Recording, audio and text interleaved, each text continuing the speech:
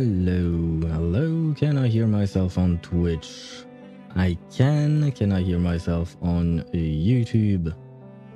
I can as well. That's great. That means everything is working, which means we can switch scenes in 3, 2, 1. There you go. The scene has been switched. Hello. Let me grab my windows. Where is my chat? My chat is here. Everything is working perfectly. Hello, Ktosh. How are you? Hello, Marjolaine. I hope you're doing well as well.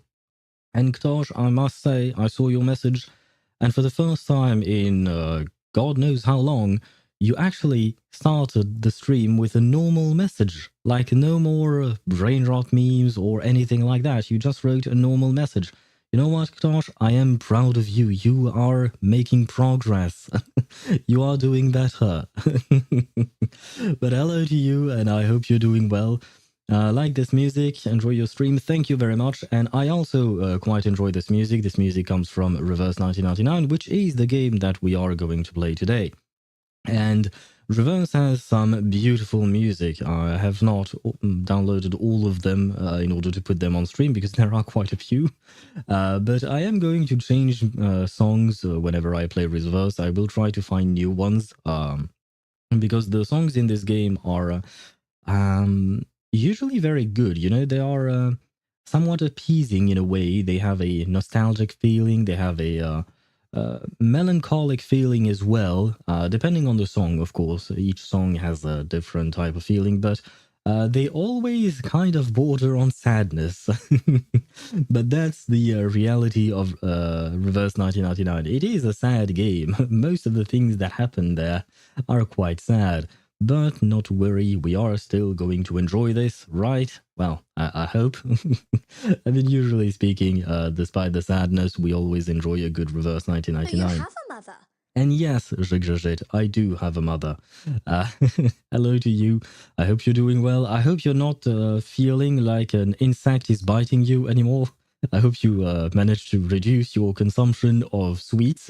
And I hope you're feeling better now. Oh man. It's not gonna lie, I kind of feel like shit personally right now. Had some issues sleeping, had some abdominal pain at some point during the night, and also had a power outage today, which is quite rare because I live in France. I live in a big city, so usually we don't have these kinds of issues. But today we did. We had a power outage, and it was quite annoying because right when I thought, you know what, I can't sleep, there is no point in me staying in bed, I might as well try and edit some videos or do something. Right when I thought that, there was the power outage, so I couldn't use anything. And I thought, you know what, maybe I can read a book, because a couple of friends offered me books for my birthday not too long ago. And I was like, yeah, I might do that, except at 5 a.m. there is no light, there is no sunlight. My flat already does not get a lot of sunlight, but at 5 a.m. there is no sunlight to be had. So regardless, I couldn't even read a book, so not gonna lie, I was quite bored, and I still couldn't sleep. But well, it is what it is. Still, I am quite excited to continue the story today in Reverse, and I hope that you're not going to prison, Ktosh. That being said, you know what, Ktosh, you actually reminded me of something. But first, hello, Swevy, and happy lurking to you. Just acknowledging your presence, but I hope you're doing well.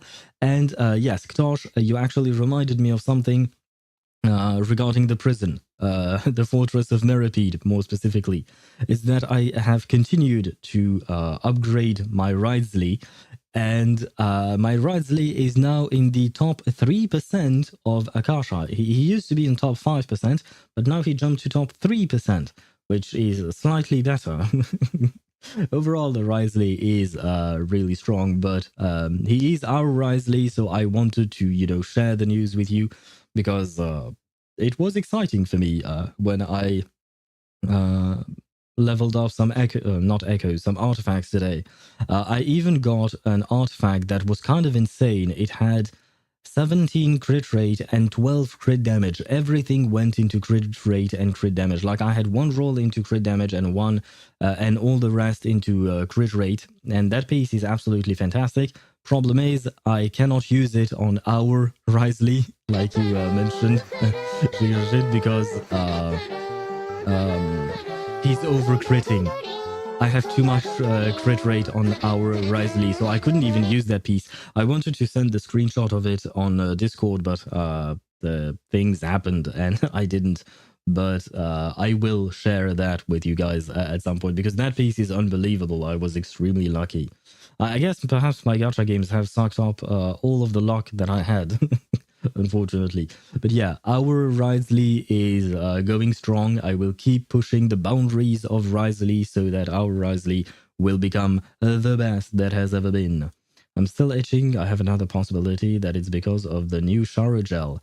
And now that would make more sense, in my opinion, in the sense that I have never heard, before you mentioning it, I had never heard of anyone having an itchy feeling after eating too many sweets. That was the first time I've ever heard that. But an allergic reaction to a shower gel, that makes a bit more sense because, you know, it's something that is directly put on your skin. So makes sense. But I suppose it could be a great many things. I hope you do find why you're still feeling itchy. I hope it goes away because generally speaking, it's not a nice feeling, right? So I hope that you will feel better soon, very soon. Because it kind of reminds me when you say feeling itchy, it reminds me of mosquito bites, right? Because mosquito bites are generally speaking quite itchy. And I remember when I used to go to Sri Lanka to visit my family there, well, I used to get bit by mosquitoes because that's just a thing there, you know? That's a South Asian country, so mosquitoes are everywhere. And the itchiness is definitely extremely annoying, very, very annoying. Communism, yes. For our Risley, yes. We can talk about communism. Why not? He is our Risley. I think it was Swivy who put it that way. He is a community-funded Risley. So yes, I will keep referring to him as our bakery. I hope it will pass by itself. Well, if it's about the sweets and the fact that you ate too many sweets, then it will probably pass by itself if you stop eating sweets for a while and let your body recover from that. If it's the new shower gel, it might not go away as long as you shower with that gel because it's an allergic reaction. And or rather, I'm guessing. I'm not a doctor, by the way. I do know a fair bit about biology, but I'm not a doctor, so do not get my advice, right? Please go see a doctor if the problem persists. But if it comes from the flower gel, the shower gel, then as long as you use it, you will feel the problem. So I guess it's a kind of a trial and error kind of thing, you know. I have an electric fly swatter, and now I'm not afraid of mosquitoes. I had a light, like it's kind of a blue light thing that attracts anything flying, basically, and it's supposed to attract mosquitoes as well in order to kill them. But it doesn't really work, at least not in my opinion. Though I'm using it in France, and there aren't that many mosquitoes in France. I mean, there are in the summer, so that's fine. But in Sri Lanka, for some reason, my family never used electronic fly swatters or anything like that. They used incense most of the time, and didn't really work. I mean, it did. It would have been much worse without the incense they were using, but it was still not great. The doctor, yes, Dottore mentioned, and I am not Dottore. That's what I said. I am not Dottore. Thank God I'm not, because otherwise, I guess I would have been sad to lose all of my segments, you know, when he made the deal with Nahida. I guess no, he wasn't sad. I would be, I would personally be sad, but he definitely wasn't. He just saw that as a minor inconvenience. Well, it was kind of a major inconvenience because apparently it takes a lot to actually, what do you call that? To actually make those segments. Disappointing? I am sorry to disappoint you, Jigjajit. I am but a simple owl. I am no doctor, unfortunately, or fortunately, depending on how you see it. And I don't have the doctor because he's still not playable. But at the very least, I have the mother of the baby, and I just got her yesterday. So I should feel happy about that because we have two memes here. We have the doctor and we have the baby. And I finally have the baby's mother. You know what? If Dottore actually becomes playable, I'm going to pull for him just because of you, shit. I mean, I'm not gonna lie. I find him interesting as a character, but I don't like him because he is such a horrible person who tortures others and all of that. So yeah, I don't really have an incentive to pull for him in that reason. But just for the meme, I think, yeah, just for the laughs, if he ever becomes playable, I will be pulling for him and thinking of you. That way, I will have both Tuesday, the baby's mother, and the doctor. But that day has yet to come. Horrible, but he's pretty. True, true. That's the thing. If evil, why not hot as well? I mean, we've had plenty of, or do we? I mean, yeah, no, I understand what you mean. Because I feel the same way about Arcana, right? Arcana in Reverse 1999. She's pretty evil, right? She's pretty horrible to people. But I love her design, and more importantly, I absolutely love her voice. So despite her evilness, she's pretty. So I would be pulling for her if she ever became playable. So it's the same kind of situation with you and Dottore, right? He's horrible, but he's pretty. Arcana is horrible, but she's pretty as well. And to be fair, I do really like Dottore's voice as well. His voice actor did a fantastic job voicing him, in my opinion. So understandable, understandable. We don't have that many villains overall when I think about the games that we play. Like the villains in Honkai Star Rail, for instance, they are mostly like monsters or stuff like that. They aren't actually people, really, kind of. I mean, Sunday, he was kind of a villain and he became playable, but he became nice afterwards. So yeah, he's no longer a villain. Another character that I would definitely pull for would be Sophia, 37's friend, even though she joined the wrong side. If you want to call Manus Vindicate the wrong side, she joined the antagonists, and I would pull her in a heartbeat if I could, because I love her design. And I love her design even more now that she's switched to Manus Vindicte, because I have said it before. I said it yesterday, but I love the design of the Manus Vindicte. I love their color scheme. So if Sophia became playable, I would definitely pull for her. And there is one that you and I, we can agree on. If he ever became playable, we would both pull for him, and that is Igor, right? We would pull for Admiral Igor if he ever became playable. I think you will agree with me on that one. Yes, I love his EN and JP voice. I don't think I've heard Dottore's JP voice, unfortunately, but I have definitely heard his EN voice, and it was quite lovely. Very interesting. One of the characters that I'm actually really waiting for in terms of the Fetui, because it made me think, of the Fetui trailer that dropped like a couple of years ago, where we saw all of them surrounding Signora's coffin. And that one would be, what's his name? Pantalone, the banker. And it's not because of design, it's mostly because of the voice actor. I can't remember his name for the life of me, but he's an extremely well-known voice actor, extremely talented. And Pantalone shares his voice with a character in an anime that I absolutely loved. which is Spice and Wolf. That is the name of the anime in English. And in Japanese, I think it was Okami something, but I can't remember. It's been a while. Why are you going to prison once again, Ktosh? What's happening to you? Pantaloons, yes. Pantaloons' voice actor is absolutely fantastic because he reminds me of that anime that I watched, and the interaction he had with the other main female character was just amazing. Like the writing of the dialogue scenes were amazing, but without the voice actors bringing these characters to life, I don't think I would have enjoyed the anime as much, because I actually tried to watch the anime in Japanese and it didn't hit the same way for me.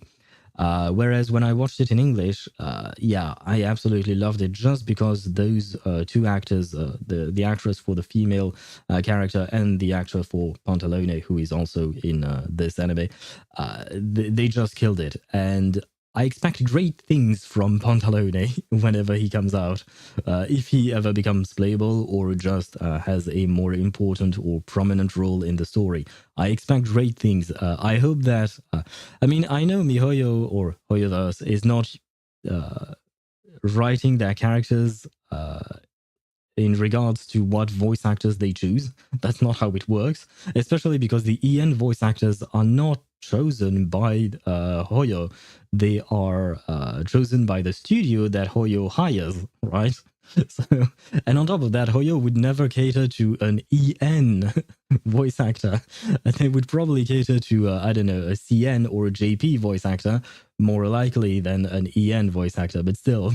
Point is, I really hope that Hoyo's writing managed to bring out most of his talent, because he is incredible, and he's in a shit ton of anime. He's probably in other games. I haven't actually seen that, but I have seen his My Anime List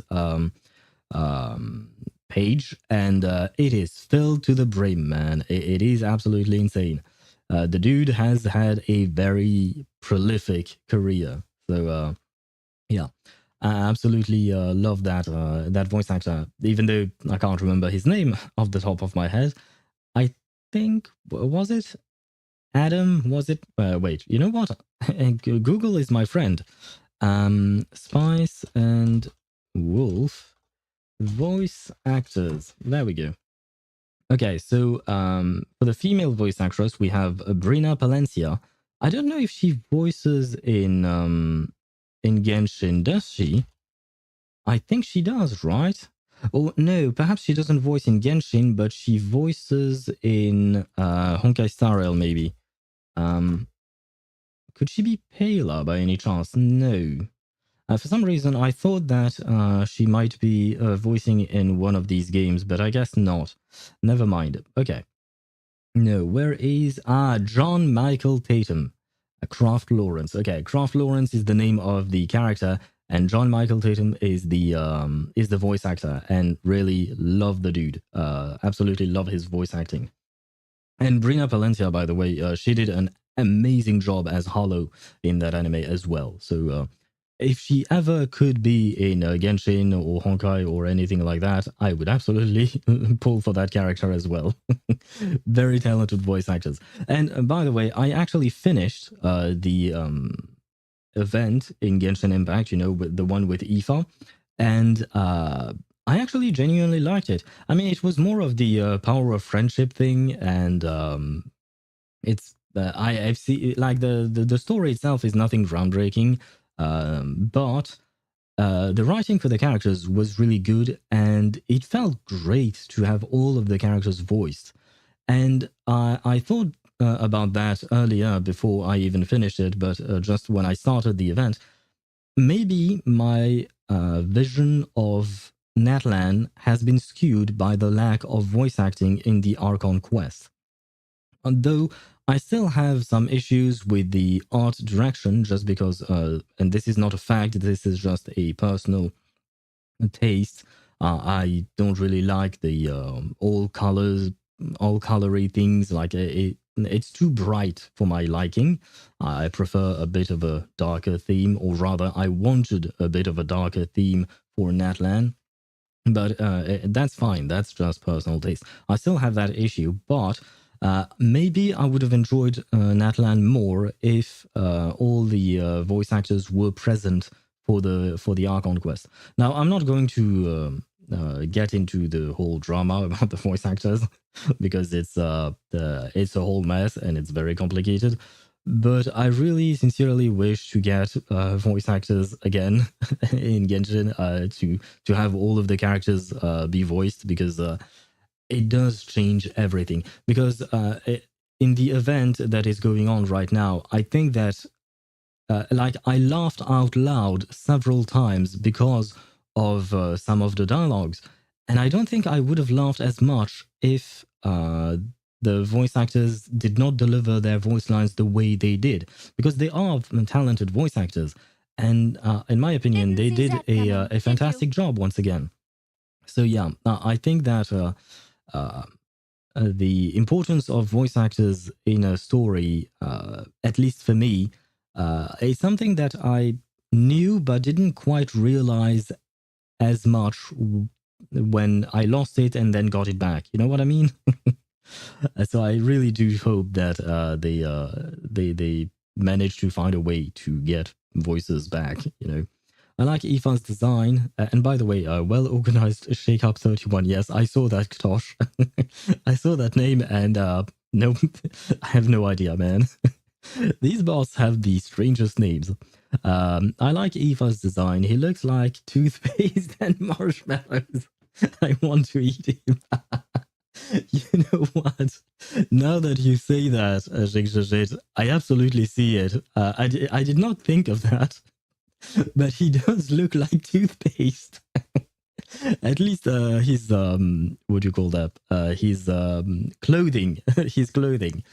But yes, his clothing colors, they do look like toothpaste or marshmallow as well. It could be. So I assume you might be pulling for him whenever he comes out, because he is going to be playable, if I'm not mistaken. I mean, if they I don't know if they drip marketed him yet. They've drip marketed a new character from Fontaine. Many people called her French Xiangling because she's a cook, apparently. I have no idea who that character is. Like we've never met her. And by the way, hello Chip. I saw your message. Well, I didn't see it coming, but I saw your redemption. And hello. I was just lost in my train of thought, so I forgot to say hello. But hello to you. I hope you're doing well. And of course, you guys start with your yoptas. Let me grab a drink. Aoife was dripped out. Okay, good.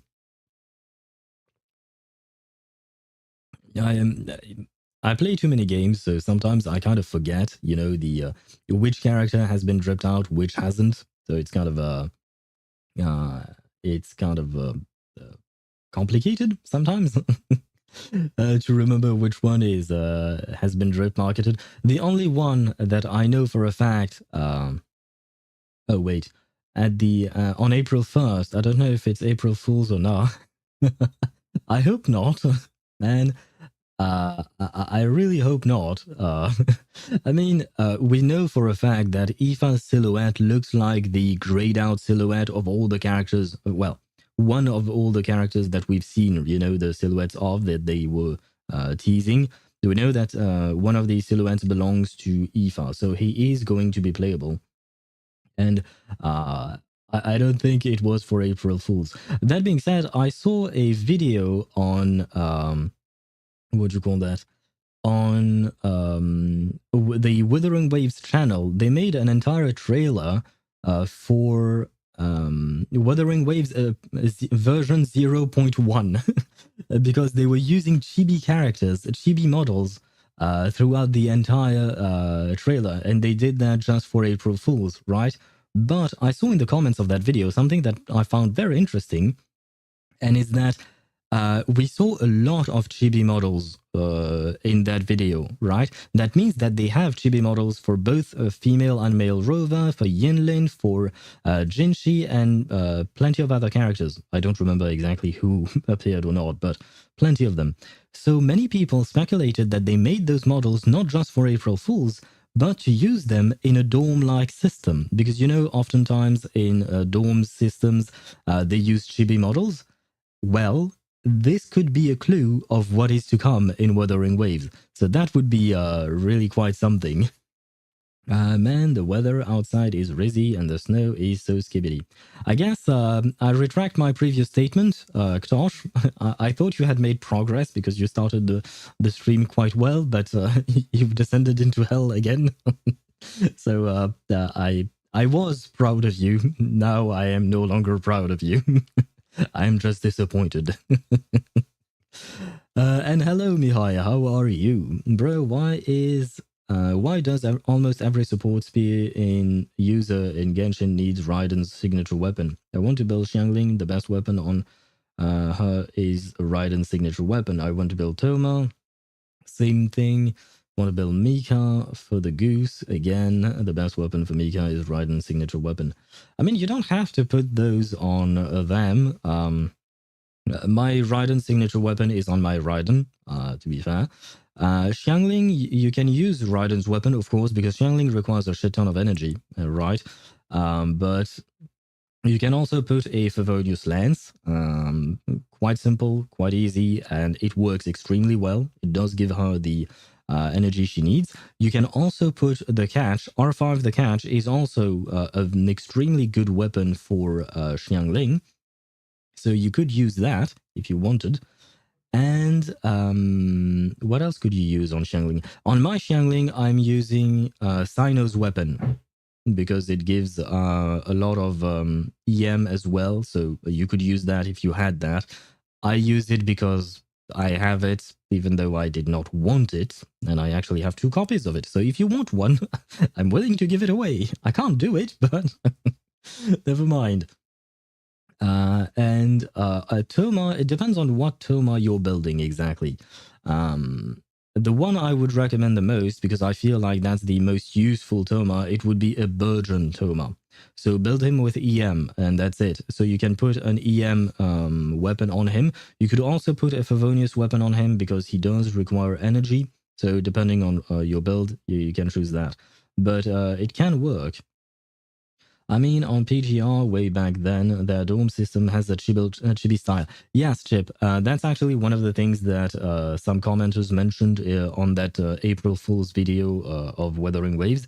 So it could make sense that they would do the same thing for Wuthering Waves. And I really hope they do, because it would be nice, you know, to have a dorm system, to keep gathering our wives, you know, and our husbands, because there are a few of them as well. But it would be nice to be able to interact with those characters. One thing I would really like to see more of in Wuthering Waves is characters interacting with each other. We don't see a whole lot of that. We saw a bit of that in the past, like let me think, because Carlotta, she mainly interacts with us.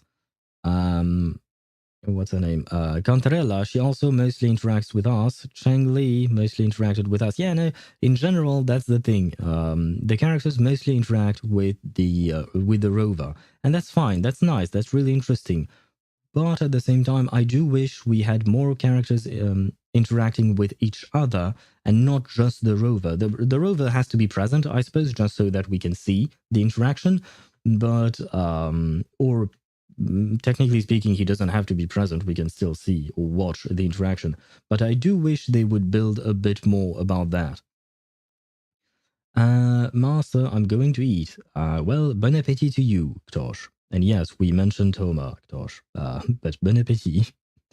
On my Xiangling, I put Xiao's weapon. Could be good, I suppose, for the crit rate. But you will need a lot of ER substats to compensate for it. Because usually on Xiangling, you would want a energy recharge weapon, but you can use crit rate. Like the weapon I'm using is also crit rate based, so I do lack a bit of energy regen on her. That's why I have an energy regen sand on her, because well, I can't do without, because goddamn, she's using a shit ton of energy. I use a sacrificial spirit on my Xiangling Sacrificial spear. Interesting. How did you get your hands on that chip? Is it a weapon that you got on April Fool's, perhaps? Because I don't have a sacrificial spear. I don't think anyone has a sacrificial spear. Though I think plenty of people would wish we could use a sacrificial spear. That being said, would it be really that useful? Like, could we place two guobas on the field? Because, you know, the sacrificial series of weapons, they allow you to cast your skill twice. So do we actually place two guobas on the field, or do we just replace the previous one that we had placed? Like, how does that work? My uncle works on at MiHoYo. He gave me the weapon only for me. Okay, so you can't share it with others. Very well, very well. If you could at least film it, you know, record it, so we could see exactly how it works. Because I am curious.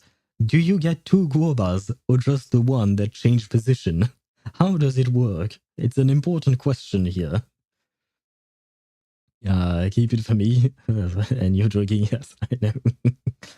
The new chef character in Genshin is actually named after a coffee brand in Romania. Oh, do we know her name? Would you mind sharing it with us, Mihai? Because I don't actually know her name. I only saw her image, and she looks cute. Some people said that she looks like Navia without trauma. But yeah, it was kind of a funny way of putting it. It's Nescafe? No, you've got to be kidding me. Her name is actually Nescafe. No way. They can't be naming characters like that. Genshin Nescafe. Because Nescafe is not just a... what do you call that? What do you call that? It is not just a brand in Romania. It's a brand that exists in a lot of countries. It exists in France as well. And wait, I found a post, but yeah, I don't know. Oh no, her name is Escoffier. Okay, okay, it's not actually Nescoffee. It's Escoffier, which is a kind of a strange word, to be fair. Oh, and apparently she was named after, I mean, most likely, but I just looked up the name Escoffier online, and one name came up, which is Auguste Escoffier, who was a French chef, restaurator, and culinary writer. Huh. Could be because of that. I mean, it would make sense since she is a chef, but yeah, no, her name is not actually Nescafe, it's Escoffier. Not the same thing, but interesting that they would name her after a French chef. It makes sense. She's well, she's from Fontaine, and she's a chef, or at least she looks like it. But okay, cool, nice little detail. Coincidentally, I think Nescafe is pretty much global now. Yeah. It's I think I bought some Nescafe coffee. How do you pronounce that in English? In French, we just say Nescafe. So that's why I've been pronouncing it that way. But yeah, I think I've bought Nescafe pretty much everywhere in the world. Like, I have traveled a bit, and I think I've seen that brand pretty much everywhere. So yeah, it's not specific to Romania. It's something that exists everywhere, I think. I mean, we call her that if we can name Risley as Worcestershire. Oh, right. Yeah, no. I don't know how to pronounce the name of that sauce. I know. I know the sauce, but I don't know how to pronounce it, man. It's goddamn, the British, man. The British. And actually, I read a Reddit post saying that Risley's name is actually an old British name. Which now makes more sense because he does seem more British given the fascination he has for tea. Like, if he was actually French, like other characters in Fontaine, I feel like he should have more of a thing for, I don't know, red wine, champagne. I was going to say fromage, cheese.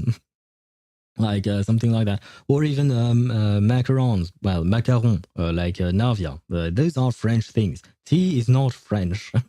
So yeah, Risley is actually very old British name. And it definitely sounds like it because, well, it certainly doesn't sound French. I'm gonna tell you that. Freaking Brits, yes, freaking Brits indeed. What are the Brits doing in my French country? Are we going to war again? Because I don't know for how many centuries France and Britain have fought each other. God damn it.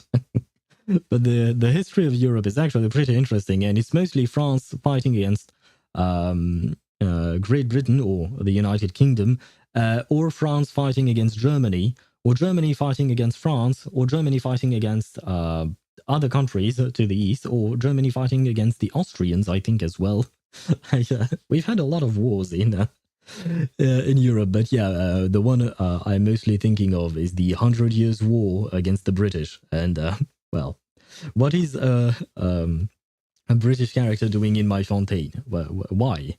We don't have the United Kingdom in Genshin, so what is he doing here? But I still love him. Where are we? Here in Romania, we mostly buy the 3-in-1 small bag that is for 1 cup. I will. Okay. Probably.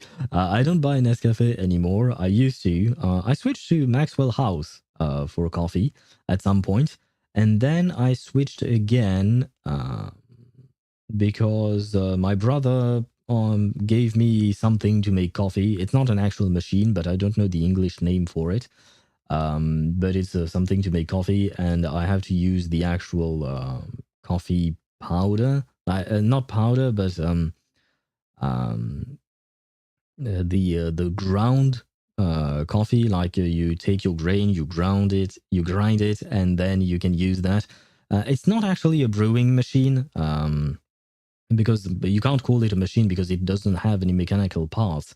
It's just something, but never mind. That's not the point. Point is, I switched coffee brands quite a few times. That's all I wanted to say.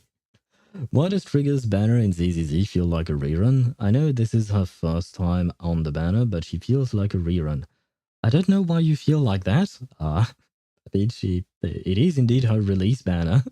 I don't really know why you feel like she's a rerun. So yeah, we have a Trigger now in ZZZ. I have played her because of an event. I like her animations, but I don't think I want to actually play her more than that. Especially because she only pairs well with Sambi, from my understanding, and I don't have Sambi, and I'm waiting for Lighter to come home, hopefully. The Meripede prison feels like London anyways, hence his name was based on Brits. True, true. But once again, what is a British prison doing in France? Why is Fontaine being attacked by the Brits? Why is that the case? I don't get it. Why? But we all we love our bakery, our tea-loving bakery, which is kind of a strange way of characterizing a character or qualifying for a character. You know, it's a strange way of putting it, but he is a tea-loving bakery. A brewing machine? Nope. Chinese machine? Oh God, I hope not. Is the Chinese machine still giving you trouble at work, Jit? I hope they replace it. Maybe. I don't think they would, unless there was a serious issue with it. They would probably keep it and just make you suffer.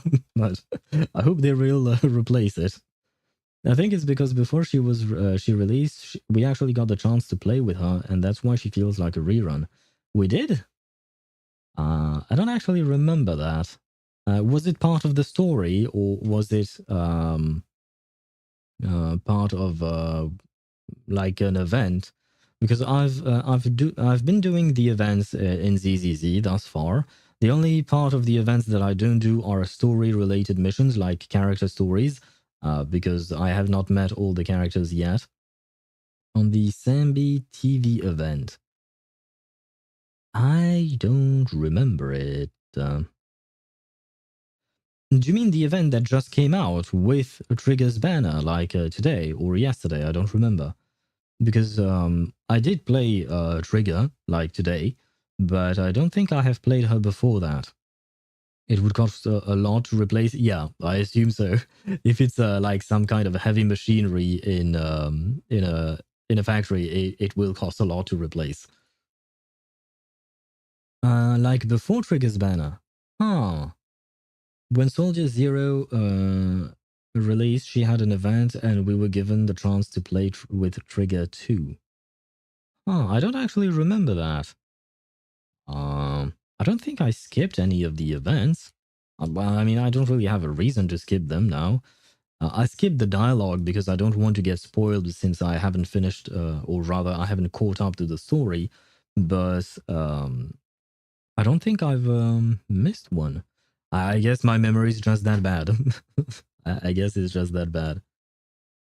But it happens.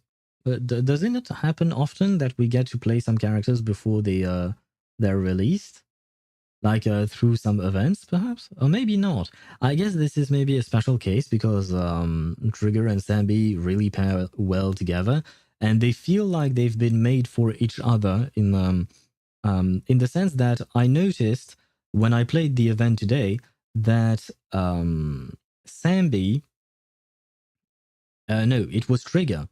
When I swapped between each other, at some point Trigger had a specific voice line because she was swapping to Sambi. She was like saying something like "Leave it to me, Sambi," or something like that. Well, no, she didn't call her Sambi. She called her Ambi, but you get my point, right? uh, so they do feel like they were kind of made for each other. Now that means to what this means to me is that there is definitely a connection to between Sambi and Trigger. I have no idea what it is. Please do not spoil me because I don't know and I haven't gone through their story yet. But it definitely feels like there is a connection to be had there. Wait a second. You know what? I need you to do one thing. I have launched Reverse, by the way. We've been yapping for 47 minutes, but I have launched Reverse. But before I get things done, I wanted to do one thing. Or rather, before I actually show you the game, I wanted to do one thing. Yep, do that.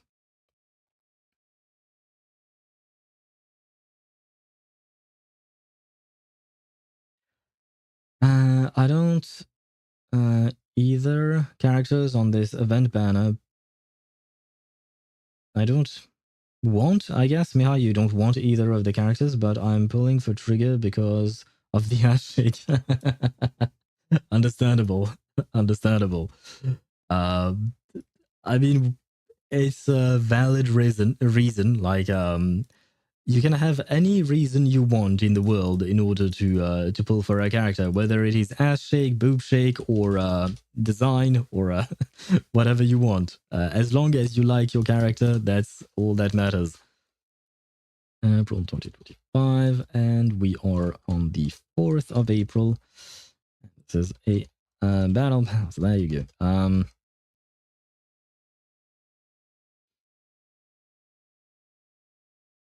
There we go. Okay. What I needed to do was something that I couldn't show you on stream because, well, I don't want to show you my credit card information, you know. But you will see why in just a second.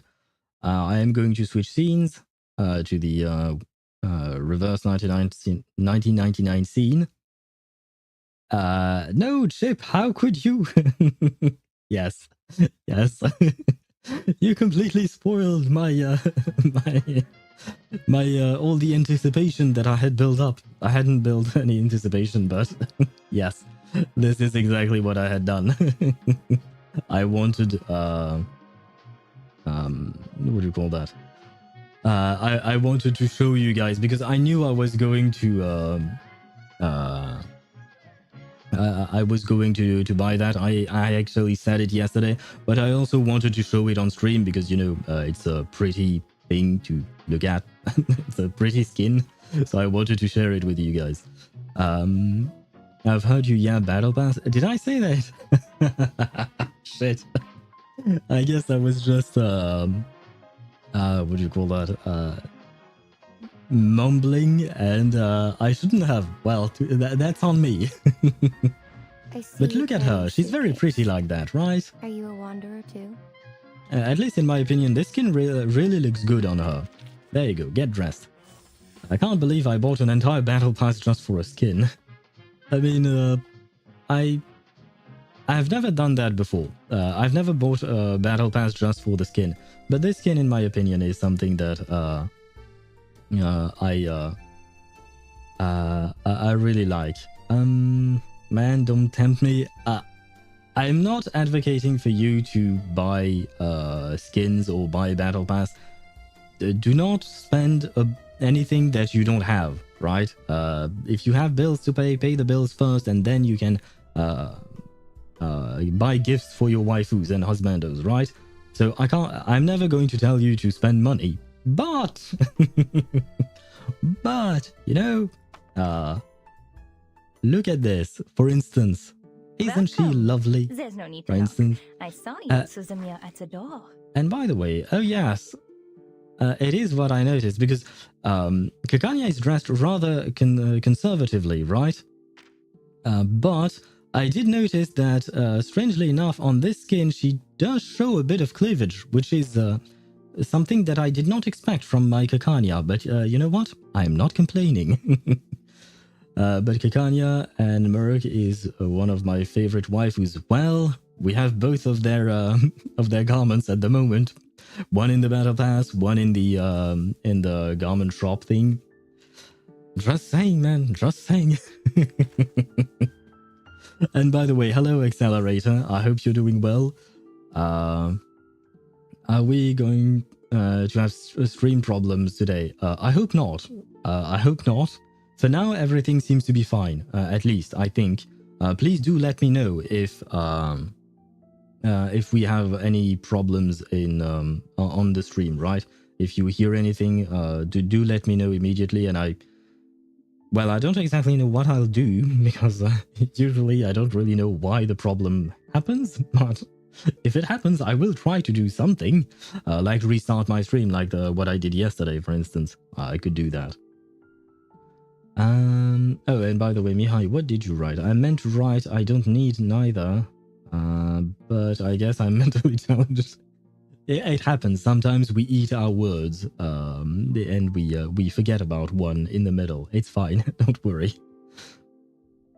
And Accelerator trying to to convince Chip to buy stuff. Look at this. Right on time. I mostly love the splash art. Can I see your splash art? Yeah. The pose. I think the pose suits her very well. She looks lovely like this, in my opinion. Just saying, you know, just saying. Sorry, I promise I'm stopping. I will not try to convince you to buy things. Do whatever you want with your money. It is your money. Imagine you would spend the money to help children in Africa, just like me. Brother, you're not in Africa. Poland is not in Africa.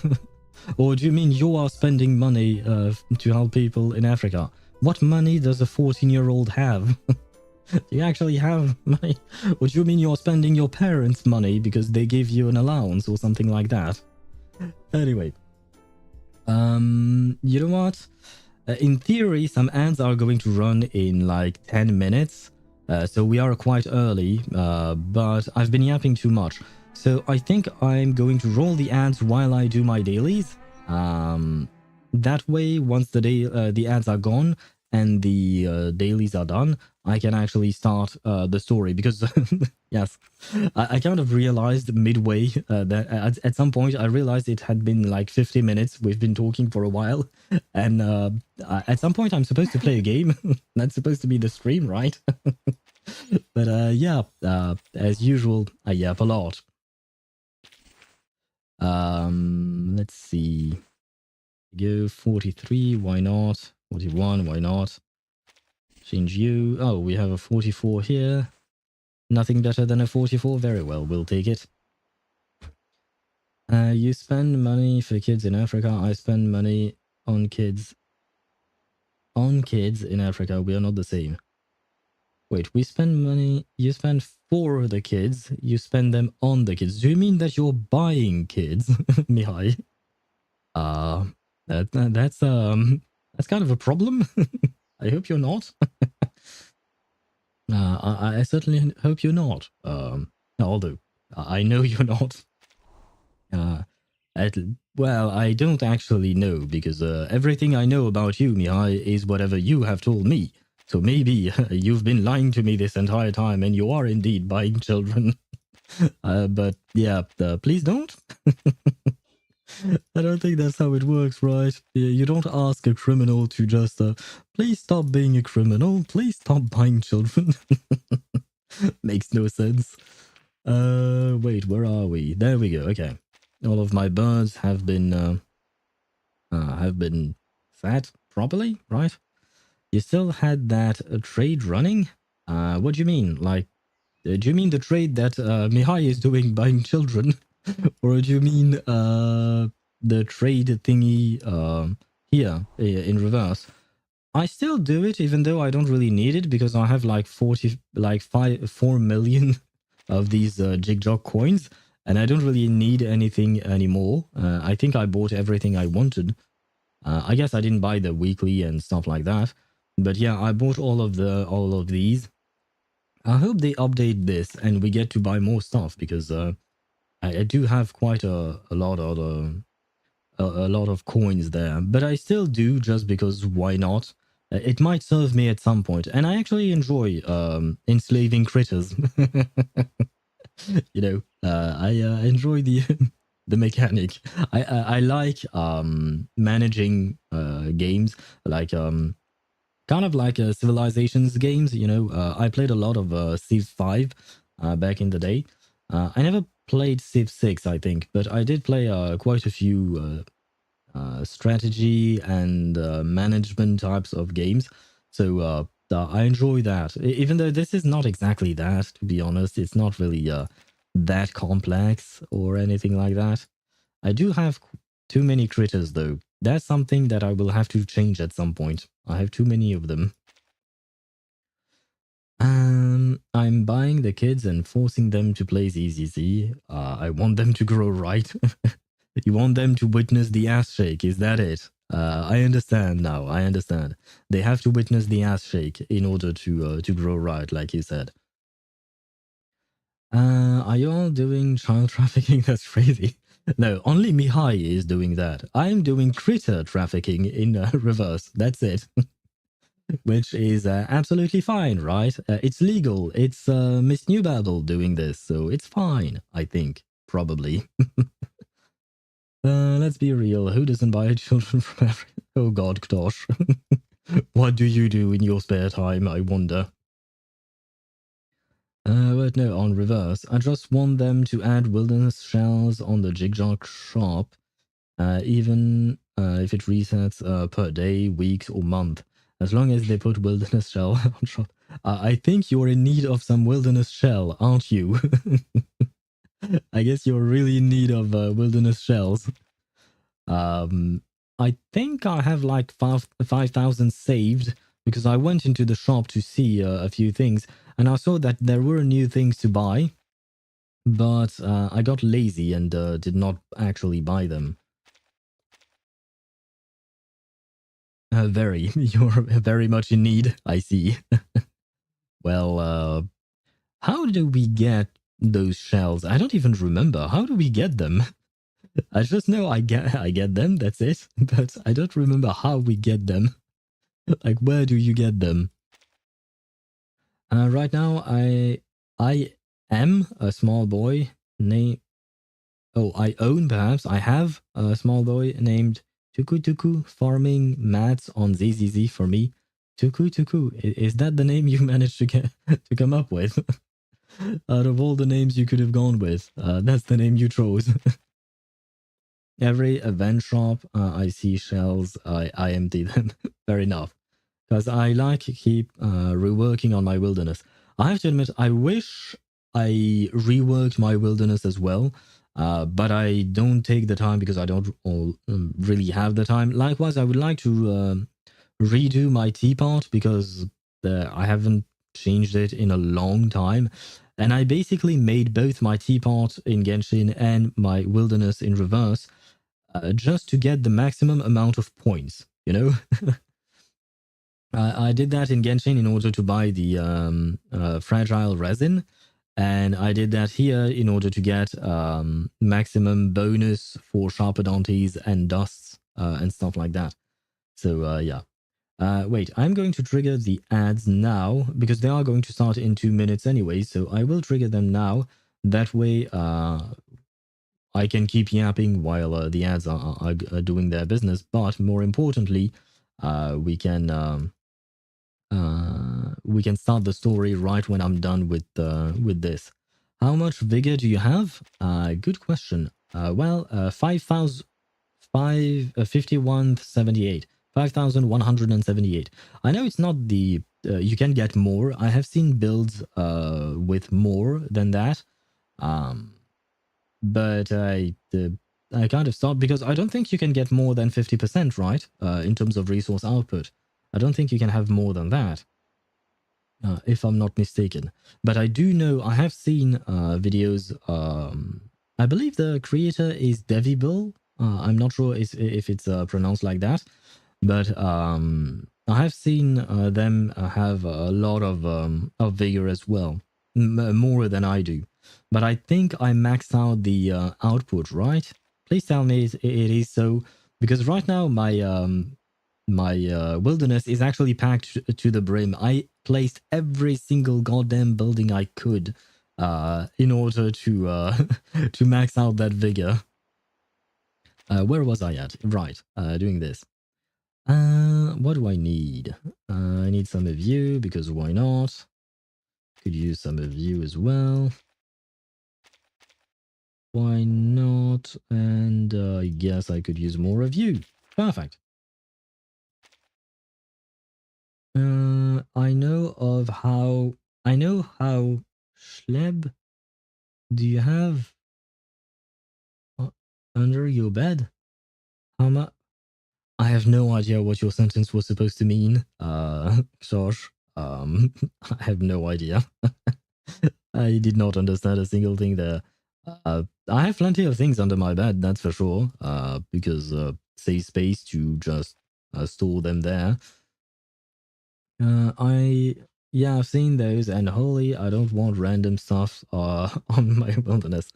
Yeah, no, I have to admit, I did that just for the what do you call that, the points, but wait, where was I at? There, I can build a few of you, I guess. Yeah, sure. But I got too lazy to rework my wilderness, unfortunately. I will try not to be as lazy anymore, but it's not just laziness, it's also a question of time, because for some reason it does really take me a lot of time to rebuild my wilderness, because I've done that a couple of times, and it certainly takes a bit of time to get through everything. Good grief, I have way too many of those. Well, that's fine, I guess. Probably. Sure. Oh, I already have you. Okay, fine. And the ads are gone. Okay, and we're almost done with our wilderness, so that's great. Wait, I need the chair first. I'd like to get 4. You know what? I will grab 5. Then I can make 3 of you. Perfect. Okay. And we are done with our wilderness, which means we can start with the story, finally, after an hour. I'm a human being and I need a breathable environment on it. Fair enough. Fair enough. I'm just in need of sharpodontes because as some people, some viewers have screamed at me, I have my characters at I3 level 60 and it does cost a lot to build them all the way up like that. And I know it's completely useless. I mean, it's not completely useless. You do get some stat boosts, I guess. But I just like having my characters completely maxed out. And it costs a lot, so I need all the sharpodontes that I can get, you know? No matter business or bond. And all the clear drops as well, please. Thank you. Hearts pastime I went to bed. Okay, we can go into that. But I could. Honestly, I don't think earlies exist in ZZZ. I have 4 S-rank characters and 2 W engines, and all of them happened at 80 plus pulls. Have you seen the screenshot that Swivy shared on Discord? I think earlies can happen, very early even. I know how much of Schleb do you have under your bed. I don't know what Schleb is, so still don't understand your sentence, man. Emotional damage. Right, okay, we had a couple of things to listen to, apparently, or read, before we actually get into stage 6. So we'll do just that. That's photoshopped. I mean, in that case, you can't believe anything and everything is photoshopped. But I know for a fact that it can happen, you know. In every game it happens.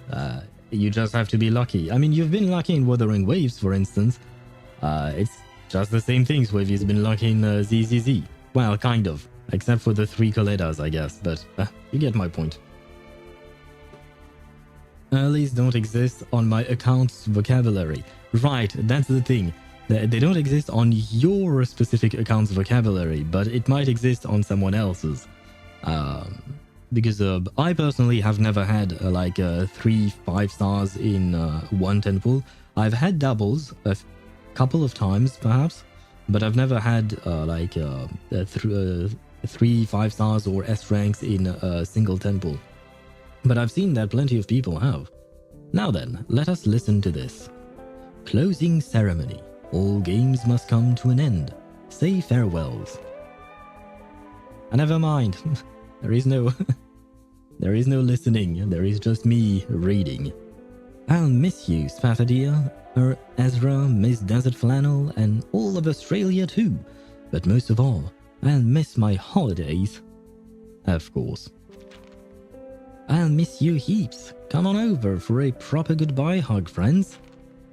Couldn't ask for a better mate. Alright, easy love, hands off the hair. I still got to head out and sell the last copies of Uluru's Past Unveil and snagging tickets for dummies. Please take care, Captain. This apple hopes this issue in the optical laboratory will be dealt with by the time you return. This is all for the funding, Chief Mate, so it looks like we have no choice but to say our farewells. No need to get too sentimental. You'll all be reunited soon enough. There are joint seminars hosted by Laplace all year round. Right, I unfortunately did not do this event, so yeah, I don't know Ezra, I don't know Desert Flannel, I don't know Spathadia, and I guess there is one missing, Ulu. Where the hell is she? Wasn't Ulu part of that event, right? I'm so bored. So I'm maxing out Miyabi's skill. Do you not build? Did you not build your Miyabi prior to that? Like, why not? Do you not like her? I mean, if she's a good character and you like her, why not build her? If you don't like her, that's another matter entirely. But you know, I don't know. It makes sense to build her skills. You do that. I'm gonna listen to the Little Red Riding Hood analog horror. But okay. I did build her, but I didn't fully max out her skill. Oh, do you mean like crown her? I don't know what it is called in ZZZ, but like really get her at 12 out of 12 or something like that? Okay. Well, good luck with that. I assume it's expensive, probably. You haven't played the first Uluru games? No. I skipped through the event because I didn't have time to actually listen to all the dialogue and all of that. So I don't really know the story of the first Uluru games, which is why I probably missed some details from the Willow story. Well, not her specific story, but you know, the event story surrounding Willow and Flutterpage, because I didn't really know anything about the Uluru games. Oh right, I read that already. Oh really? That is good to know. Of course, all you need to do is download a form from the Voice of Laplace part of the forum and hand it over to your team lead. After it's approved, HR will put you in the queue before... Oh, please no. I don't want any of this bureaucratic rubbish running my farewell memories. Okay. Say... what? I think it's better we part ways now. If we stand here hugging for too long, we might end up drawing a crowd. End of dialogue. I see. Complete. I think they're farewells, I suppose. Identity crisis. Regulus won first place in the rock pirate impersonation contest. Now that's natural talent. But that's because that's exactly what she is. She's a rocking pirate. It's not impersonation if you already are the thing, right? Who? What? How? Oh, hello, Captain. Miss, Barcarola. I'm sorry, but I'm afraid I can't allow this lady to board the ship. Why not? All our guests have paid for their trips in full, and their professions and reason for boarding fully comply with the ship's regulations. Not everyone's profession meets the regulations. Let's take a look at Miss Regulus's self-introduction. An alchemist scholar from the renowned research institute Laplace, a true heir to the spirit of rock, and a pirate who once dominated all the radio frequencies along the River Thames. Miss Barcarola, you might not know this, but back in the 60s, there was a pirate rocker who went by the very same name. She broadcasted illegally on the Thames, took pleasure in antagonizing legal broadcasters and record labels, and was eventually shut down by the government. Although the UK government's warrant against this pirate has been lifted, if this is the same person, inviting her aboard could affect the good reputation of the sea breeze. I've met Miss Regulus myself, and there is no way she's the same person. She's far too young to have lived through the 60s. You would think that, right, Barcarola? You would think that, but... she could be a copycat. What if she mimics her idol's outrageous actions on the high seas? She wouldn't do such a thing. How can Barcarola defend Regulus when she barely spent like 5 minutes with her? I'm surprised you'd be so quick to defend her. Oh, God. I think like Miss Grace, I guess. Don't you know that those pirate rockers made a mockery of true musicians like you? Why are you standing up for her? I've witnessed her passion for music firsthand. She's not mocking anyone. I'm not sure why she chose that name, but there is no reason to judge her so prematurely. If you're still worried, Captain, I promise to keep an eye on her. I'll make sure she doesn't get up to any mischief in the broadcast room or anything else you're concerned about. If she does something that harms the good name of Free Breeze, then you may throw me overboard along with her and my crackling box. Quite the fire from our star performer. Fine. If you're really willing to put that much trust in her, I won't press any further. And there is no need to worry about the broadcast room. I'm sure it will be fine. Just fine. What's your opinion on Vita Coronis? Who the hell is Vita Coronis? Or what is Vita Coronis? Is it a...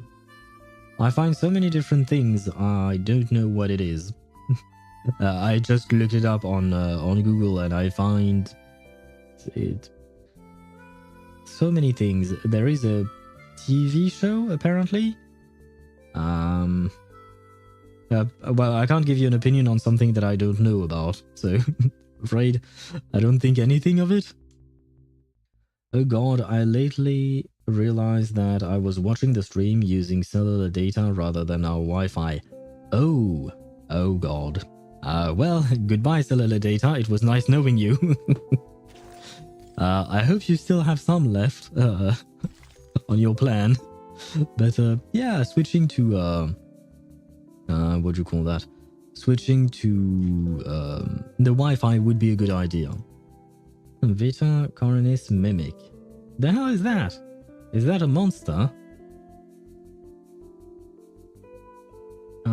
Is that a monster, Mihai? Why are you showing me this thing? It looks ugly, not gonna lie. It doesn't look that scary, it's just, yeah, it exists. But once again, I don't really think anything of it. I don't know what it comes from or anything like that. Rip, get unlimited? Well, depending on the country, getting unlimited can be quite expensive. So maybe that's why. No, it's John. Yes, it's always John, Ktosh. Now, as home fades, on the other side of the sea, there lies peace and boundless hope. Huh. And I see that we're about to meet Fatutu. Or rather, Team Vertin is going to meet Fatutu. Problem with unlimited data, you'll get speed capped after a few gigs spent. That can also happen, yes. That can also happen indeed, yeah. I know of some specific ones where you get a speed cap after spending, but it will tell you beforehand. It should be on the contract that you sign with your provider. So you should know about that beforehand. Still. But that's not true unlimited, is it? My plan is not unlimited either. I get like 10 gigs a month, but I don't really use that up because I usually use the Wi-Fi of whatever place I'm at. So I don't need that much. An excellent question. And hello, Ricky Runs. How are you? It's analog horror. Vita Coronis translates from Latin to alive meat. Okay. And why do you want to listen to a Little Red Riding Hood's analog horror? I'm at a loss for words sometimes, you know. So I'm just chilling. Well, let's chill together on this cruise ship because we are finally boarding the ship, I think. Finally. I hope. It's cool, I like horror shit. Oh, okay. Well, I hope you have fun with that. The main hull is packed with passengers. Their wine sways slightly, emitting an enchanting luster in the beautiful, familiar something. Girls weave their way carefully through the excited crowd like a school of fish, I guess. The passengers nod politely to the girl at the front. Please, game, stop. Miss Barcarola, at last you've graced us with your presence. But yes, please, game, stop auto-skipping the dialogue lines like that when I have to read them. Please. I've asked that before, but you have not listened to me. Why? Why won't you listen to me? Henry and I were just having a little wager on whether we'd see our musical star outside the spotlight. Looks like he'll be buying me the next round of whiskey, eh? Is that a German accent? Ah, well bet, signore. Allow me to pour you the first glass. How do you like your whiskey? On the rocks, perhaps? Indeed. Thank you, my dear. And I'm more on a prepaid than a postpaid. Postpaid sometimes a bit expensive. Oh, really? I'm on a plan that I just pay the same amount each month, unless I would go over the plan, but I never do, so I just pay the same amount each month. No, I'm not one of those I'm gonna watch gore for fun type of guys. Then why do you watch gore? Would be my question. Once again, I'm confused. Reading issue, yeah, kind of, I guess. I mean, the thing is, it's not the same thing for me to read out loud than it is to just read and scan through with my eyes. So, of course, I'm gonna be slower than when I'm just reading things in my mind, right? But since I'm on stream, I do like to read everything so you can hear everything, right? But if it skips, then I can't read. And if I can't read, then what's the point?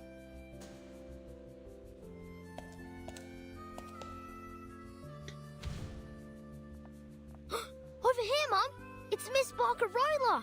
Last time I saw her, she performed an entire symphony all by herself. She was the whole orchestra. I've never seen anything like it. You know, like an orchestra has sometimes like 20, 30, 40, 50, 100 instrument players, right? Musicians. That's kind of like a lot. I guess perhaps with her arcane skills she can do a lot as well. I forget, there is magic in this world. Or arcane skills. It's good to see you again, my little friend. It's not gore, it's analog horror. It's a really cool genre of horror that can turn anything into horror. That's even Genshin. There is even Genshin analog horror. Well, I only mentioned gore because you mentioned gore. I know nothing about analog horror. This is the first time I'm hearing about it. And I don't think I want to see anything analog horror Genshin related. Leave these poor characters alone. I mean, if you want to watch it, of course, that's fine, but I'd rather not. The woman beside her turns around and lovingly pats the boy on the head. Miss Barcarola, what a pleasure. I've heard so much about you. My child hasn't stopped talking about you since you spoke to him about the didgeridoo at Sydney Harbour. He was so excited by it that he begged us to bring one on board. How lovely! The didgeridoo truly is an enchanting instrument. It's so resonant, don't you think? It almost feels like it's echoing from the depths of the earth itself. I've actually been experimenting with playing it alongside my crackling box. It's a wonderful match with the tin whistle and kalimba, and I'm sure a number of other instruments too. Do we know how many instruments Barcarola is capable of playing at the same time? Because this contraption, her crackling box, it already looks like a lot, but apparently she wants to add a didgeridoo on top of that. Somehow. Like, what? Because this is a... not a violin, but you know, there is a bigger version of the violin that, like, it's almost human-sized. But I don't remember the actual name of it in English. It sounds way deeper than an actual violin. Then it kind of looks like a guitar as well. It looks like a harp. It looks like a flute. It looks like something I have no idea what that is. Like, there is too many. No. Guru, the best character, Geo character mentioned. Not the same thing, Tosh. You're close, but not quite there. $1 million question, can it play Doom on that crackling box? I mean, I think there are people who've managed to emulate Doom on like the tiniest of game consoles, or even some things that are not even related to gaming at all. So maybe. But the one problem with the crackling box is that it doesn't have a screen, so you can't actually see what you're shooting at. So maybe at least it could play the music of Doom. Probably. As she speaks, Barcarola's eyes sparkle with enthusiasm. The admiration surrounding her is so bright that it almost blinds the tourist standing nearby. Luckily, she's wearing sunglasses. She's not. Just saying, but she's not wearing sunglasses. I will grab a screenshot of that though. It's pretty art. Looks like she's pretty popular too. Well, yeah, she's the star of the show, Regulus. Two? Have you forgotten, Sonetto? You're also looking at a popular public figure yourself. One that had half of London hunting. Cheering for her. Hunting, cheering, they're both the same thing. They're people excited about you in some capacity, right? Ah, the bittersweet burden of fame. I love the fact that Vertin doesn't say anything. Their attention is quickly turned to a quiet corner of the ship. There is a group of people dressed in brightly colored clothes. Crowns made of leaves and flowers adorn their heads, and their bronze skin is glowing under the warm lights. I guess these are Fatutu's people, right? They stand in a circle, occasionally glancing around, the shells on their chests clinking together melodiously. Where was I at? Why Bluepoch can't add these CGs in the scrapbook on the Atlas? Is it not on there? Why indeed then? Why not? Why wouldn't they do that? I guess I don't take a look at the scrapbook or the Atlas all that often because I always grab screenshots whenever I can. Sometimes the game doesn't let me. Yesterday I wanted to grab a screenshot, I think, and the game did not let me grab the screenshot. I was fairly disappointed with that, but I do grab screenshots quite often. Crowd member was wearing sunglasses. Oh, okay. I misread it then. Thank you for the correction, Accelerator. Chicken jockey. Yeah. You know what? I will do what I said yesterday about Ulrich and his way of communicating with Regulus when she was spewing nonsense, which was to he would choose not to communicate with her. I'm choosing not to respond to your message. That group over there seems unusually uptight. Well, I think they just lost their homes, so I guess it's natural. Having absorbed all the adoration of the people around her, Barcarola makes her way over. She certainly wouldn't overlook the curiosity of any of her guests. Oh, those are the captain's special guests. They're from one of the Oceania archipelagos. Nukuteao, I believe. Nukuteao. Okay, that's how you pronounce it. They're probably just a bit nervous. I imagine they don't often find themselves among so many foreigners. After handling the small matter at hand, Barcarola is hurriedly called away by the distant voices of other guests. Oh, these dudes. They are the villagers. Yes, indeed, they are the villagers we saw in the first couple of stages. The ones who lost their homes to a tsunami/storm. There was also the impending doom from nuclear weapon testing. So there were quite a few threats against them, unfortunately for them. Flint and steel. No idea why you wrote that once again. Nukuteao. I read about it in a history of arcane ethnicity back in the SPDM. It's a remote place, and its people hold a special kind of shell at the center of their beliefs. They've rarely made contact with the outside world. It's often been described as a peaceful paradise. I also read that the Nukutai almost never leave their homeland. Why are they here? I am Steve. You can't be Steve, you're Ktosh. Their hushed conversation clearly meets the ears of the nearby Nukutai. One young boy strides forward, his chest puffed up in indignation. The Nukutai will never abandon our homeland. Okay. Just wait. We'll find our way back when the new era comes. Okay. The new era. Ah, yes, the new era. What is the new era exactly? Though in a foreign accent, those words sound all too familiar. Toa, that's enough. Tutu told us not to talk with outsiders. An equally young girl stands protectively in front of the boy. But someone had to tell them the truth. I apologize. I didn't mean to accuse you of anything. I was just curious. How these Nukuteoans? Wow, that's okay. Even though I heard the name, it's kind of hard to, actually pronounce when you see so many vowels at once. Haven't mutated from nuclear testing. They are not Godzilla. We're not talking about Godzilla, you know. We're talking about people here. They are not good. You know what? Maybe I'm wrong. Maybe at the end of this story, they are going to turn into giant lizards that spew lasers out of their mouths. That would be real funny. How does one hear villagers and Steve and not think of Minecraft movie reference?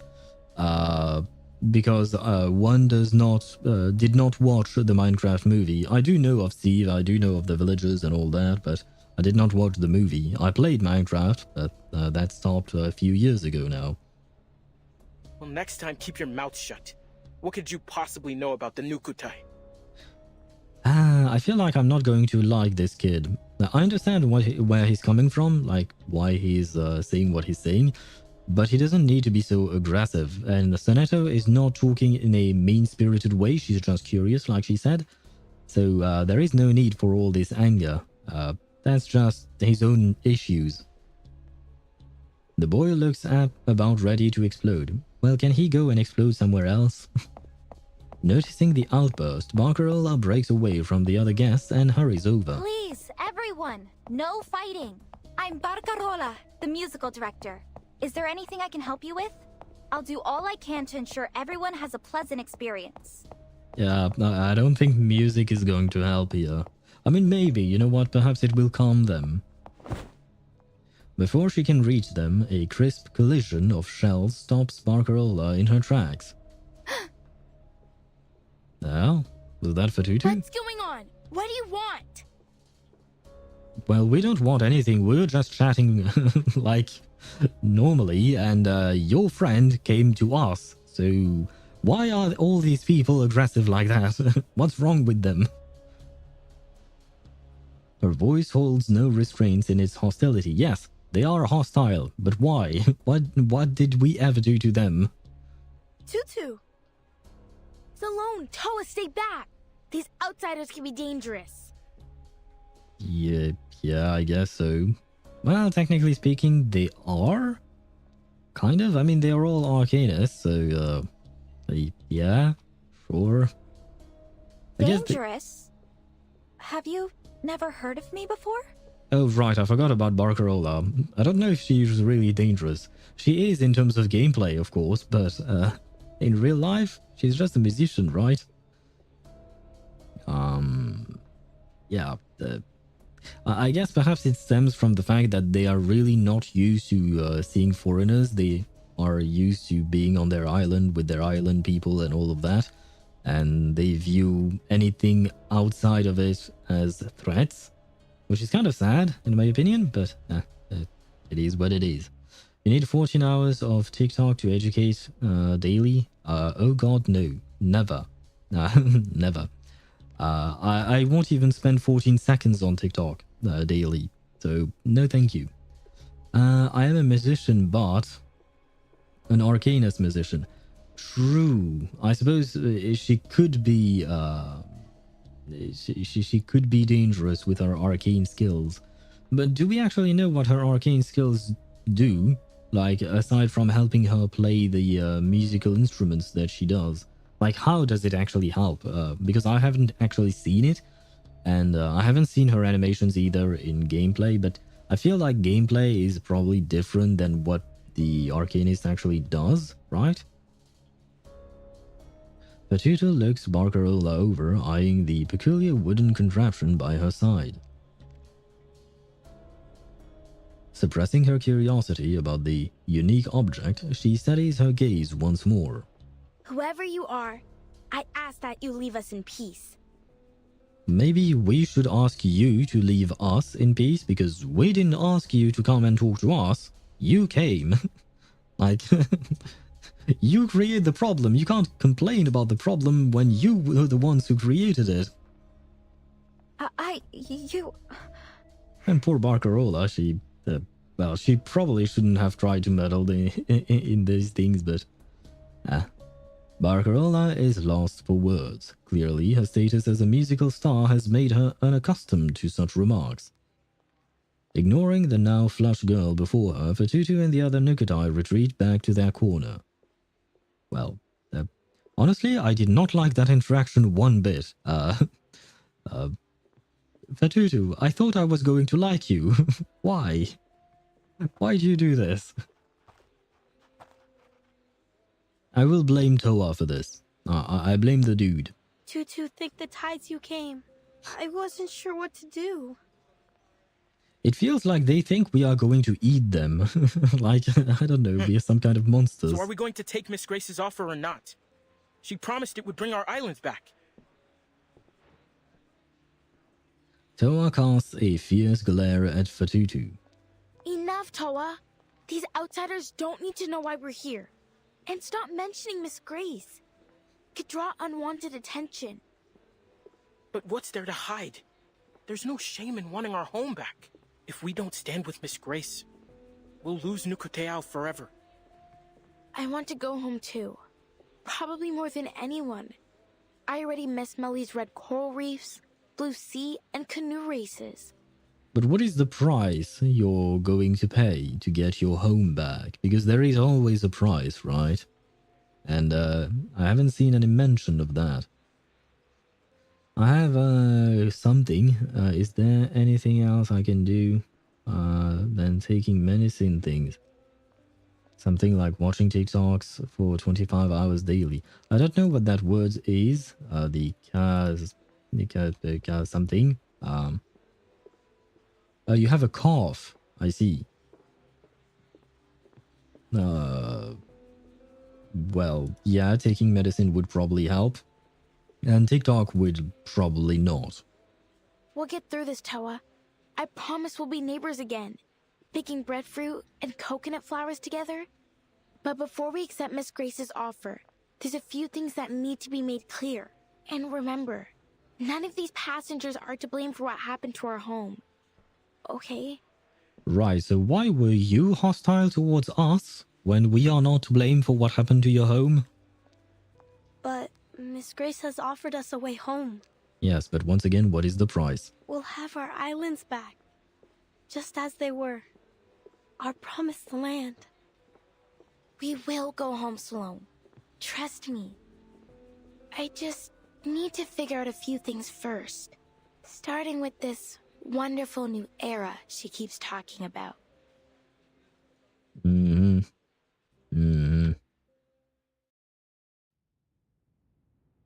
If I'm not mistaken, Miss Grace is part of Manus Vindicta, right? Or she's affiliated to them somehow or somewhat. Oh, well, hello there, Miss Grace. Wait, why is Phoebe Spectra over Verena in the new event trail team does... I don't know that word, mean the team is actually usable? I did not understand your question. You seem a little on edge, Chief Kamuta. Kamuta is pacing back and forth in the cabin. Miss Grace, how much longer do we have to wait for this new era to come? Many of our people have never left Nukuteao before. We're struggling to adjust. Some have even fallen sick. We can't stay adrift on the sea like this much longer. Our spirits are low. The shells of some of my people have begun to crack. It's that symbol again. He lowers his head to the faintly glowing shells on his palm. They radiate warmth. Oh, I guess these are the symbols that are drawn on the shells? Not everyone is strong enough to endure this journey. Please, Miss Grace, you have to help us. While it pains me to hear this. I mean, she doesn't have to help you. She can help you if she wants to, but she doesn't have to. The journey must go on. You have nowhere to return to after all. We still have some space below deck. You can use it to store your people's bodies should they die. Oh god. Wow. She's very direct. Wow, that's... I did not expect her to say this.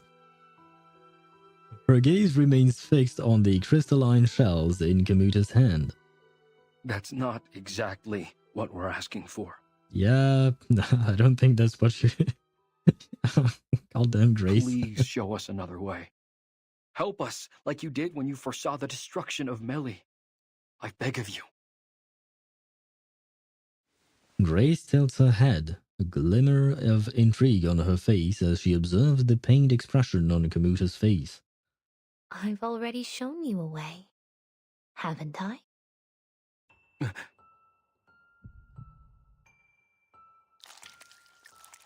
A sudden pressure swells in his chest as a sticky black liquid silently drips onto his skin.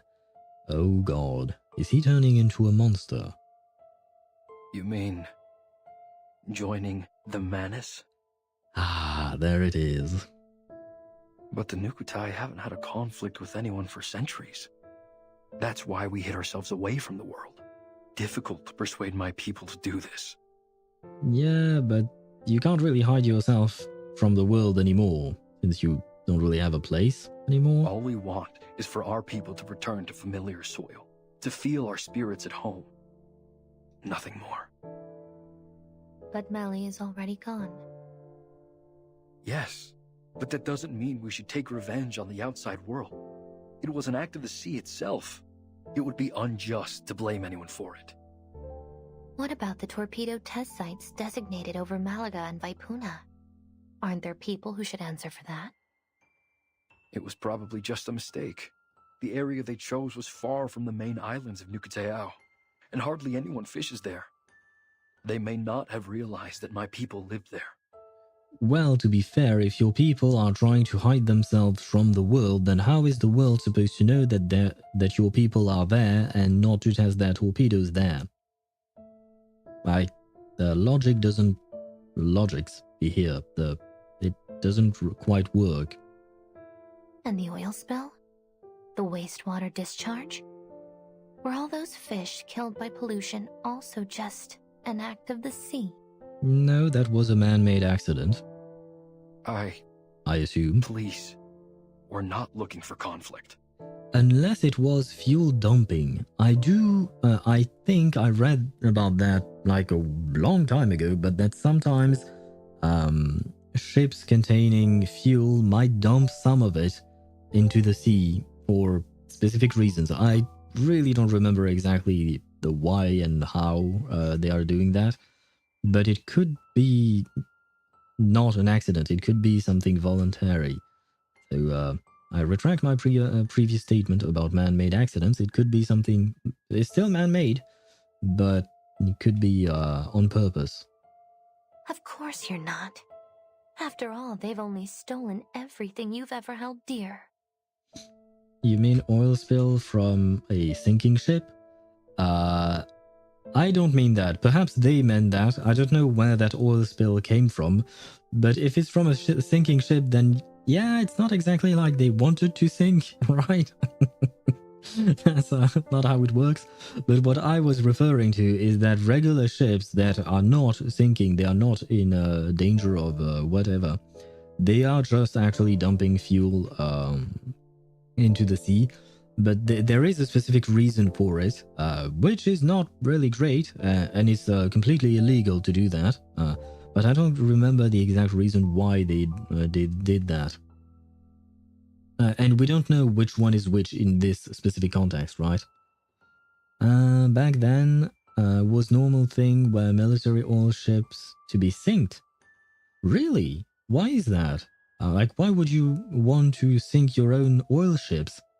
And hello, Commander Lai 3, probably?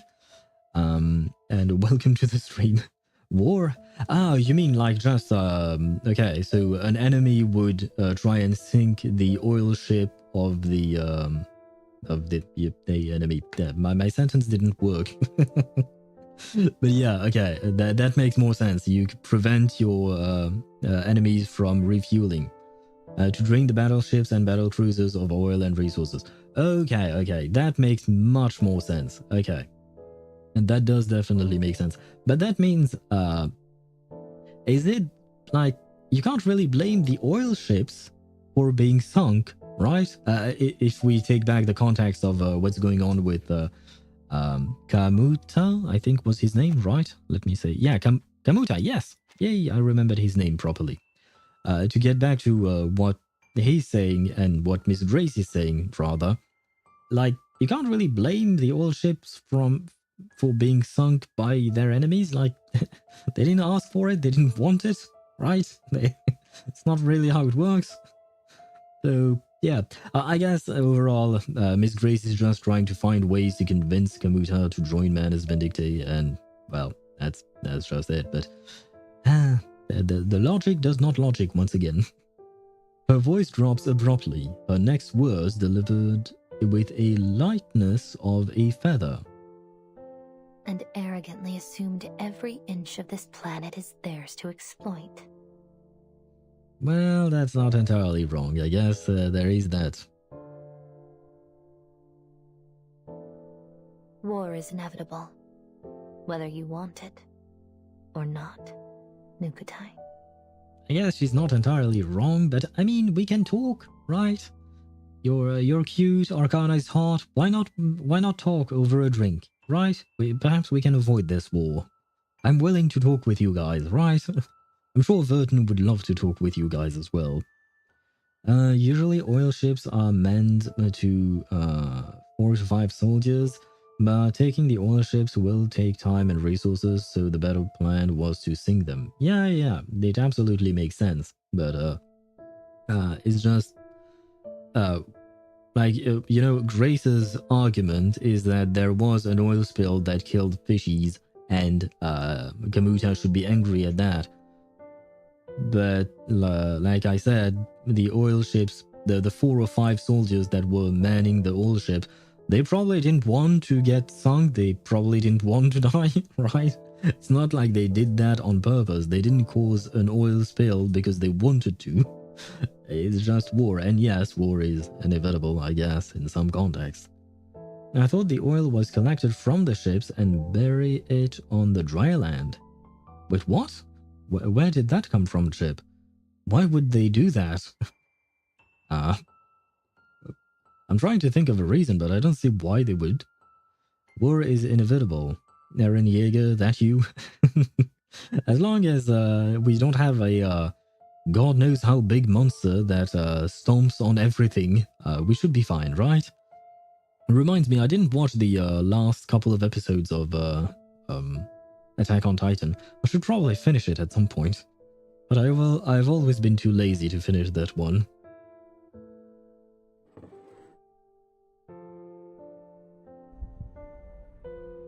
Ah, the mask.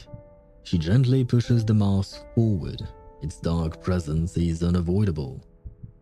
But if you join us, you will have an invaluable ally. Time. Yeah, but given how the mask turns you into a monster, does that time really matter, though? I assume she's not going to talk to them about the part where the mask turns them into monsters and they lose their sanity. Not really the best sales pitch, right? It's not the best ad. They still have to transport it through either sea or air, and airplanes can be seen from very far, and there are no rules to not shoot down planes out of self-defense, so ships have more not shoot on sight rules. Ah, I did not know that. Interesting. Well, it didn't prevent these ships apparently from being sunk and causing an oil spill, unfortunately.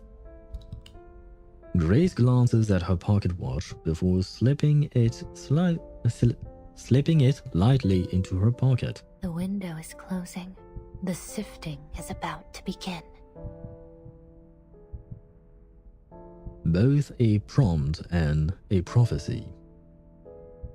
The spirit shells around Kamuta's neck burn.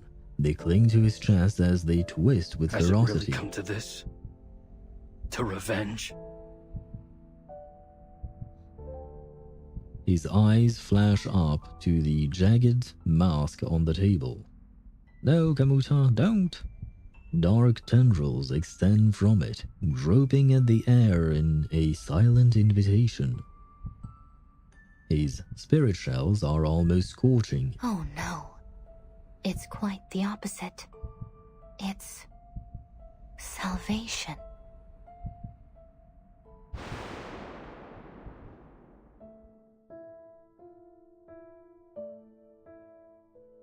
I will say, Menace Vindicta is really good at selling their shit, you know? They somehow managed to convince a lot of people to join them. To be continued.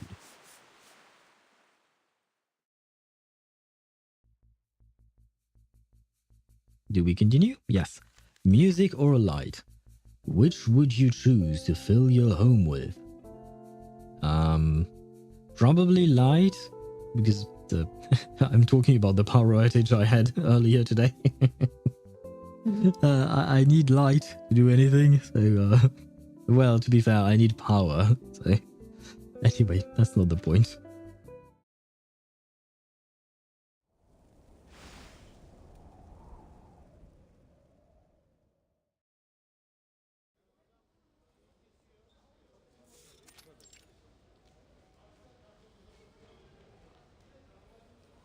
Man, it's a long event. It goes all the way to 23. Yeah, I believe Chip mentioned that a few days ago. It will take me a while to complete the event. I thought we're on node 12. No, my guy, no. We're on node what was it? 7, I think. You know me, we take our sweet time here. Very, very sweet time. And thank you for the follow, Command. Thank you very much. I really do appreciate it. Welcome to our lovely little community where we yap a lot, but also play games. Sometimes. Well, we mostly play games, but we yap while playing. And hello, Timax. How are you? Hope you're doing well.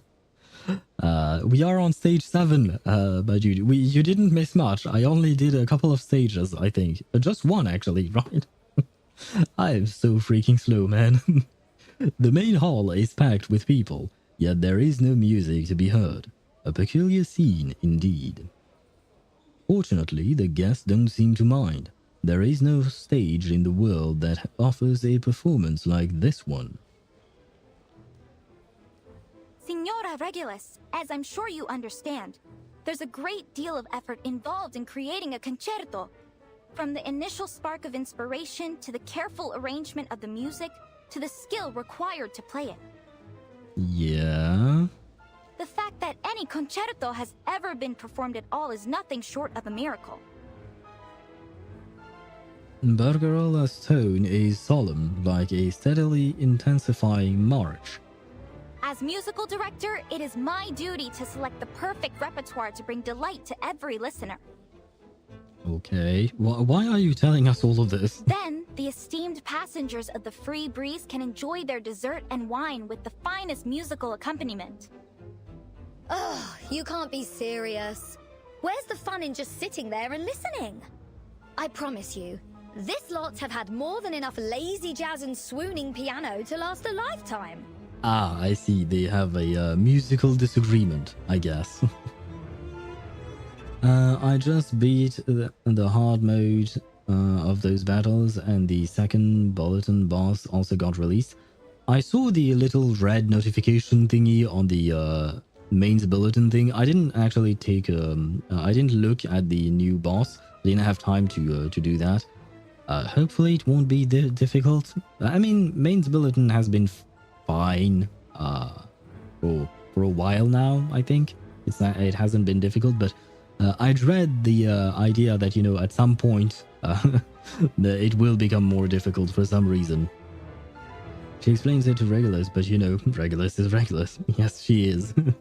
British girl fights over with an Italian girl. Yeah, an interesting fight. I wonder who's going to win.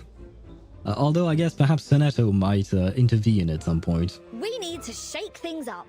Make this voyage the greatest of the century. How about some 60s rock? Of course you would want 60s rock.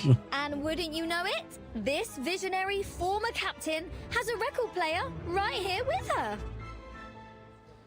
The new boss is the Rayashki boss but with the three whale-like creatures as mobs.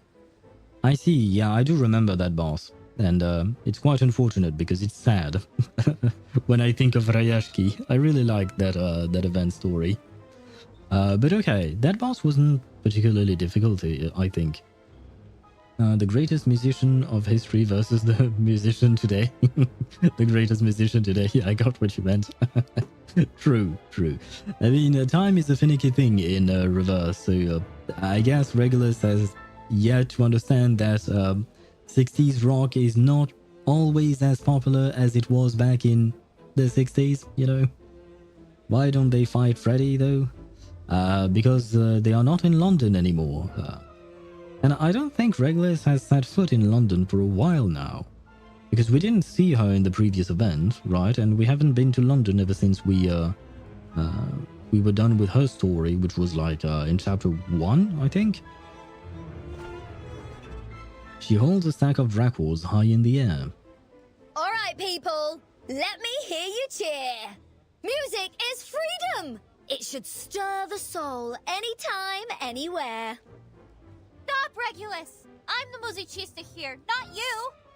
Yeah. Yeah. This is why I said earlier that Barcarola should not put as much trust in Regulus. Like, she barely met her. And we know that Regulus is a troublemaker, right? Well, she is a criminal in the whole of London. Yeah, I thought of that too. She probably can't really return to London. Probably shouldn't. At least not in the 1960s London.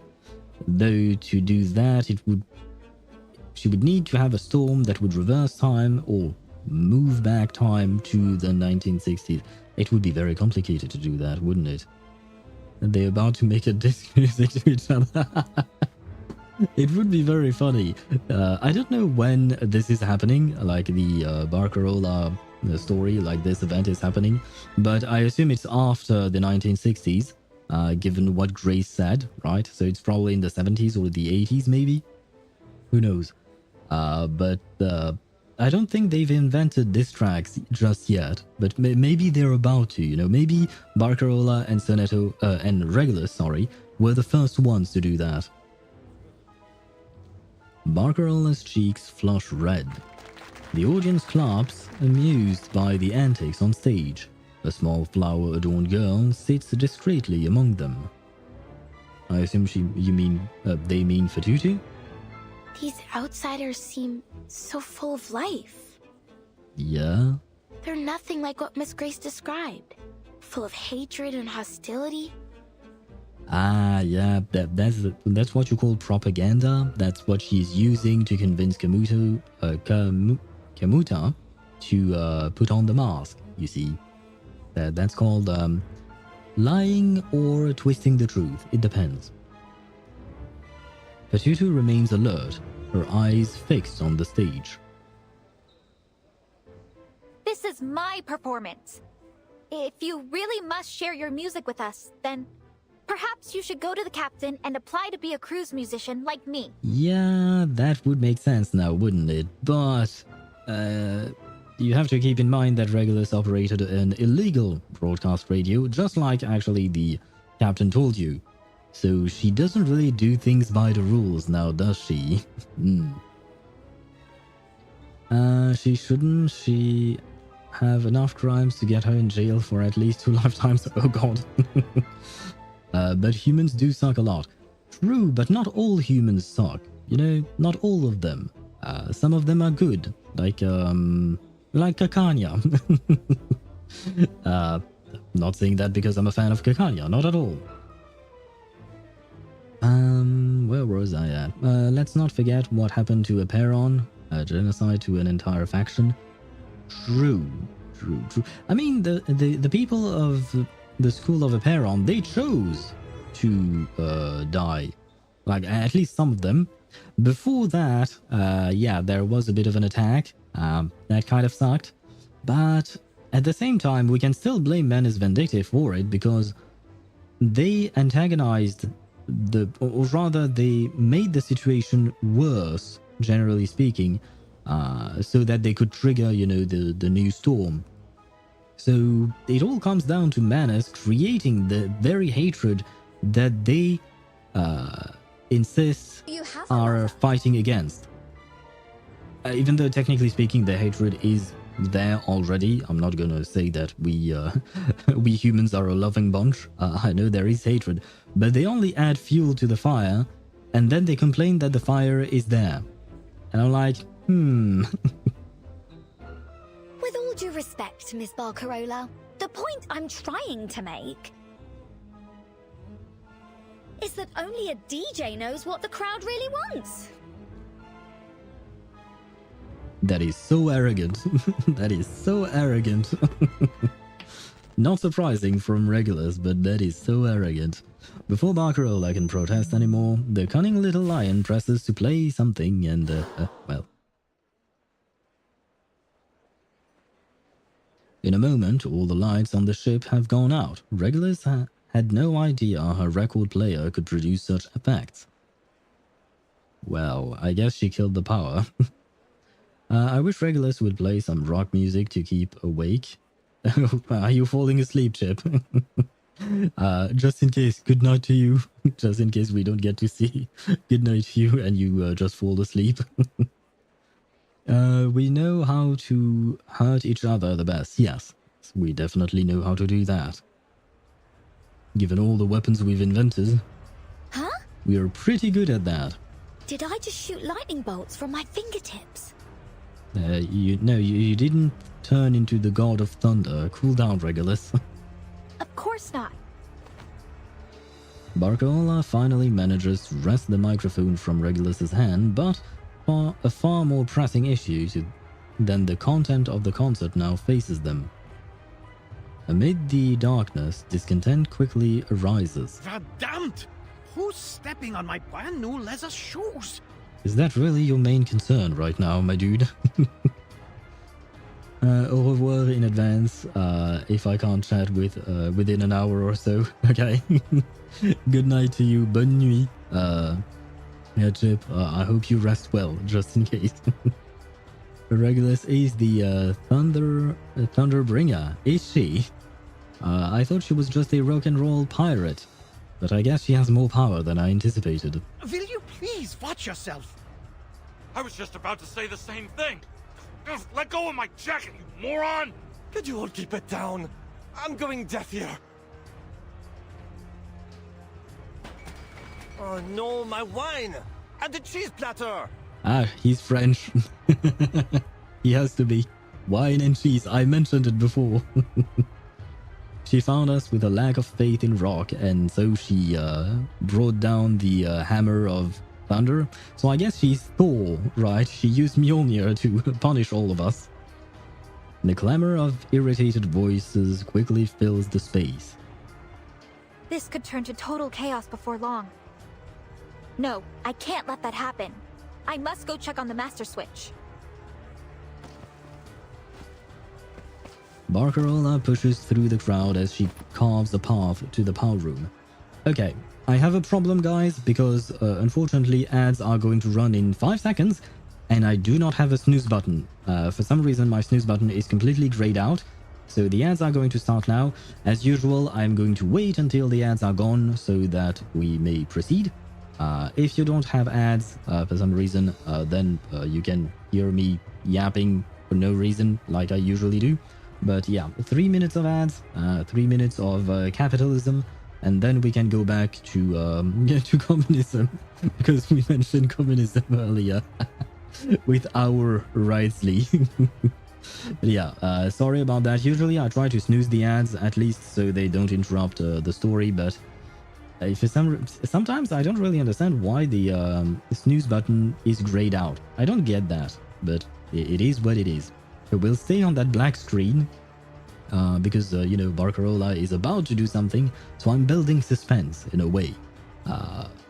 And by the way, I am actually wondering whether this, what would you call that, power outage was actually caused by Regulus, or was it caused by Miss Grace in an attempt to stir up trouble so that she could show the Fatutu people, the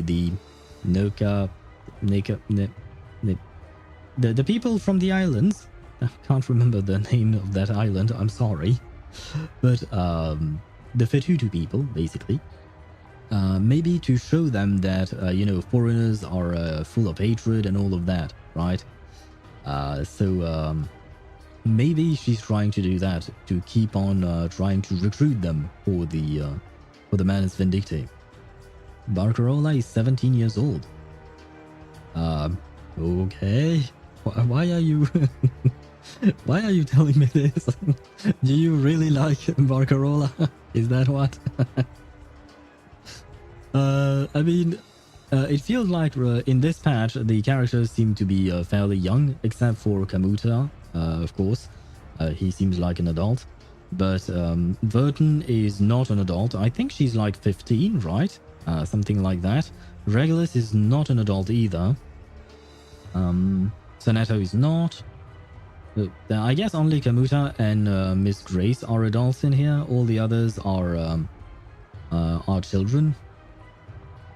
I just call it Nuku Islands. Yeah, the Nuku Island people. Because Chip earlier wrote actually the Nukuteoans, and yeah, it's too difficult for my small brain to process. Vertin is 16, Lilia is also 16. Everybody is 16. Why are they all teenagers? I mean, Vertin, why not? Lilia, I understand why she's a teenager, because she's supposed to be some kind of a child soldier, right? So, makes sense. It goes with the rest of her story. But yeah, in this patch we lack adults. Sotheby is the youngest? Really? How old is Sotheby? I don't remember if it was mentioned. It was probably, or perhaps you can just. She was 12. Oh wow, I did not expect her to be so young. I mean I knew she was young, of course. She's definitely not an adult, but 13. Okay, damn, I did not expect her to be so young. Huh. Well, interesting. Although to be fair, I have read a few Reddit posts mentioning that the characters in Reverse 1999 tend to be really younger than they are supposed to be. Well, perhaps not that they are supposed to be, but they feel like they're older than they actually are for some reason. Isolde is 18. Yeah, for instance, Isolde, for me, she should be older than 18. In my head canon, if you will. And apparently, in general, you know, they're all very much younger than what they feel like they are. And next up, you're gonna tell me that Mr. Carson is like 25, and Admiral Igor is 27 years old. It kind of feels like that, you know. And Shemaine is 41. Now, Shemaine, I wouldn't have expected him to be 41. I thought he was like in his 30s, either early 30s or mid 30s. But you know, 41 is rather close to that, so it makes sense. But for instance, Isolde, for me, I would have given her like 27. I think I would say she would be 27, something like that. I feel like she should be older than 18. I did not expect her to be so young. Famous last words. Well, in my context, it's fine because you know my non-love for child-type characters in general, so you know what I mean. The eldest is Eternity and Voyager. Really? Eternity as well? I mean, I know Eternity is really long-lived. That I know. And Voyager, God knows how old she is. Eternity is 100+ years old, and Voyager is a space entity which we know years. Yeah, for Voyager, I'm not... but see, Lucy is also... Lucy is at least 200, because she awakened during the period of the creation of the steam engine. So Lucy is at least 200, and there is also White Rum. White Rum is also a few centuries old. Whereas Eternity, I don't know how old she is. Lucy is in the 1600s. So okay, Lucy is indeed probably older than Eternity then, perhaps. I don't actually know. Voyager, I understand that she is probably the oldest character that we know of. Probably. But we don't actually know. Oh, by the way, sorry, the ads are gone. And I kept yapping, so we can finally push through the crowd and go towards the power room with Barcarola. Hey! Miss Barcarola! Please let me through, Signora Elizabeth. Unfortunately, the guests can't tell a musician from a mechanic through the darkness. Barcarola, where are you going? Eternity is a full-fledged vampire that we don't know if she needs blood or not. Is she actually a vampire? Because in her anecdote, I believe she told the dying old man that she was not. Or rather, it felt like it. I'm not entirely sure. But we do know for a fact that she's very long-lived just through that anecdote alone. Let me give you a hand.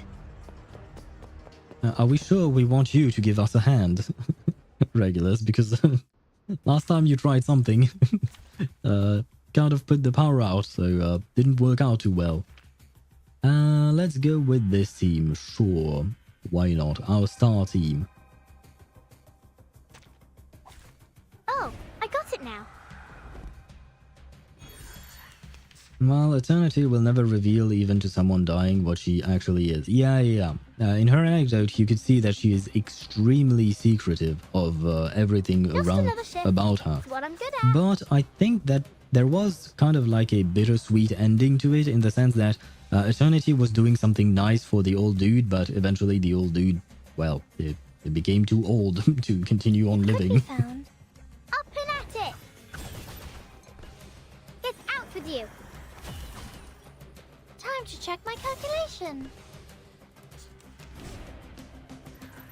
Well, that's a whole lot of Kakanya cards that I don't really need. To be fair, they're all going to die in a second, so...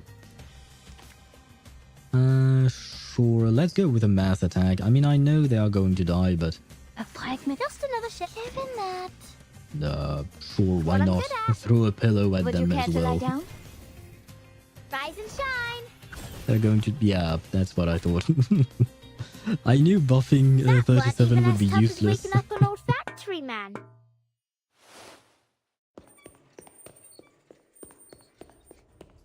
Come on! There aren't as many of them this way. By the way, did you know dick in German means fat? No, I did not, and I don't think I needed to know that. She cured his blindness to see her one more time. Right, okay. Sorry, it's been a while since I've done her anecdote, so my memory of it... I have too many stories inside my head from all the games that I play. It's kind of hard to keep track of everything, but yeah. I do remember that... especially that screenshot that I took of the art where you see Eternity bending over towards the man that was lying on a bed. I assume that he was on his deathbed, right? It was a really nice anecdote, especially given how it was structured, because even though it was an anecdote about Eternity, we didn't see much of her, but we understood who the character was, and we learned about her through the eyes of that filmmaker, I guess I should call him. Unbelievable. It's like you're an escape artist or something. Well, about that, she kind of is. I'll take that as a compliment. It is a compliment. Thank you so much, Senora Regulus.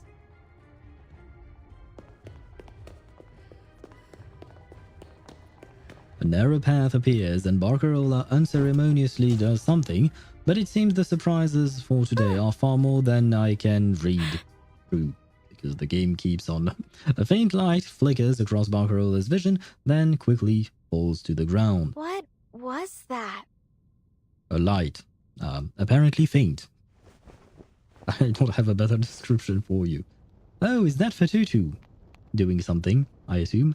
A piece of rough bark twisted into the shape of a lampshade, with a compass-like root burning warmly inside, shines through the darkness. Tutu, are you okay? I'm fine. How's the Sea Mother's eye? How's the what now? Solid as ever, of course. It takes more than a few knocks to damage Nukatai craftsmanship. I assume they're talking about a shell, probably? I knew getting too close to those oafs would bring trouble. Oafs? Why? I feel like Toa is going to be my Freddy for this patch. Toa is going to be the Freddy of this patch, the annoying kid. Never mind. Finally follow the lore of Nikke intently and somewhat of reverse. Wait, you mean Nikke, Goddess of Victory? Is the lore interesting in that game? I tried to play it for a tiny bit. I only played it for like a week or so, and then I got too distracted by the models. It felt too. It just felt too much. I didn't like their what do you call that? Their design. It was just too much for me. But I have heard that the story was quite good. Yes, very good lore. Okay, because I could tell that the story seemed interesting, and more importantly, the voice acting was really solid. I was actually very surprised by that. The voice acting is very solid in Nikke. Bend over. And hello, Sage X2. Welcome to the stream. Yeah, the lore is interesting to me. Music first, lore second, and third fan service. It felt like there, to me, this is just a personal opinion and my personal taste, but it felt like there was way too much fan service in the game. I usually don't really mind it, but that just felt too much for me. But I will praise the game for their voice acting, and I was actually genuinely interested in the what you call that, the story and the voice acting. The only thing I didn't, one other thing that I didn't like was that there is no pity in Nikke, right? So you're never guaranteed to get the character that you want. So that was kind of too bad. Amberly Corners voices voice direct people how to voice the characters in Nikke. She also voices a character there. Yeah, I've seen that. She's the VA. Yeah, she's Farina's VA in Genshin. Yeah, I knew of Amberly Corners even before she became Farina's VA because I had heard her in various anime, and I absolutely love her. She is very, very talented. And if you're saying that she's directing them, she does a fantastic job as a director as well. Not only as a voice actor, but as a director as well. She's really very talented. Are you calling me stupid?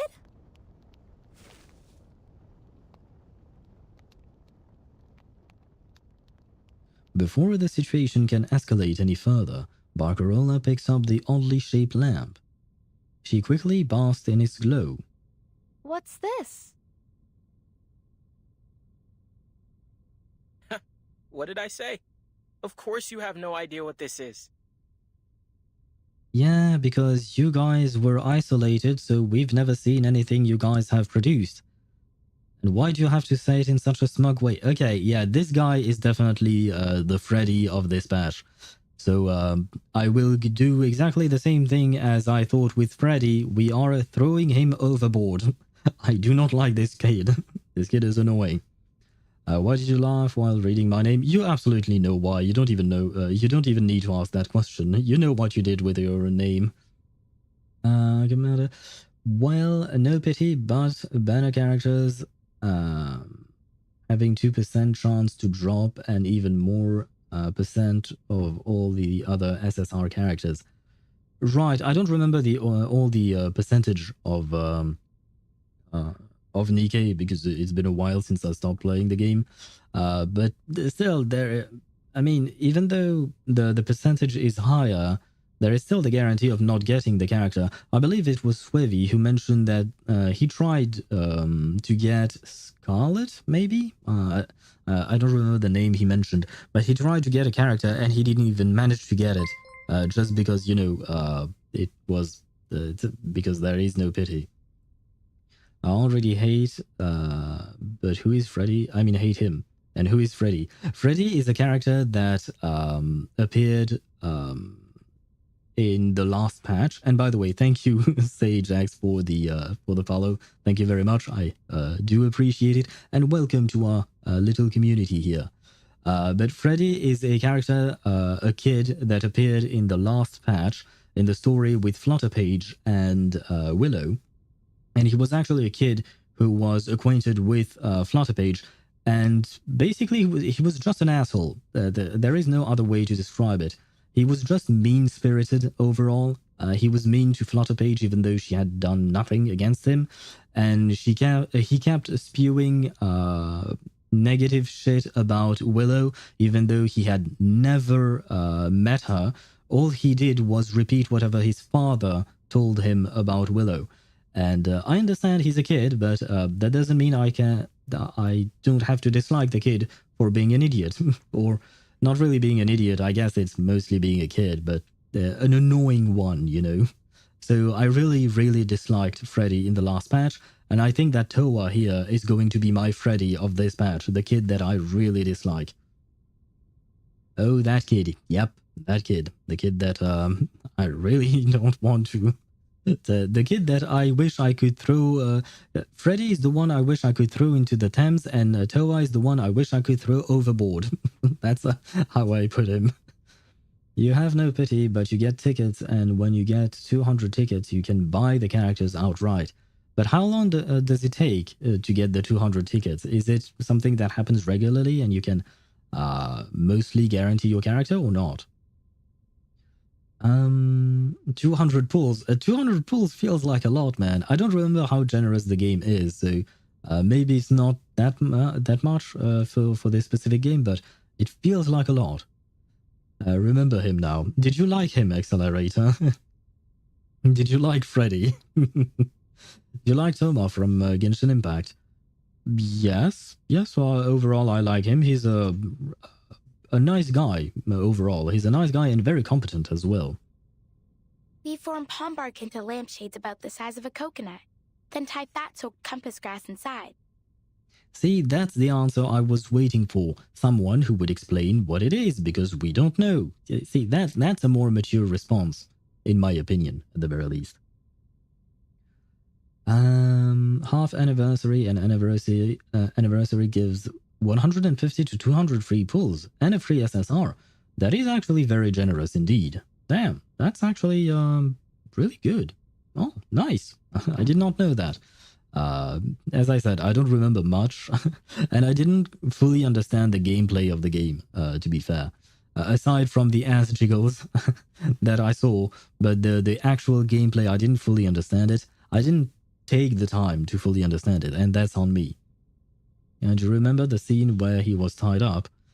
Yes, I do, and I have a feeling, Sage X, do you have another account by the name of Ktosh by any chance? Because you do remind me of him, very strangely enough. I forgot about the kid, but he was annoying. Ah, thank you. Thank you, Accelerator. It is, that way I don't feel alone in my hatred towards Freddy. Well, but hatred might be a big word. Might be too strong. Sea Mother's Eye. Every Nukatai knows how to make one. Oh, okay, so Sea Mother's Eye is not actually a shell, it's just a lampshade thingy, the lamp, I guess.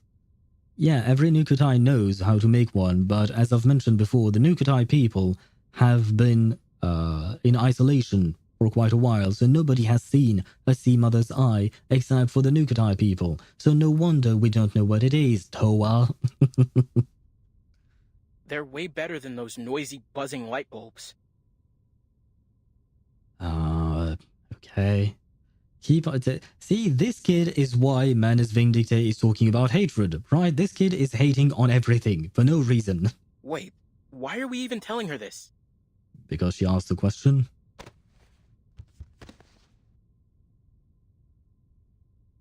Shh. Before he can say another word, Fatutu hastily pulls Toa aside. We need to lower their guard. Ah, seriously, Fatutu, you as well? I was planning on pulling for you, but if I end up disliking you, I am not pulling for you.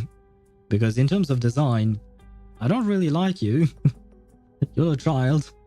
So if I don't even like your personality, then pulling for you is going to be very difficult for me. Huh? It has that Warhammer 40k vibe, the Nikkei lore. Interesting. The lore is way much darker than reverse. Interesting. Okay. Well, I do remember that first scene when you start Nikkei, you know, where you shoot your own robot girl. I don't remember what they are called. I guess they're called Nikkeis, right? But you have to shoot her because she's become corrupted and all of that.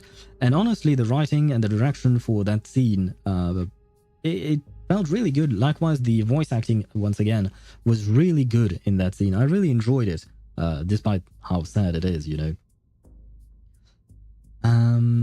No, don't. I just have ADHD and I'm bored. I don't mean your stream is boring or something. Okay, don't. No worries, it's fine. Well, I hope you find some enjoyment or some entertainment from my stream at the very least. Fatutu is too broken to be skipped, best healer and a glue to mineral team. Yeah, I know, that's actually the main reason why I want to pull for her. It's just because I need a mineral healer aside from Balloon Party, you know? So, yeah, and I know that she's good for follow-up teams and all of that, so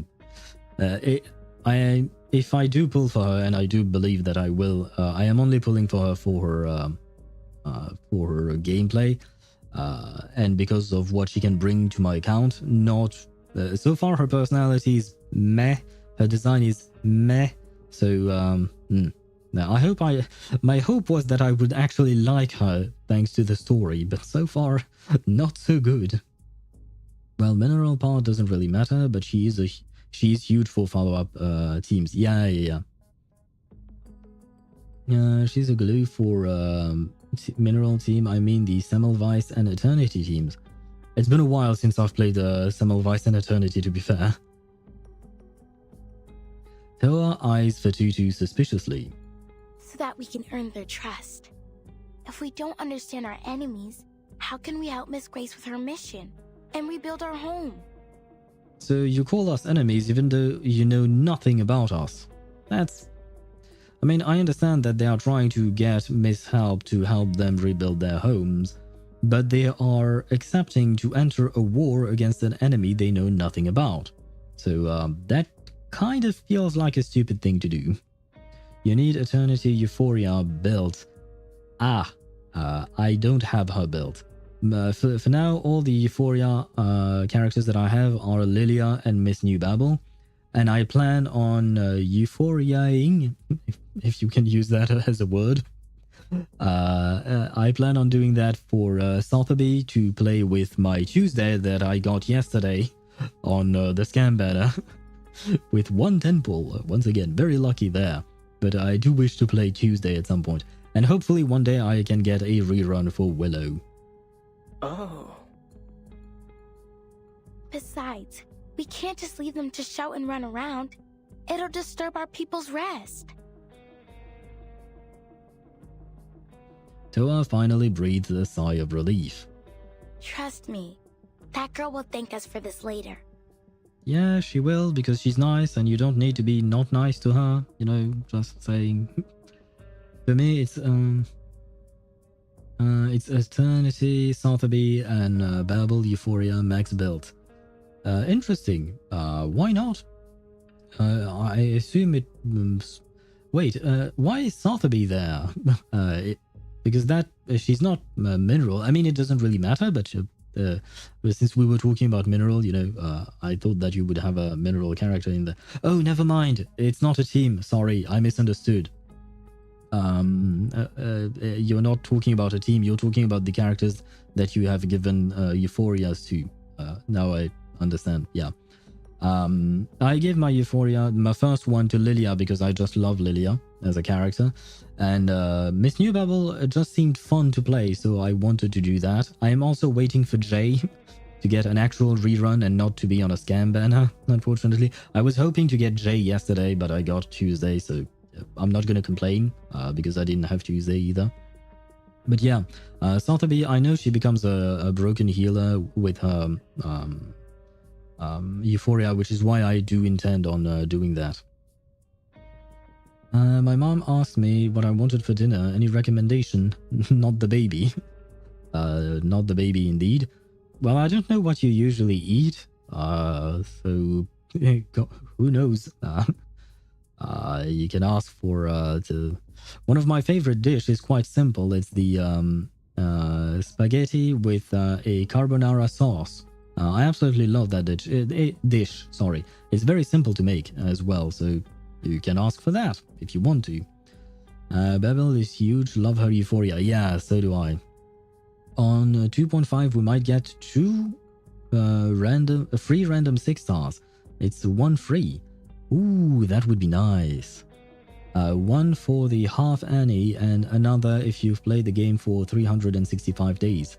I have played the game. I started week 1 and I only missed a few days here and there, but I do believe I have played for more than a year by this point. And the last time they gave us a random 6-star, right? And I absolutely wanted Vila because she was the one that I didn't have. I lost my 50-50 on her banner, and I got so lucky and I actually got her. So you know what? Maybe I can get Jay and Willow like that, hopefully. I would really love if that happened. But only time will tell. Random 6-star that you don't know was that. Wait, what? The 2.2 invitation. Oh, you're talking about that. Okay, well, I already got Vila from that, and I was very happy with that. She was the character I absolutely wanted. And then we can get all the information we need from her. You didn't have, I meant. Random character. Oh, right. You mean like the random character that they were giving through that invitation was a character that you didn't have. Is that what you meant? Then we should make more Sea Mother's eyes and hand them out to the outsiders. And by the way, Vertin, what kind of information do you expect to get from a musician? Like, this... Never mind. Now you've got it. By the waves, Tutu, you really are clever. No wonder the elders always listen to you. It's just the 6-star from 365 days. There isn't an extra one free, a free extra one. I see. So we are not getting another free one? Is that what you mean? So I already spent my chance. But I'm fine. Not gonna lie, she was a letdown. Do you mean Vila? I hope you're not saying that Vila was a letdown. I mean, in terms of gameplay, she's pretty... she's a very good healer. And in terms of personality, I absolutely love her. She's adorable. For me, was Isolde... Oh, I missed one message. That's why I didn't understand. Okay. Isolde? Yeah, she doesn't do much, honestly, in terms of gameplay. I guess maybe if you pair her with Jay, then it could be something. But if you don't have another burn unit in your team, she really struggles to ramp up her damage or ramp up her follow-up attacks. And then again, her damage itself is not that big, in all honesty. Despite this praise, Vertin turns away, a quiet look of doubt on her face. But I cannot criticize Isolde because Isolde is Cacanha's wife and Cacanha is my wife. So I cannot criticize my wife's wife, right? That's how it works. Makes no sense. Is this really the right thing to do? Not really, but well, I guess you're trying and you're just a kid, so, well, can't blame you for being a... Yeah, I can blame you for that. No, I can't, but never mind. It's funny to watch Jay countering. Yeah. I've seen videos of that between, the team Jay with Miss New Babel, and this is the sole reason why I want Jay. I mean, he's a cool character as well, but the main reason why I want him is to put him in a Miss New Babel team, just to see them together. That would be, that was absolute insanity when I watched the video on YouTube about that. Regardless, the sound of bark scraping grows as her people get to work.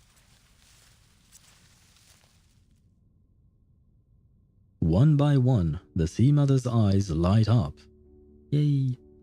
They are passed through rough and soft hands alike, illuminating bronze skin, flax-colored something.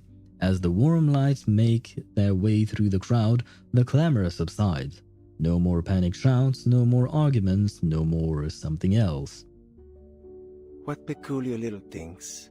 Reminds me of my days on the fishing boat. I always loved spotting the lighthouse on our way back. These look just like it. The craftsmanship is remarkable. You'd be hard-pressed to find something of this standard in a factory these days. They remind me of the things my grandma and I used to make when I was little. She could even carve a whistle out of a parsnip.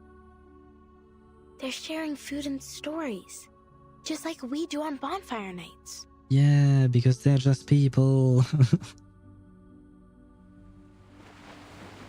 Ah, shit, I forgot to grab a screenshot of the previous shot. No. Too bad. Vertin glances at her fellow Nukutai. Relived memories and longing are etched into their faces. I'm getting more and more confused by Miss Grace's words. Yeah, that's because she's lying to you. The guests lean on one another, chatting happily under the warm glow of the lamps. Please show me the previous CG so I can grab a screenshot. Miss Baccaroila Rolla? The timid voice of a child reaches Barcarola's ears. I want to go home. Kid, you can't. You're at sea. If you want to go home, you have to jump ship, and I would not advise you to do that. The scene before her is a mess. This is certainly no time for a symphony performance. Among the crowd, she sees Regulus shaking her head. Is this one of the changes I must make to truly embrace music? The hell are you talking about?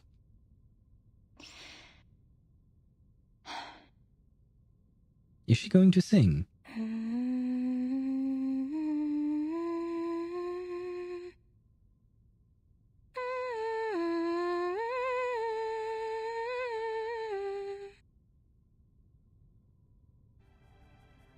A single note drifts from her crackling box. I want to hear the crackling box. How does that thing sound? Then, a harmonious melody of joyful, lively, and contrasting sounds. Wait! The CG's back! I can grab the screenshot! Yay! Wow! Their joy illuminated by the lamps, the guest starts to clap along.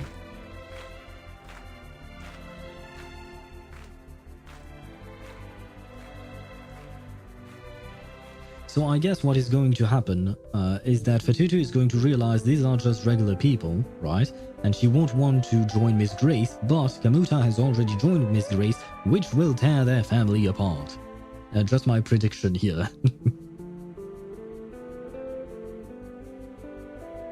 Because we need drama in reverse, right? We always have drama. We always have sad stories. Passengers. The Free Breeze is currently experiencing a power outage due to a fuse blown by a cargo leak in the lower deck. We ask that everyone remain calm. Ah, so I guess it wasn't the God of Thunder. We sincerely apologize for the inconvenience. To make your wait more comfortable, we'll be offering unlimited ice cream shortly. Well, I guess that's nice. Additionally, since we're approaching the habitat of the series, we're expecting an increase in turbulence and noise as we work toward the morph. What are the series? I assume they're critters, probably. And wait, they're offering ice cream to comfort the passengers or to apologize for the inconvenience and all of that. Or rather, that's what he said. But if you have a power outage, that means your fridge is no longer working, which means your ice cream is going to melt. So the best way to deal with that is to actually offer it to the passengers. Call it a gift or an apology gift, right? But in truth, you're just trying, to get rid of the melting ice cream, right? You won't pull one over on me, broadcast dude. You learn about those creatures and fight them. Ah, I see. I hope they won't murder my Well, it's a story mission, never mind. Story missions are easy. Your understanding. Usually.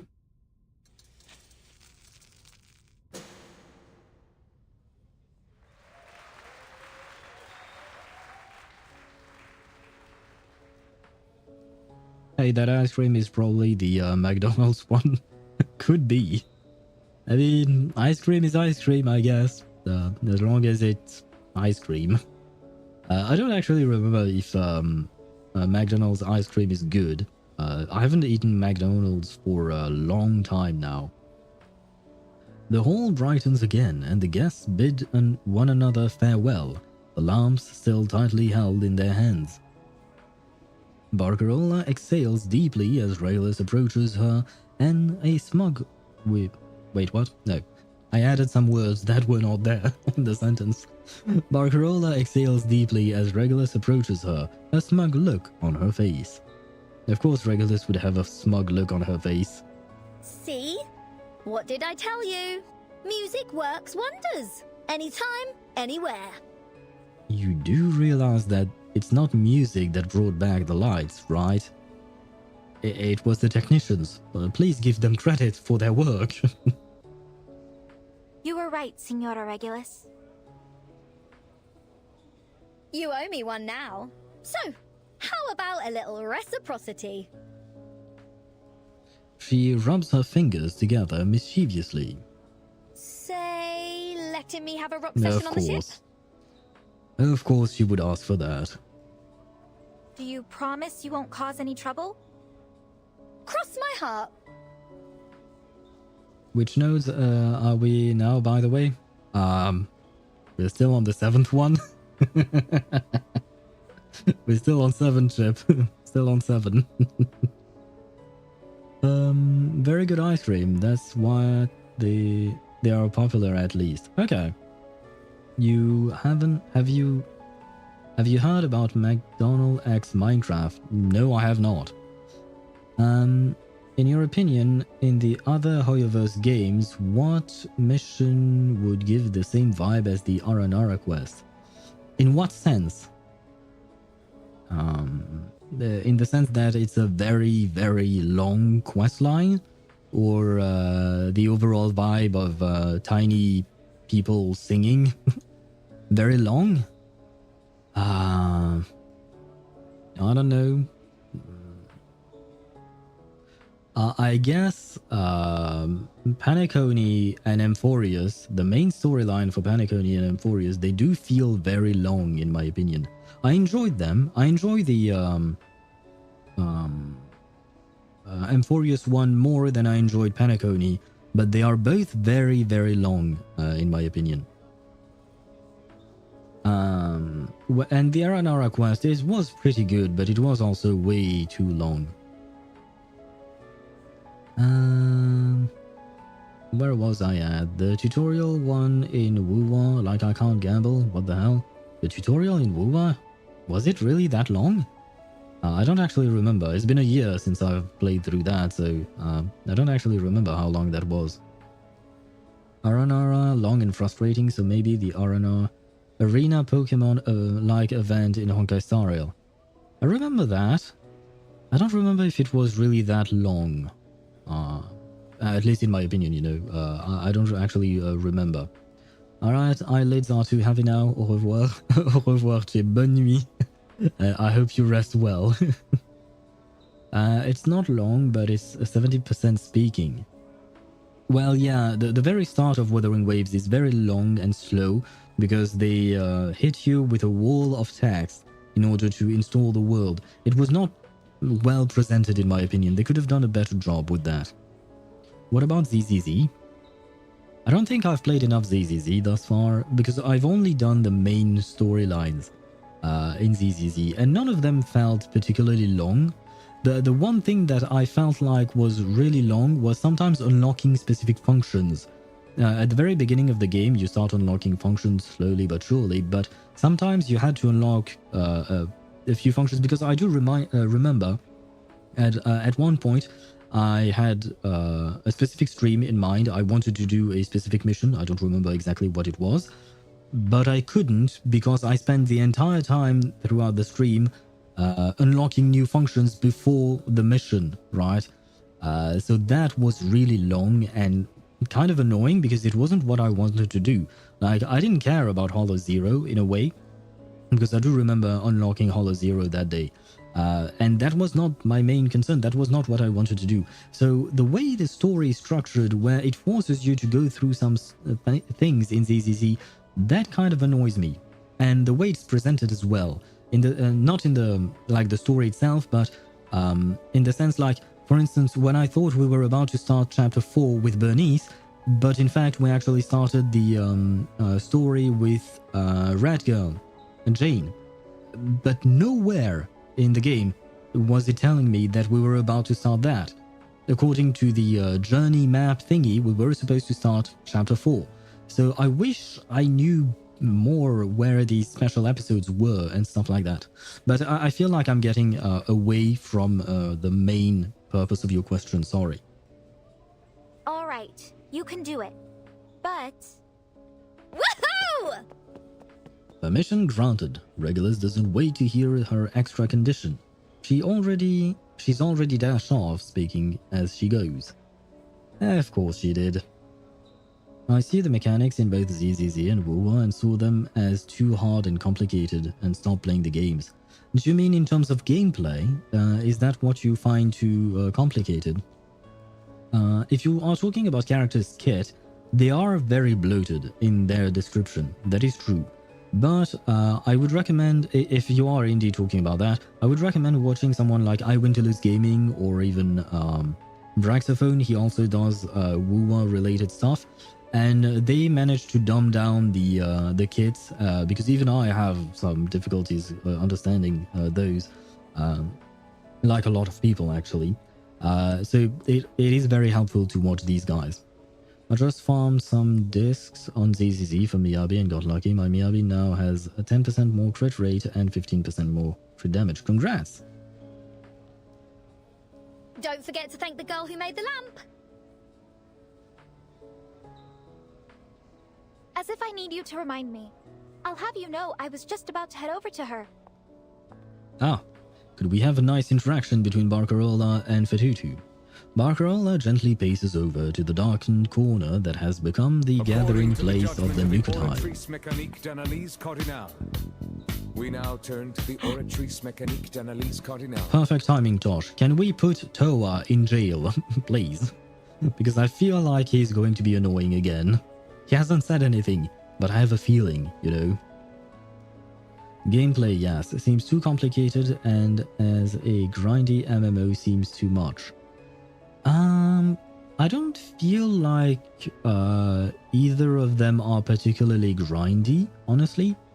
Like there are dailies, just like in other gacha games, right? But the dailies in Wuwa and in ZZZ, they take me like 10 minutes at most. So honestly, I mean, if you're talking about the gear system, like the echoes or the artifacts, like in Genshin, or relics or disk drives, that can feel grindy. That I do understand. That is rather annoying because you just have to pray to all the gods that you get the substats that you want. That is rather annoying, but they did add some quality of life improvements in order to get the pieces that you want. So they have alleviated that problem somewhat. But as for gameplay, if you find the gameplay too complicated and you don't like it, that's absolutely fine, you know. He's annoying even when standing zesty. Cool, if you want to call it that. All her games feel the same when it comes to grind, in my opinion. Yeah, they all have the same formatting, and Wuwa has the same formatting as well because it probably got inspired by what was working, right? I mean, it makes sense to use similar components to your game if you see that another game is successful with it. So Wuwa does suffer from that as well. But I personally haven't burnt out on the grind for those games yet, at least for now. But that's also because at some point I just stopped grinding for characters. When, like, I don't try to get the absolute best character at all. I just try to get the character that I feel like, okay, this character is powerful. Now I'm done. I can move on to the next character. The only exception will be Wriothesley, for whom I will keep farming forever now. Same thing with Evelyn in ZZZ, and same thing with Zani when she comes out. I will keep farming for her forever. Well, perhaps forever might be a bit of a stretch, but you know what I mean. Honkai Star Rail is fast and auto. Yeah, but the thing is, it is a, what do you call that? A turn-based game. You can't have an auto fighting thing in a game like Wuthering Waves or Genshin Impact or even ZZZ. It simply does not work properly, right? Also, this morning I used the artifact device to get a better attack clock for Arlecchino. Roll twice into the set you choose. They say lies. It rolled 3 times into flat defense and twice into flat attack. That's strange then, that it did that, because it is supposed to actually roll twice, right? At least that's what they said. Tutu was right. The stupid girl's back. This motherfucker. Okay. Sorry, it's just that this dude is calling her stupid even though she's done nothing. Like, she's literally done nothing except sing a song, and that's it. And this dude keeps insulting her, just because he's a goddamn idiot. He's going to annoy me. He's going to piss me off big time. Just like Freddy. Huh? I must say, I don't appreciate being called an oaf or stupid. But I would like to thank you for your help back there. What? Wuwa Daily is one of the fastest one in gacha gaming, in my opinion. You can do 2 total runs of Echo Farm and your full 20-hour energy. Yeah. You can double the... yeah, you can do 1 run for the equivalent of 2 runs, kind of. I might... yeah, I may not have said that properly, but yeah, I know what you mean, Timax. And yeah, that is really a huge quality of life improvement there.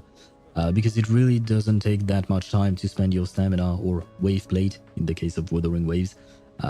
It really doesn't take that much time, and it's really nice. Like, the game has a lot of quality of life improvements, and it has received a lot of them over the past year or so, because we are approaching the 1st anniversary, right? Freddy Fazbear, I guess, and the Bite of the 87 on Toa. I have heard of both of these things, but I don't remember what they are, whether it is the word Fazbear or the Bite of 87. I've heard of both of those, but I don't know what they mean. I am sorry about that. On behalf of the whole crew, you have our respect. Oh, what do we do now? Tutu never said they'd be so friendly. Well, because that's, you know, they are just people. Some of them will be friendly, some of them won't be friendly. Do I really need to explain that to him? I mean, I guess he is a kid, but he's not like 3 years old. He seems like he's, I don't know, 12, 13, 14. He should know by now. Anyway. Five Nights at Freddy's stuff. I see. Have you ever heard of Five Nights at Freddy's? Yeah. I have heard of the game, but I've never played it, and I've never watched any of the any gameplay of it. I mean, I have seen some images here and there, but I really don't know much of it.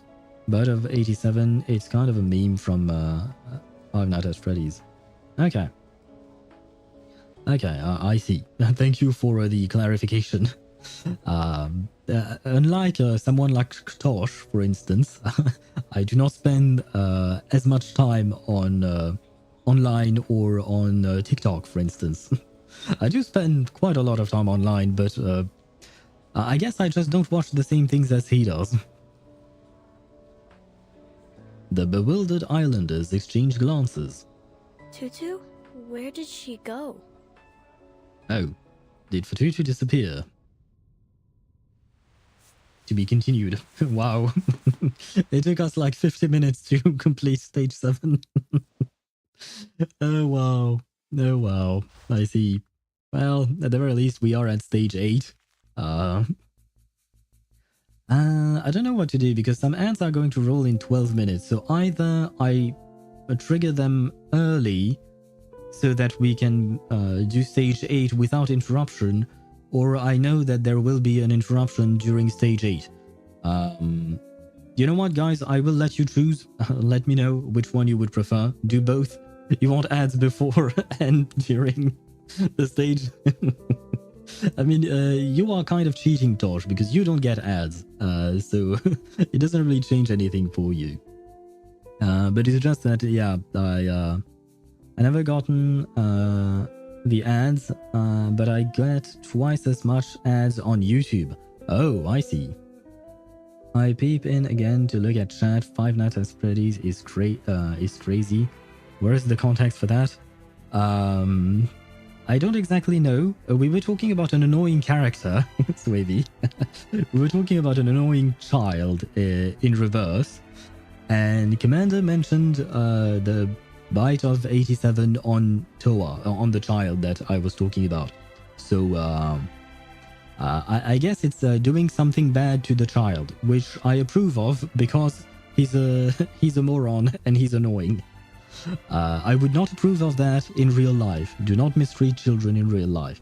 But in games, it's fine. It's just a game.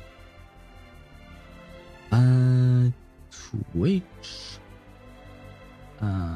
Oh, it was Twitch ads that you meant. Okay, you never get Twitch ads on Twitch, I mean, but you get twice as much on YouTube. That's kind of crazy. I have the other problem, or rather, my problem is the other way around. I never get ads on YouTube, but I always get ads on Twitch. Don't really know how that works or why that works that way. It is what it is, you know. You know what? I guess I am going to actually roll an ad break, but I am actually going to take a break myself because I have been yapping for 3 hours and I do need a bit of a break. And more importantly, I realized that, you know what? Maybe I should go to the restroom because I've been drinking tea and what goes in needs to come out, as I always say, because it only makes sense. So, we'll be taking a quick break. I will leave you with some Reverse 1999 Muse. I feel like I always add 119 too many in the name of that game. But I will leave you with some reverse music as usual. And once the ads are gone and I'm done with my business, then we'll continue with the story. We'll proceed further. The Bite of 87 is literally a lore meme where a kid gets his head chomped by a mechanic bear's mouth as an accident, and that's where the Bite of 87 came out. I see. I guess the bite is because the bear eats the child, and 87 is the name of the bear or the number on the bear or something like that. And you know what? I approve of what you said earlier. The Bite of 87 on Toa would be nice. That is such a specific reference. True that. It is very much a specific reference. Child dies equals funny. No. I don't know about the child in Five Nights at Freddy's, but in my case, what I find funny is when an annoying child dies. Well, I don't find it funny. I'm just happy because that means the child will no longer be there, which means he can no longer be annoying, which means I don't have to suffer through that. So that's why. That's why I like it. But only in video games, of course. Anyway, like I said, we are going to take a quick break, and I will be right back. I need to switch scenes. Where is my taking a break scene? There you go. Where am I at? Right. Okay, there you go. And I shall be right back.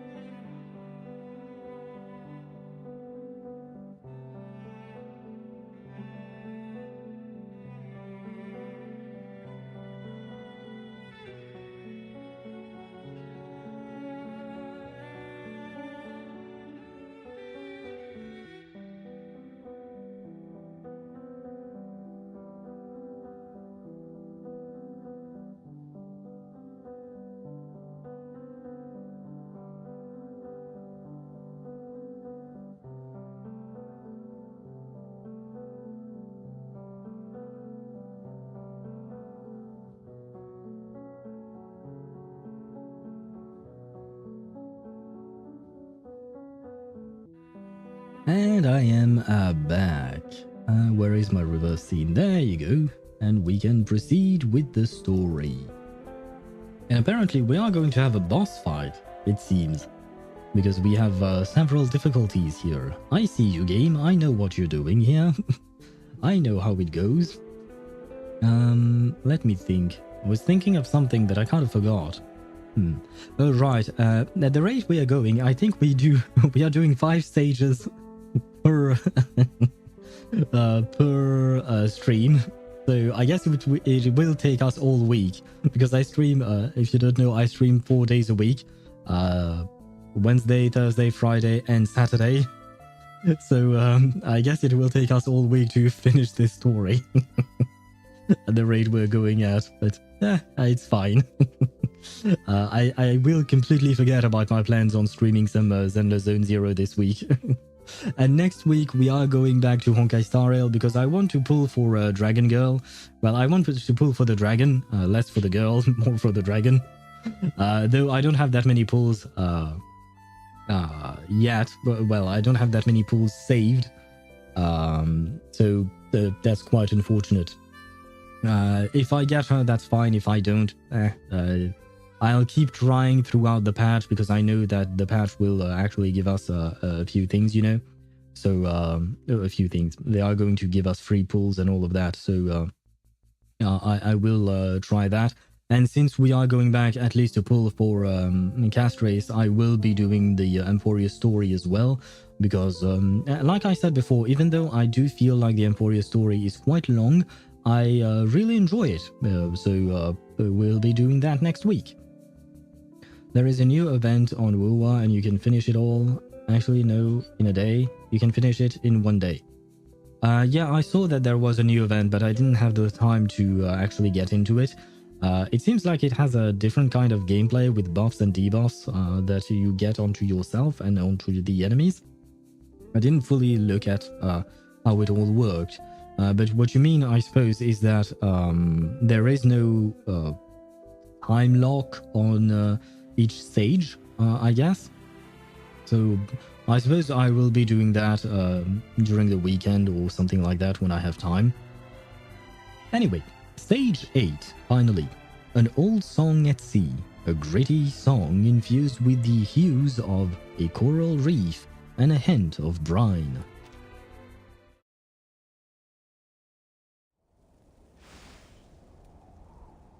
I wonder who is the boss that we're about to fight. Is that... Oh, it's going to be the Ceres things? I've learned so much about the outside world since I boarded this ship. So... why do I feel even more confused? I trust my people. They're good and kind, and they've never lied to me. Really? None of them? Not even once? Because, I mean, like, people lie. That's just something that happens all the time. I'm not saying that everyone is a liar, but, you know, there are plenty of liars out there. And I feel like in any community, you will find at least one of them. You will find at least one of pretty much anything, as long as the community is big enough, I guess. Perhaps our community is very small and that's why there aren't any liars. Who knows? It's John? Yes, it's always John, Tosh. You just have to look at their spirit shells to see it. The songs and dances of Melly nourish the shells, and the purity of my people's souls color their surface in the most beautiful patterns. This music, isn't this the music that plays right before something bad happens? I feel like this is how it goes, right? And Miss Grace, she's been good to us too. Has she? Oh, right. I mean, she has offered you shelter when you lost your home. Fair enough. She has been good. Liars don't exist, only dickheads. I mean, aren't dickheads liars as well? She warned us about the destruction of Melly, saving us from the flood, and she showed us the world as it really is. No, she showed you the world as she sees it. Not the same thing. She even wants us to be part of her plan. Yeah, because she wants to use you. That's Why are you so suspicious of the people on the boat, right? Like the regular passengers and Barcarola and all of that, but you're not suspicious of Grace? Is it just because she's been nice to you that one time?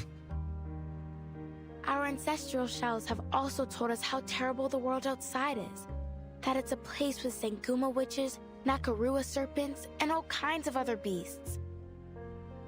Yeah... No, there are plenty of other things in the outside world. But...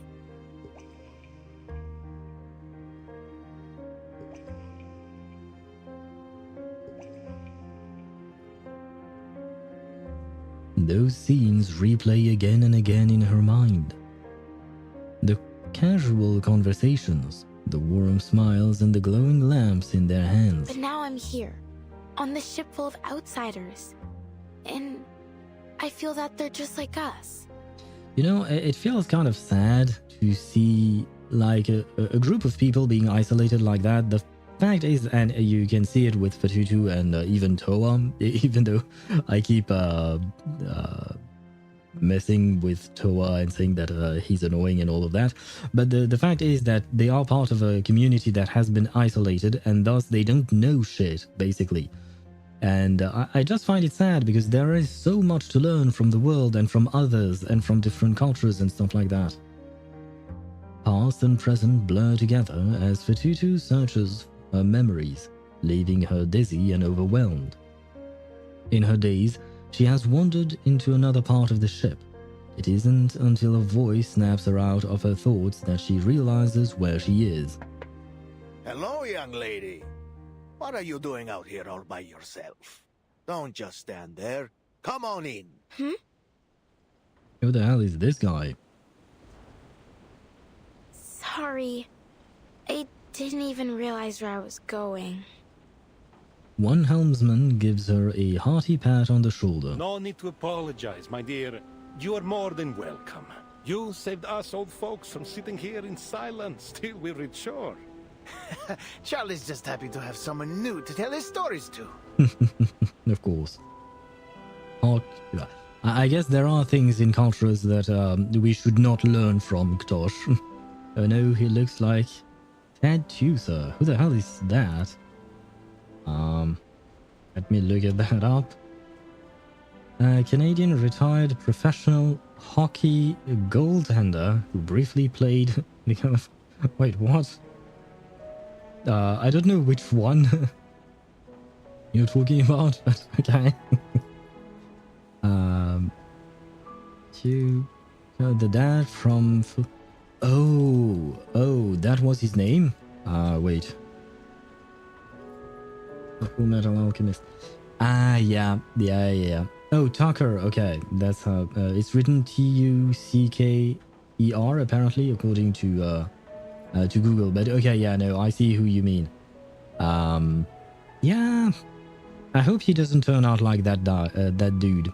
I mean, I hope the dude from Reverse doesn't turn into the dude from Full Metal Alchemist. Because we know how that ended, and it was not pretty. I bet Essam will jump at the chance to show off how he drives off those series too. Series? I've heard they're a real headache for passing ships, but I've never seen one with my own eyes. Fatutu curiously peers out the window. A strange yet familiar hum fills the air. Ah, there they are.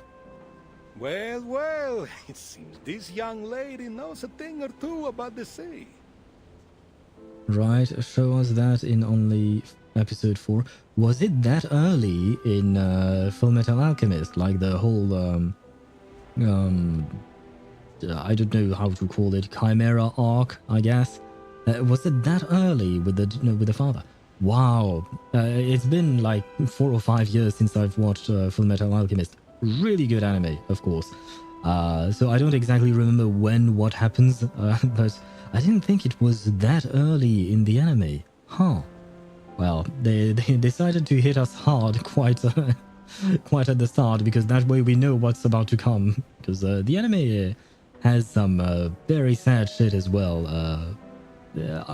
Like after this whole incident with the dad and his daughter and all of that. But yeah, okay. I guess the anime wanted us to be prepared for what was to come. How about you give us a hand, eh? I am drinking tea. Wait. He extends a rough hand to her.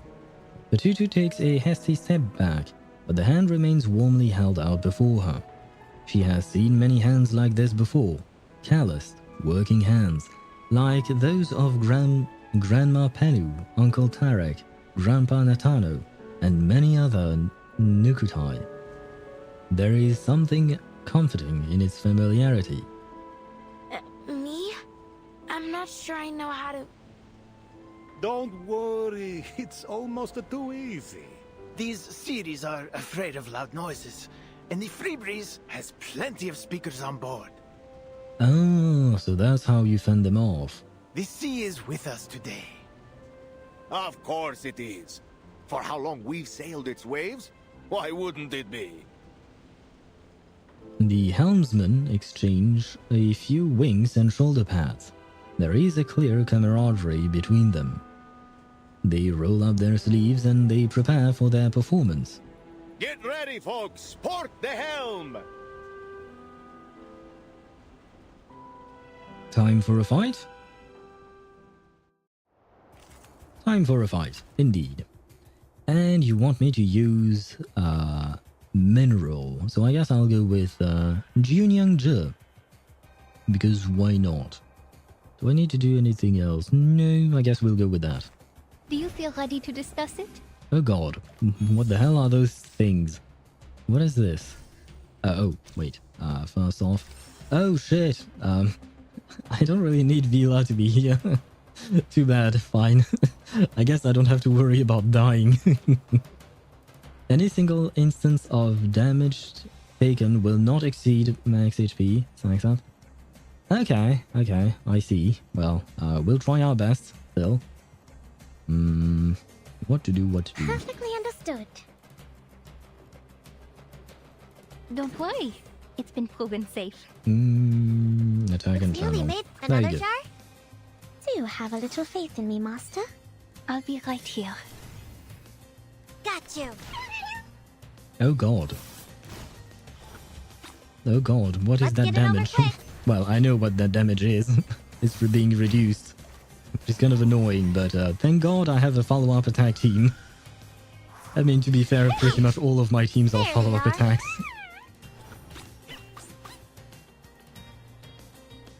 What to do next? What are these debuffs? Taken, reduction, okay, fine. We can deal with that, it's fine. How dare you silence my Kakanya? How dare you? I wanted... Okay, I do have more... I will remember your sacrifice. Attacks on Junyang-zhe. Let me see my count. I believe if I do it like that... I should have the channel still for the next round, hopefully. Yeah, that's one down. Enjoy. Keep calm. I was wrong on my count, I guess. There they are. Shoot.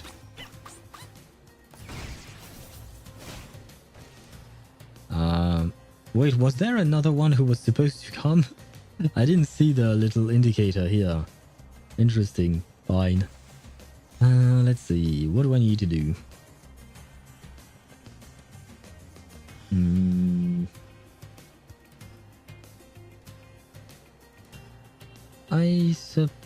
Oh, wait. No. Okay, so the channel ended, actually. Okay. I can buff you. Of truth. Channel ended. So that and that. Okay. Another jar? Would you care to lie down? Please, allow me.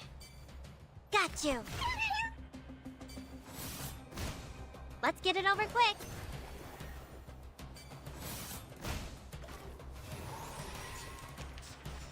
There they are. Oh, wow. Okay. It lost its shield and died Finally, immediately. it's just you and me, Master. Yes, indeed. I hope you can admire my beautiful singing Course voice. 270, hard starboard. Or my imitation of Antonella singing. Slow down to 5 knots. Watch the bow wave. Turn on the speakers. Time to chase off some sea monsters. Shit, I didn't even pay attention to their design. I was so focused on murdering them. I didn't actually look at what the enemies looked like. The seasoned navigator issues a steady flow of instructions. The cruise ship slowly turns, skillfully avoiding the reach of the sea monster's tentacles. Oh god, is this turning into a hentai? Why? Signorina? Not in my reverse game. He gives Fatutu a harmonica and asks if she can play it. No. No, it's easy. You just have to blow some air through it. Don't worry. Anything you play, we'll do. Can't be worse than what Essam has to offer. I can hear you, you know. The sailors joke and jostle as they clamor for their respective instruments.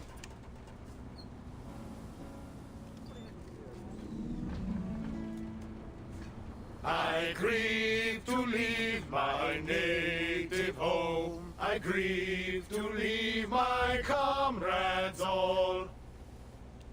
Ah no, please continue. I love sea shanties. Really, I love this type of song. Which is one of the reasons why I so much loved Assassin's Creed 4 Black Flag. It's because of all the sea shanties that you could hear whenever you were on the boat. I absolutely loved that. They burst into song. Come on, join in. The harmonica finds its way to her lips. Melodious music, off-key yet heartfelt, drifts out toward the sea. This is just like those nights by the bonfire in Melly. Yes, indeed. But a poor simple sailor just like me must be tossed and turned in the deep dark sea. Farewell to Nova Scotia, the sea-bound coast. Let your mountains dark and dreary be. For when I'm far away on the briny ocean tossed, will you ever heave a sigh or a wish for me? This is why I love Reverse 1999. It's because they commit to these kinds of bits, just like they did with Isolde, actually, when, you know, we could hear her sing some opera. It was absolutely beautiful. One nameless sea shanty after another tears through the fog, with lights shimmering on the sea surface like embers after a festival bonfire. You just have to blow air into it. Wink. Not like that. I don't think that's how it works, man. I don't think you should do that, given what you're probably referring to. Realization strikes her. She finally understands her role. Miss Grace. The outside world is indeed full of dangers. But there is less to fear than you think. Oh, so she actually told her that. I'll help you through it. Advice and reassurances echo in her mind. She suddenly feels weak. What am I doing? Sorry, I have to go. She scurries off.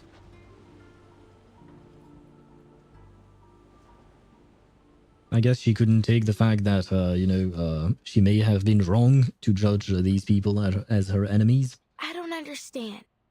Why are they so nice? This is nothing like the stories. Yeah, it's in the word, stories. Stories are not always real, you know. Her questions hang in the air, and so too does a knuckle at the door. Come in. Is she going to speak to Miss Grace? Oh god. Timekeeper. Oh, never I mind. hope you didn't have too much difficulty during the power outage. Oh, I think Vertin was fine. Vertin is always fine. Not at all, Sonato. It actually gave me the opportunity to try out X's latest invention, the bouncing bulb. The what now? Why does the bulb have to be bouncy? It's very interesting. A little draining, though. Would you like to try out one of these, then? Oh, she brought one. Did you make this, Sonetto? I did. Miss Saloni from Nukutea taught me how to make it. It's called a sea mother's eye. She told me every household in Meli lights them during storms to help guide those at sea safely home. She said, with this, no one will ever be lost in the dark. Thank you, Sonetto. And what a lovely saying. I love Vertin's accent. She has a lovely voice as well, but I really love her accent. Sonetto breathed a sigh of relief, but her eyes remained fixed on the Sea Mother's eye. After this mission, we should be able to apply for a field investigation in Italy. Oh, does that mean the next patch is going to happen in Italy? Italy? Thank you, Timekeeper. I assume that's because Sonetto is from Italy. I mean, given her name, probably, maybe. I have to admit, I have never read the lore about Sonetto. Despite the fact that she's the very first character that you get, Sonetto is unable to hide her delight. But let's focus on this mission first. May I borrow your communicator? There's something I need to verify. Of course. Connecting to Madam Z of the St. Pavlov Foundation. Oh yay, Madam Z. I love Madam Z. I wish we saw her more often. The person you're trying to reach is currently unavailable No. due to communication interference. Please No. leave a message after the beep. How could you do this to me, game? How could you give me hope that we would see Madam Z? and now this. No. My hope all gone. Turned to ashes. Man. Oh. She was the first. Okay, yeah, she is the first. I guess, well, she is probably the second most important character besides Vertin, in the sense that she's always stuck to Vertin like glue, right? Kind of. Huh?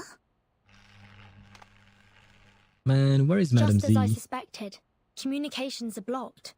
Ah, well. I mean, that's a problem, I suppose, but the bigger problem is where is Madam Z? I wanted to hear her. Someone's jamming the signal. It sucks ass that Vertin is not a playable character. Yeah, it's true that I do wish that we could play as Vertin, honestly, because she's just such a lovely character. And she has an... Even though technically speaking, she's a bit more distant from everything that is happening, I still feel like she has a personality, you know? Like an actual personality, like a regular, normal person. The reason I put an emphasis on that is because I was thinking of, for instance, like the Trailblazer from Honkai Star Rail. It does seem like they have a personality, but they're mostly a meme, right? Like they are dumbasses. The Trailblazers, I mean. Ether or Lumine in Genshin, I don't really see that much of their personality, unfortunately. We do see that from time to time, but it's very tiny, in my opinion. And in Wuthering Waves, Rover has the personality of a man gathering a harem. So I guess that's that. But in my opinion, Vertin is the closest to a gacha game main character that we have. Closest to being a regular person, in a way. Like having an actual personality and not just a self-insert. So it's true that, yeah, it would be really nice to actually be able to play her. Maybe one day, maybe at the tail end of the game, who knows. Maybe when Kanria drops, she will become playable. What's the connection? No idea. Do you think it's Manus Vindictae? Probably. I mean, it's pretty much always them. Do we have another antagonist? It's possible. The flyer proved that this ship has some kind of association with them. We need to stay vigilant. Regulus should know about this. I'll go find her. Usually Regulus doesn't know shit. She just stumbles on things by accident. A heart-wrenching scream echoes from afar, reverberating through the halls, and something. Regulus! What happened? Did she break a record or something? They hurry over to the source of the scream.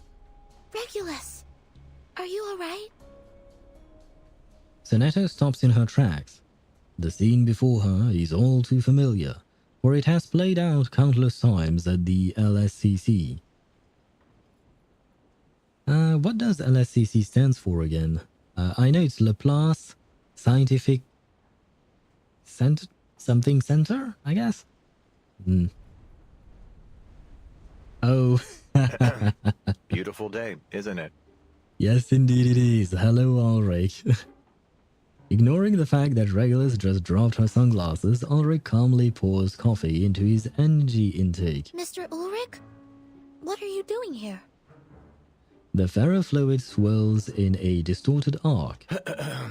Good day, timekeeper, researcher Regulus, Miss Sonetto. This really the disguise you went with?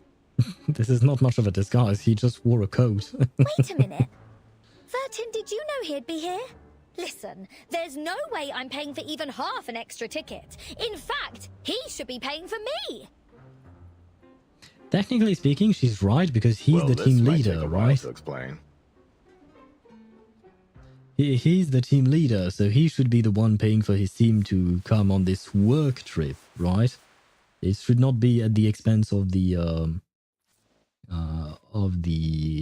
employee. I think, probably. What is this? Last second scramble. Knowledge is power. Quickly find the creature's weakness before you get killed. Encyclopedia of Nautical Lore, Sea Monster Edition. Yay, some lore. Yay. Ceres? The bird nautical whale thing. Anyway, common names. Pig-toothed ray, anchorfish, deep bass disc, hammerhead ray. Back home we call this thing a sea bat. An apt name, I'd say. That's not right. Sea bats are a different species and they definitely don't smash your portholes at night. Classification, subclass, aquatic primal critter, order, oceanic, family, ray form, genus, flying ray. Oh god, reminds me of my biology studies. In my opinion, it should be classified as a bird. Aquatic primal... I mean, depends on what the actual characteristics of its biology are, but okay. Distinctive features, broad wings, long tail, a pair of clawed fins, and curved ivory white fangs. Hey, I just thought of a business idea. Could we pass these fangs as ivory? Isn't that poaching then? Despite the fact that this is a critter and not just a regular animal, don't they have rights as well? Ceres, the animal typically live in groups and feed on large fish, seabirds, and drifting debris. While they may look similar to Olithiau, true they do, their behavior could not be more different. While Olithiaus are generally non-aggressive, Ceres are known for their fondness for challenging creatures larger than themselves, including sperm whales, baleen whales, megalodon sharks, and passing ships. Megalodon sharks? That's a dinosaur. That's supposed to be extinct. At least in our world. I guess in the world of Reverse 1999, the megalodon still exists. Okay, that's not what that is not something I was expecting. And by the way, they say that the Olithiaus are generally non-aggressive, but I fought so many of them. I feel like they are lying to us here. Sometimes they even make mistake protruding rock outcrops and coral reefs for foes. When a Ceres spots a ship, it leaps from the water, attacking the vessel with its sharp wings and calling upon its companions. They seem to have a competitive nature. Each Ceres strives to soar higher and leave deeper marks on its target. Stay away from the windows. You never know how deep their wings can slice. Despite their large numbers, Ceres communicate through a single method, sound. They can produce a wide range of calls within the 10 to 180 Hz frequency range, ideal for underwater communication, and they can sense each other's vibration through their wing membranes. 10 and 180 hertz.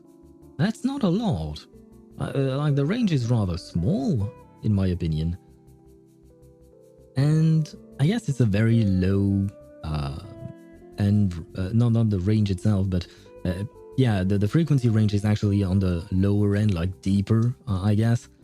Which I suppose makes sense because sound travels faster underwater. Huh. Well, never mind, sorry. The best way to deal with a series is to disrupt their hearing. Shouts, bangs, and music can confuse them, while enough volume can physically irritate their auditory systems, causing them to flee in discomfort. Yeah, you can do that for many animals actually. Now that's more like it. My former captain tried using anti-alerti measures against them, which is why he's my former captain. Oh, I guess he died. And certainly one way of telling that your captain died. Wow, you really didn't care for them, did you? But yeah, you can actually make sounds to make animals flee in general. Science Salon. Are we back at Laplace? Interesting. On understanding each individual at Laplace. But who's left in Laplace? I guess we have Ulrich here. But rest of them, I don't really Oh, is this Medicine Pocket? I think this is Medicine... Oh, I would love to see more of Medicine Pocket. They are absolute... I love that character.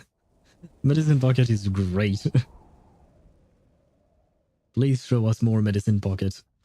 An unofficial meeting on the Artificial Storm project was held before the Free Breeze set sail from Australia. Did you wake up with a glitch this morning, Ulrich? I guess this is a flashback then. The storm has already taken so many lives, and now you're planning to intentionally bring another one upon us? Ah, yes. I had the same question about this artificial storm, you know. So... Why? I mean, no, I understand why. He probably wants to study it in order to understand it better, which is fair. But there are consequences, like I mentioned yesterday, I believe. I'm back. Welcome back, Tosh. Quit your worrying, Jonathan. The artificial storm will be under strict control, and you're not even on the research team. Let me ask this. How can you claim that the artificial storm will be under strict control when you don't actually know what it is? Like, do you really have strict control over something that you do not understand? Like, you barely have an understanding of what the storm does. You certainly don't know what it is. So how can you claim that so confidently? Besides, there are some issues we still need to fix, so we've come to a bit of a standstill for now. Or maybe he knows things that we as players don't know yet. I promise you won't wake up to find the building engulfed by the storm. Sorry? Are you saying that you've already started? Ulrich, I have to warn you. Ever since you found that satellite, you've been pushing past the limits of Laplace's regulations. You've accessed materials from other branches, used valuable resources for your own purposes, and run experiments without proper clearance.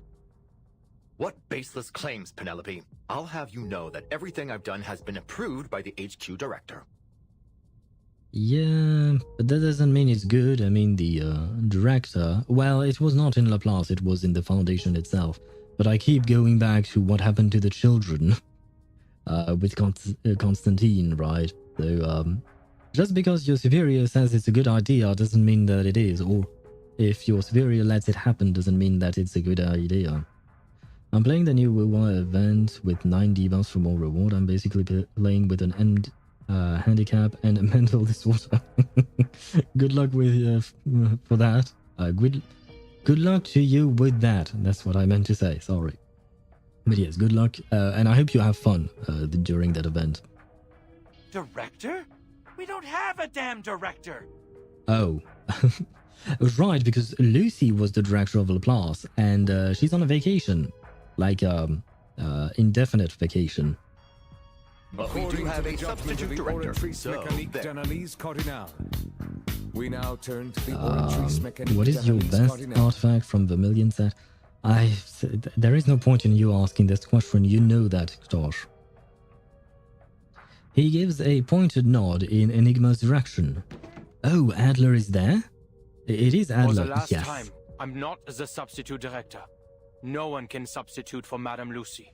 Ah, you're right about that, Adler, or Enigma, however you want to be called.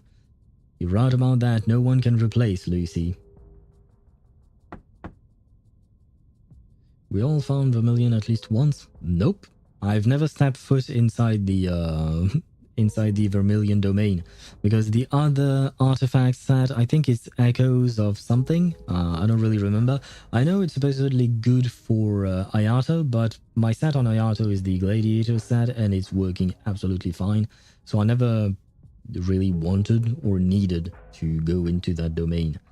And I think you're like one of 4 peoples that is an Ember main. It works for Clohand also? Yeah, okay, does it? I don't remember exactly what it does, but for Clohand I just slapped in the same set I have on my Arlecchino, if I'm not mistaken, because it has something to do with Bond of Life, so it just makes sense. Did I read that sentence already? I don't remember. That familiar heavy knock on the table resounds once more. But let's set that aside. We're here to figure out what to do with the satellite, not to stage an intervention for Ulrich. But where did the satellite come from? I feel like I've been missing something, because I think this is the first time they've mentioned it, or rather in this story. Let me track back. The satellite has only been mentioned for the first time during this specific patch, right? I don't think we've heard about it before this patch, because we've heard about it in previous stages in this patch, but not in previous patches, at least as far as I know. I think it's some attack after ability. I think, not sure though. I was about to play Genshin right now, so I will tell you. Okay, I know the 2-piece set is plus 18% attack, but the 4-piece set is the one that I don't remember quite well. And I think that in order to get the best out of that set, you need to have a lower ping, I think, from what I remember, but I don't actually know why or how that works. Or rather, I don't remember, yeah. Normal attack damage bonus after use normal attacks. Does that actually work on Clohand? Because she uses her skill. I mean, yeah, kind of, I guess. But I think the farming, Harmonic Whimsy, that's the name of the set. Harmonic Whimsy works perfectly well, and I think it is actually Clohand's best in slot. So, yeah. Unless you're farming for Xiao or Ayato, there is no reason to go into that specific domain. I mean, people use her with the set, so it has to work. I guess so, I guess so, but as far as I know, Harmonic Whimsy is her best in slot. The solution's as clear as day, my friends. We'll do exactly what they did in Plizetsk during the Third Storm. Find someone brave and send them into space. Okay. So you want to send someone to their death. That's a great plan. He's right. Why don't we just build another satellite and see how it handles the storm? Now that's a better idea. Send something, not someone. A sarcastic applause suddenly erupts. Wow, what an amazing idea! Truly a stroke of genius. So, we're talking about a controlled experiment, right? Medicine Pocket, I've missed you. That means we'll send not just one, but dozens of satellites, all carrying different items. What's the problem with that?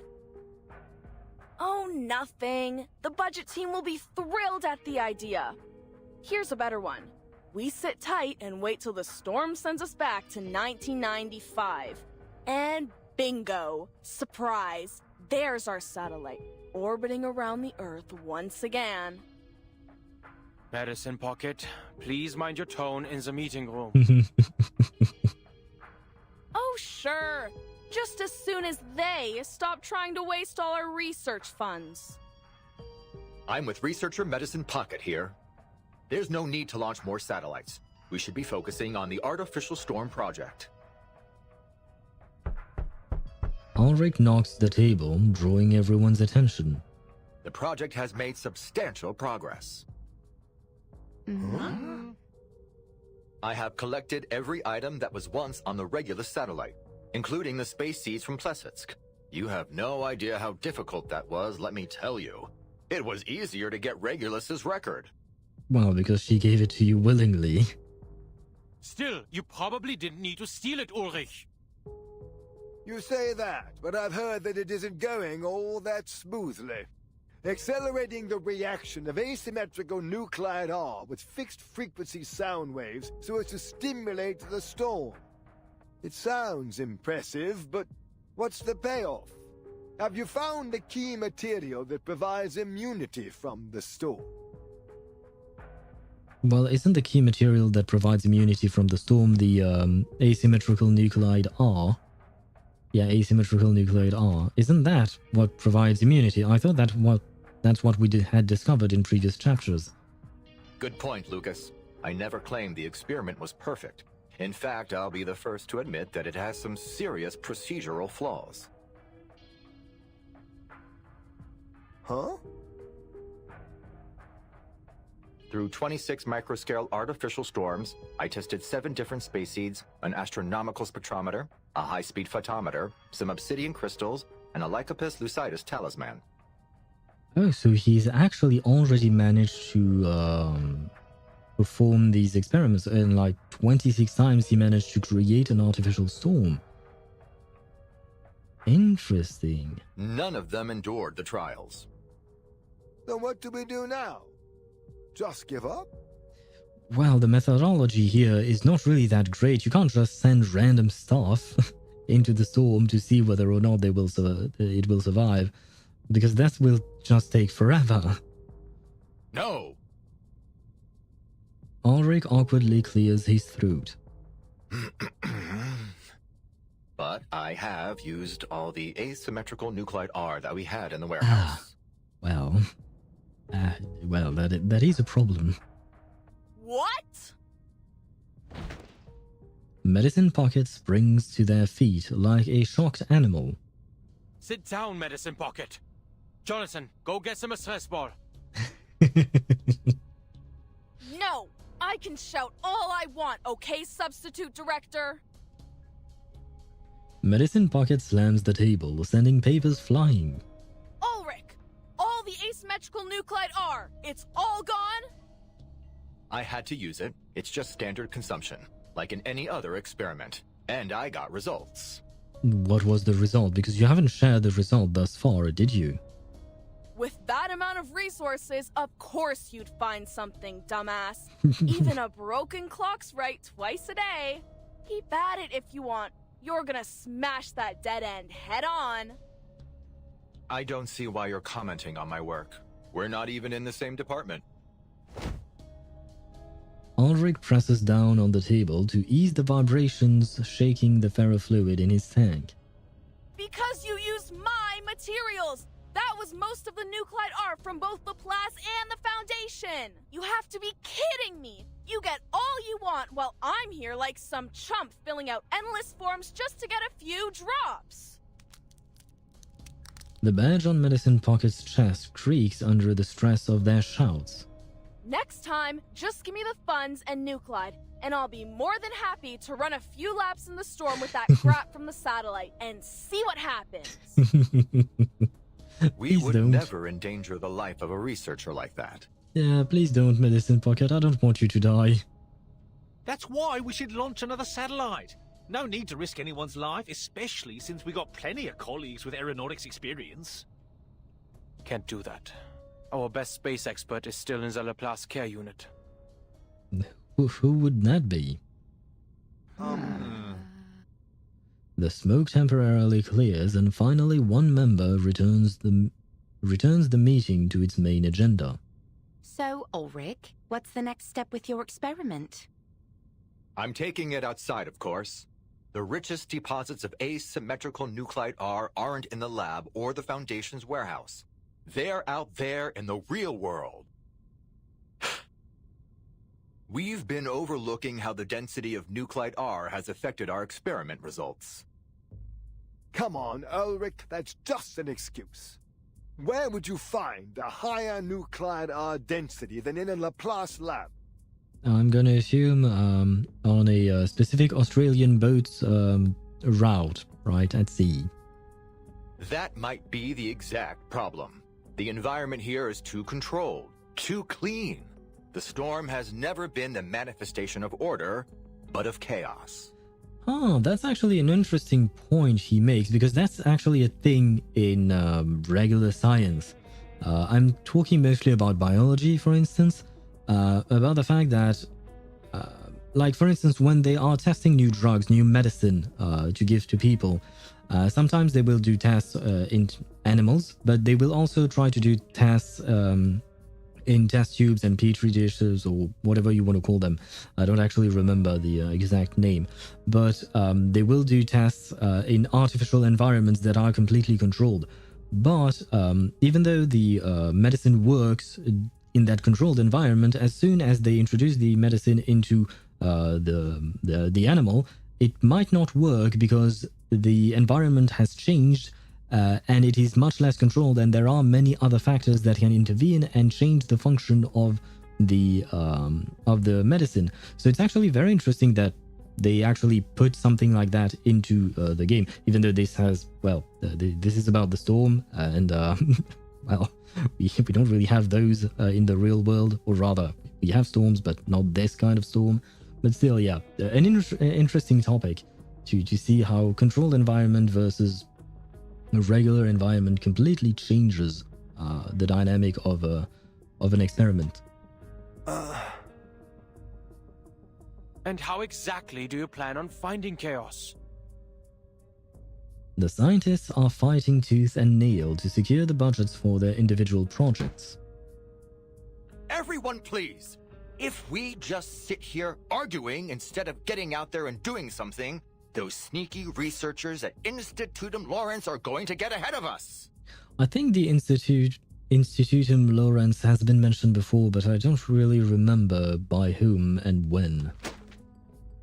He slams a butterfly-patterned envelope heavily onto the table, adding yet more fuel to the fiery chaos. Lawrence? That strange secret society? Is that where... because Adler, or Enigma, asked Ulrich how he intended to find chaos. Is that actually what Ulrich is doing right now? He's creating the chaos he needs. Let's see what kind of bull they're spouting this time. No medicine pocket, just toss the letter into the shredder. Well, reading it can't hurt, can it?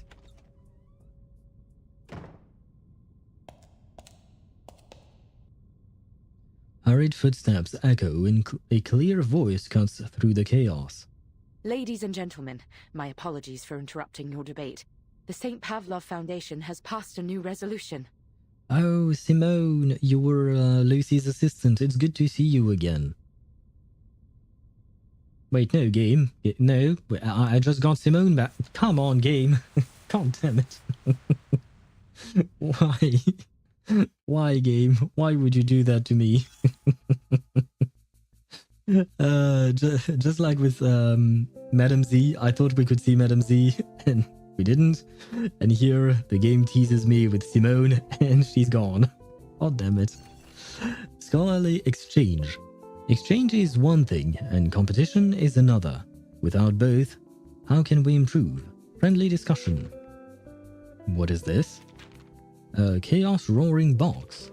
Lawrence Butterfly attached a roaring ritual to an envelope. This is a device driven entirely by Arcanum. Are we really going to use this? A black eyeball covered in synapses, complete with a mouth? That sounds disgusting. Or rather, I'm picturing this thing. A black eyeball covered in synapses and filled with... Yeah, I didn't need to have that image in my mind. Let me guess. It's got stringent activation conditions, experimental results that are near impossible to replicate, and an unconventional method of operation. Once activated, it detects environmental changes through gnosis. emitting screams at varying decibels levels to indicate different supernatural phenomena. Well, it certainly fits their style. Our understanding of the storm is still quite shallow. Institutum Lawrence is offering a new perspective. The storm is not a phenomenon, but the ebb and flow of chaotic variable energy.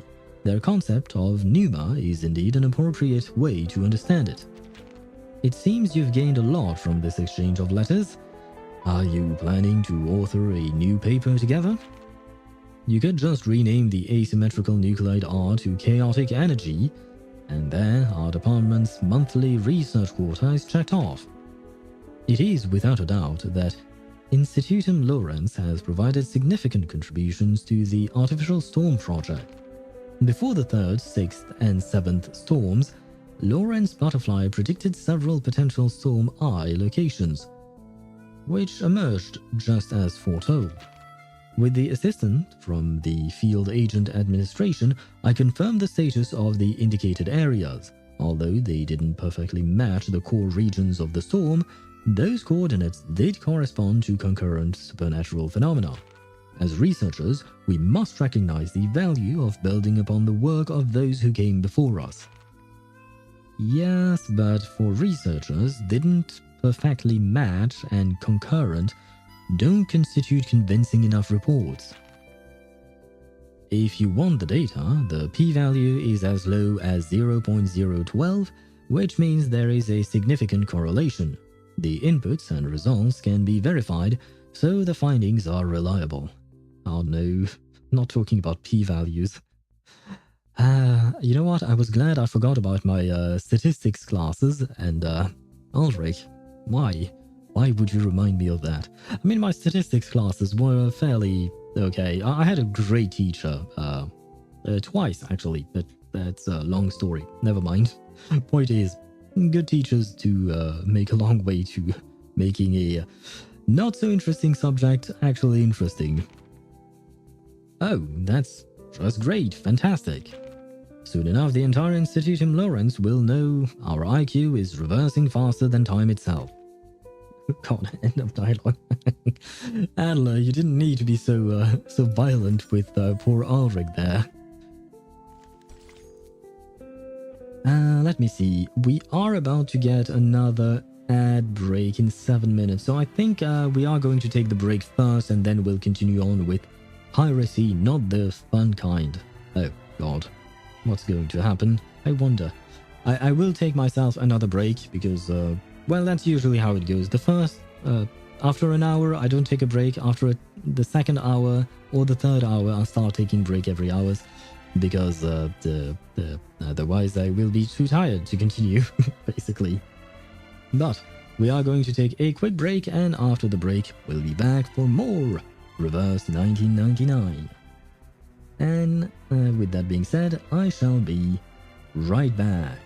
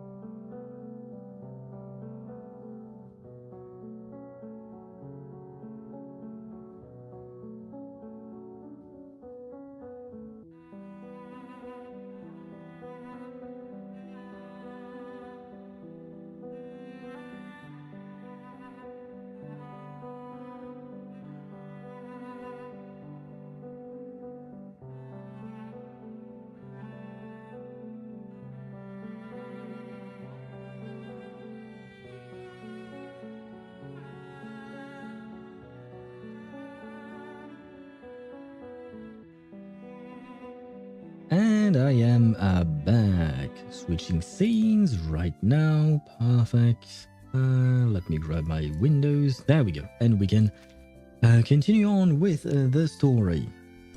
Let me see. We are at the 10th one. I'm thinking. Because I do try to plan out my streams, more or less. Kind of. They don't always go according to plan. I was certainly not expecting to only go through half of the story in 2 streams, but it is what it is. We've spent a lot of time yapping throughout the story, of course, but also like we've yapped for an hour today before we actually started the game, which is lovely as usual, but it's true that because of that, we are not progressing through the story as fast as I expected. So we'll try to do a couple more stages today.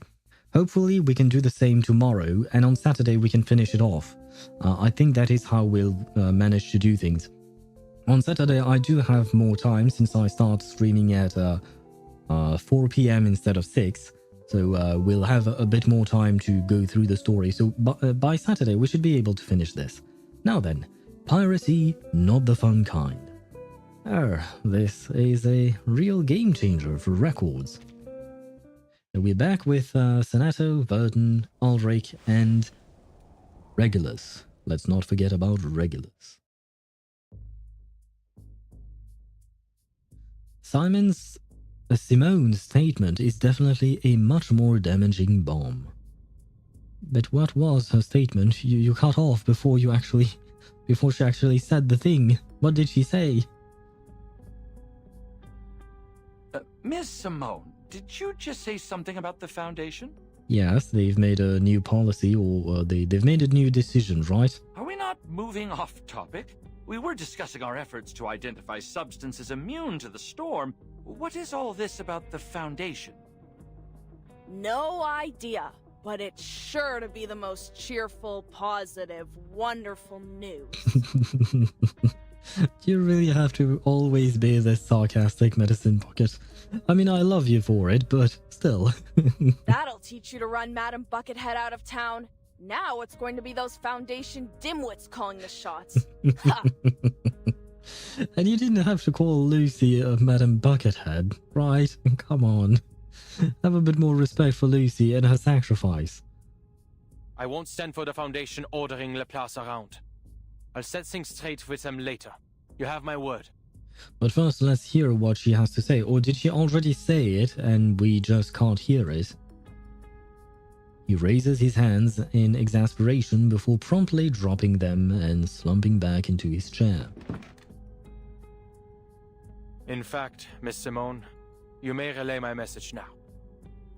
I understand your concerns, Mr. Enigma, but given our present circumstances, the Foundation's involvement may have a bright side. So I guess we don't get to know exactly what the decision was? She unfolds a neatly prepared document. The resolution the Foundation relayed to me was principally concerned with your artificial storm project, Mr. Ulrich. Okay, I guess what I just said 5 seconds ago was wrong. We are about to learn. Huh? What? Did you switch gears on us, Ulrich? For Flux's sake! All I did was ask for a little support. Speaking of, the Foundation also sent through their approval for your other requests. Mostly anyway. They agreed to supply the majority of your requested materials, including replenishing a portion of our asymmetrical nuclide R, and they've dispatched field investigators to assist us. Well, this is good news, right? Additionally, they've done preliminary screenings on the locations you mentioned and confirmed they meet the specifications of our experiments. Though I guess everything comes at a price. The Foundation has never been this generous with us before. Yeah, what's the catch? Huh. Joy rushes through Ulrich. He feels almost in a daze. Don't go popping the champagne just yet, Ulrich. Our new bosses aren't going to come anywhere close to replacing all the asymmetrical nuclide R you've wasted. I guess Medicine Pocket is still angry about that. Understandable. Ulrich ignores them, his gaze fixated on the letter in Simone's hands. Still, it's all too easy. What's the catch? Ah, so I'm not the only one asking the question. They want to witness our results. Firsthand. Well, that's not really that big of a catch, is it? The table is smacked once again. Deal! Someone, anyone, take down the minutes. Ulrich pounds the table once more, sending waves through the ferrofluid. They also sent over another possible location that they haven't been able to confirm. A ship. The Foundation has requested that you investigate it personally. The Timekeeper will brief you on the details. Fine, fish tank. You're off the hook for now. Come on, guys, please have more respect for these awakened arcanists, whether it is Medicine Pocket about Lucy or Regulus about Ulrich. And it's not nice. It is funny, but it is not nice. Regulus glances at them, then her eyes fix on Ulrich, who is calmly removing his disguise. Just so we're clear, you're not planning to smuggle out my treasure, right? I wouldn't think of it. Fab. And you're not angling that I foot the bill for this excursion, right? Well, I don't think you can afford that. You're not Sotheby. Ulrich clears his throat before steering the conversation back on track. The Foundation's intel appears accurate. After some preliminary checks, I am certain this will be an ideal locale to conduct our experiments. Yeah, but what about the people? On the cruise ship, I mean. Because I don't think the cruise ship itself is the important part, right? The important part is where the cruise ship is headed. Like, it is passing through the ideal location for your experiment. So why not grab a research boat instead of going on a cruise ship? Because, you know, if the experiment goes wrong, then you have a whole bunch of people who could die. I've never seen such intense readings of asymmetrical nuclide R outside of the storm. Well, I mean, that's great, but doesn't really answer my question. Well, I mean, you can't hear my question, but still. Now hold on a minute, Ulrich. You're not about to take a swim, are you? Can he swim? Only if necessary. Can you actually float with all that metal body that you have? With my record? You've got to be off your rocker, mate. Ulrich quickly abates her protestations by presenting her with the record. Not at all. It's time it was returned to its rightful owner. So you are done with it? She embraces the record like an old friend. Oh, my darling. Oh, my treasure. Welcome home. Oh, I'll broadcast your tracks on Radio Apple for 72 hours straight and hold the rockinest party ever just for you. Oh, you've got my word. This girl has a problem, man. And 72 hours. Goddamn, I thought the Bernice song lasting for 10 hours was already quite a lot, but I guess Regulus had to top that.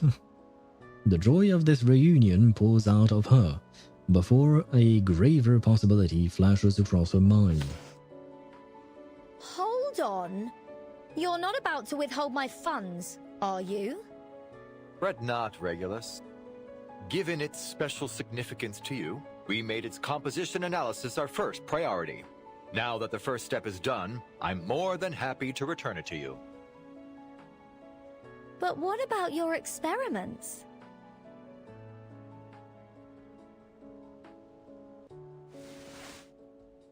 Clutching her little thing in her hands, Regulus hesitates, and then reluctantly hands it to Ulrich. Ulrich clears his throat again, donning their feigned formality of his disguise once more. Wait, I just noticed. He cleared his throat twice, apparently, but Ulrich is just ferrofluid. He doesn't have a throat, so what exactly is he clearing? Like, how does that work? Not to worry. I've already made arrangements. He proudly raises his coat to unveil Laplace's latest masterpiece. Dozens of identical Little Thing records are stacked neatly together. We went to great lengths to ensure these replicas were identical in every way. We even reproduced the ink used in the signature, identical down to their heart and soul, courtesy of Laplace craftsmanship. We've achieved complete consistency in both composition and appearance. I'm not sure Regulus is going to like that. Ulrich's proud tone is cut off by Regulus's exclamation of surprise. What? Well, I've got to hand it to you. They're dead ringers for the real thing. But this is piracy. And not the fun kind. Musical piracy. So she's fine being a pirate, but only when it suits her.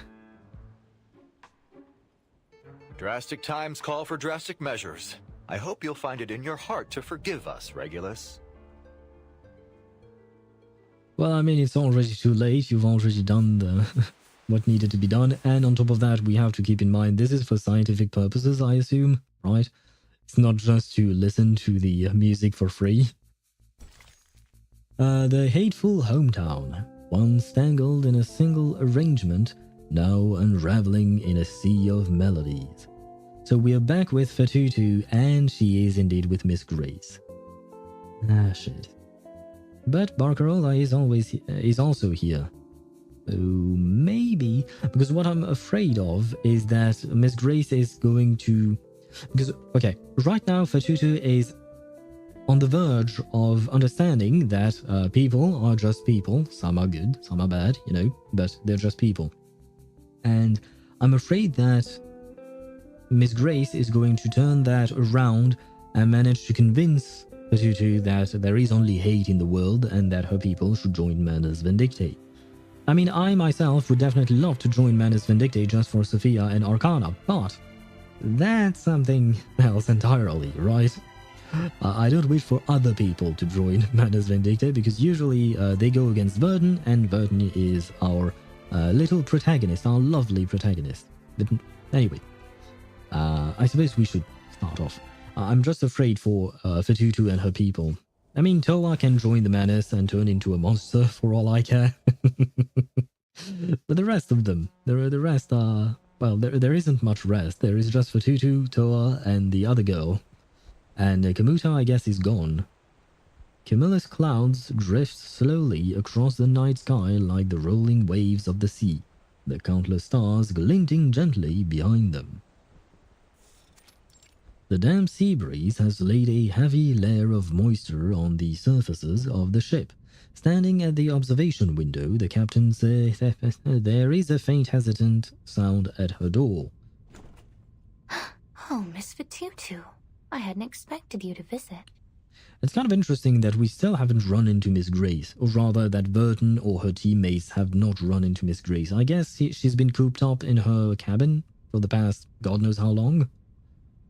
Grace's face lights up, every inch radiating joy. She eagerly opens the door, affectionately pulling Fatutu into the room.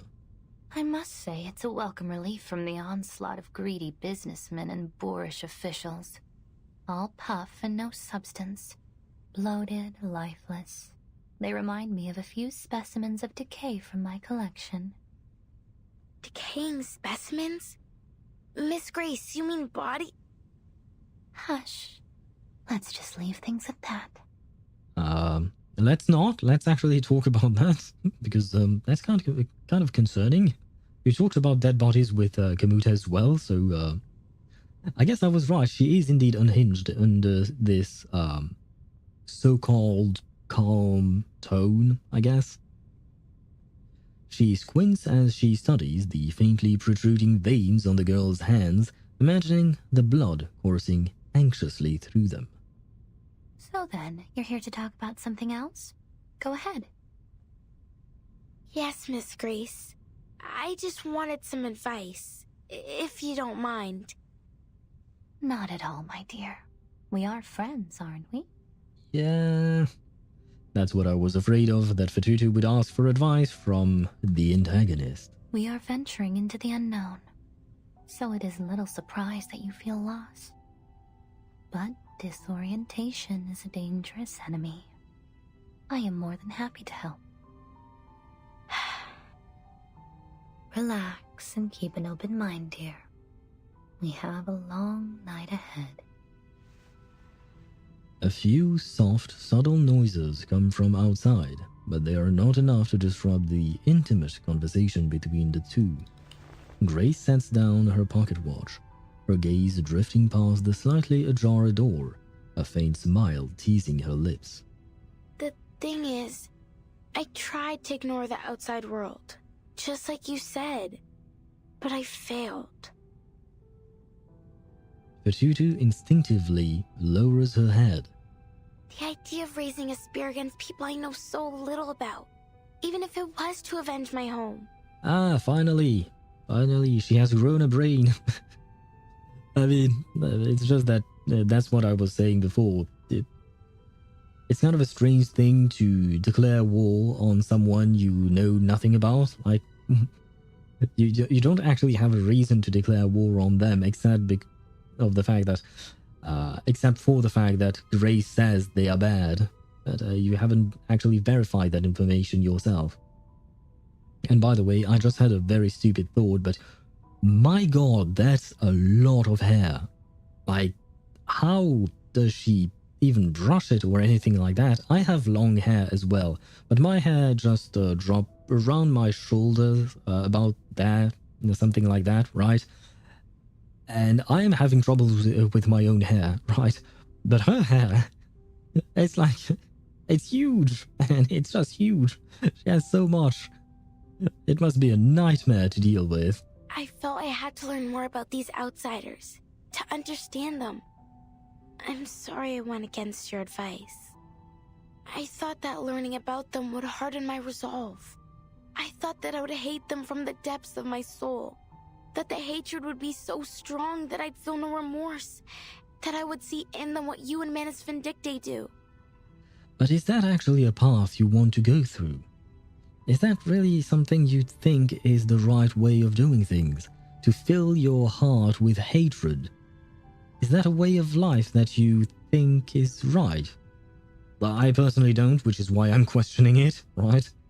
But like, I don't know, feels strange, like you say, you know, she's telling us that she's filling her own heart with hatred. Like, why would anyone want to do that?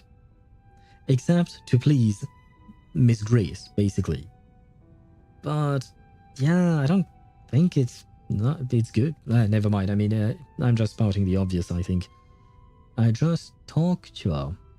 I guess you changed whatever you were writing before. But still not better, Josh.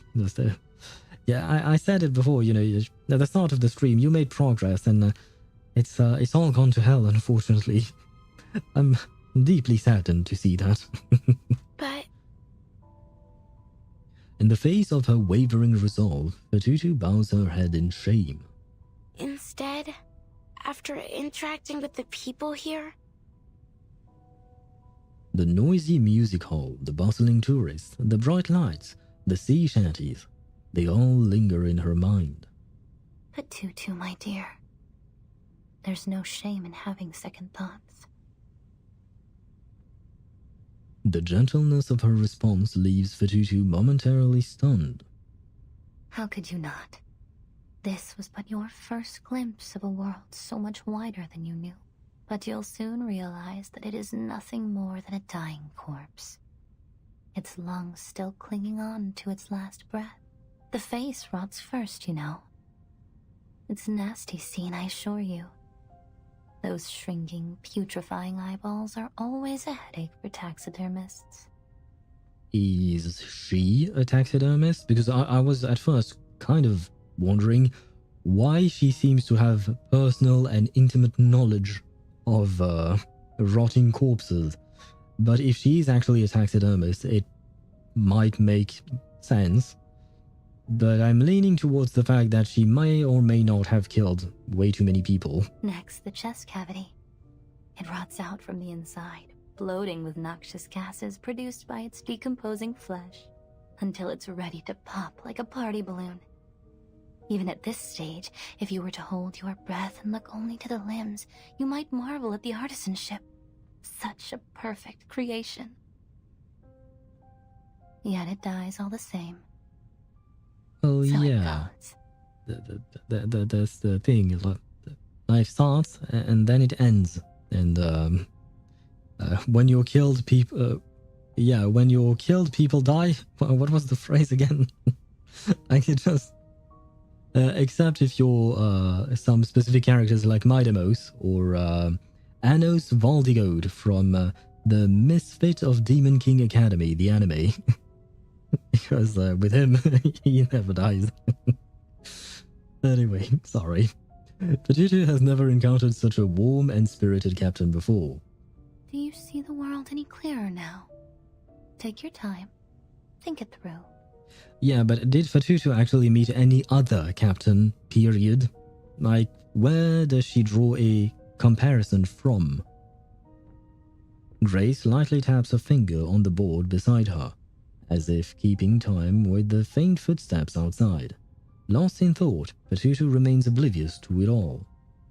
The outsiders are different from what I expected. Miss Grace, are you sure they're truly evil?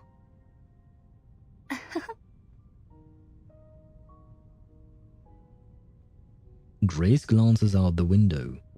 Through the porthole, a strange vibrating sound grows louder and more distinct. Following Grace's gaze, Fatutu notices an enormous shadow on the other side of the porthole. Can parasols and railings really create such an enormous silhouette? They are cunning, menacing, and at times have even been known to engage in eavesdropping. Ah, that's what Barcarola is doing, because we saw her. She was outside the door of this cabin, right?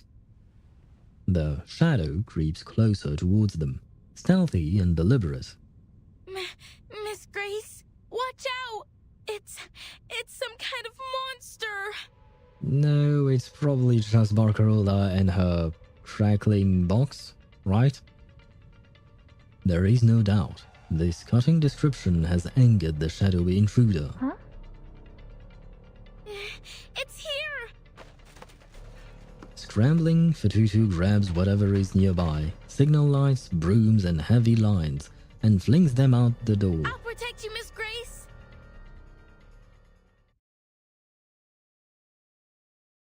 Is this actually going to be a fight?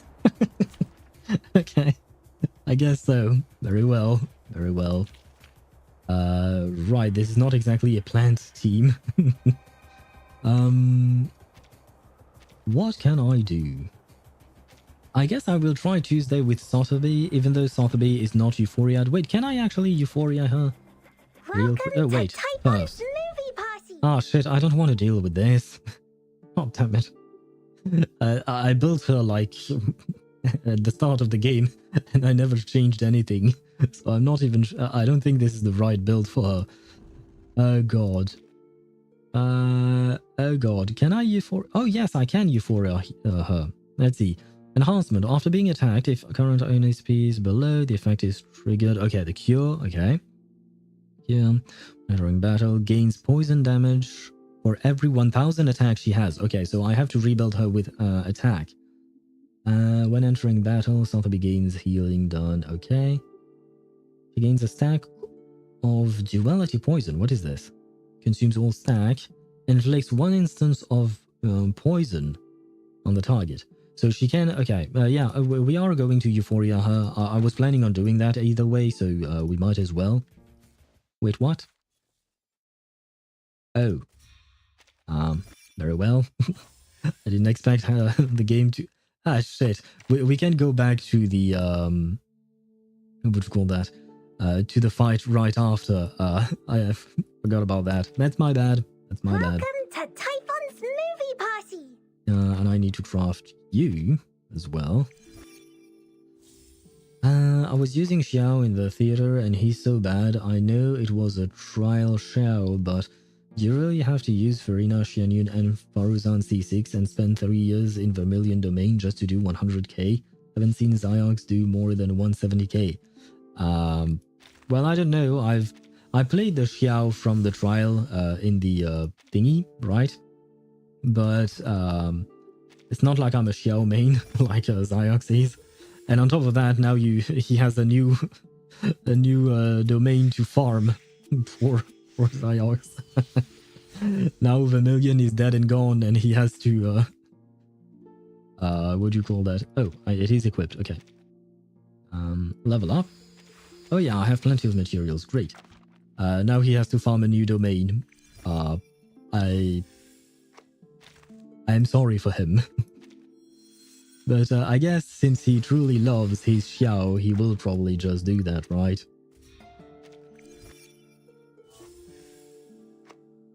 There we go. One more time. And I guess this should be the last time around, right?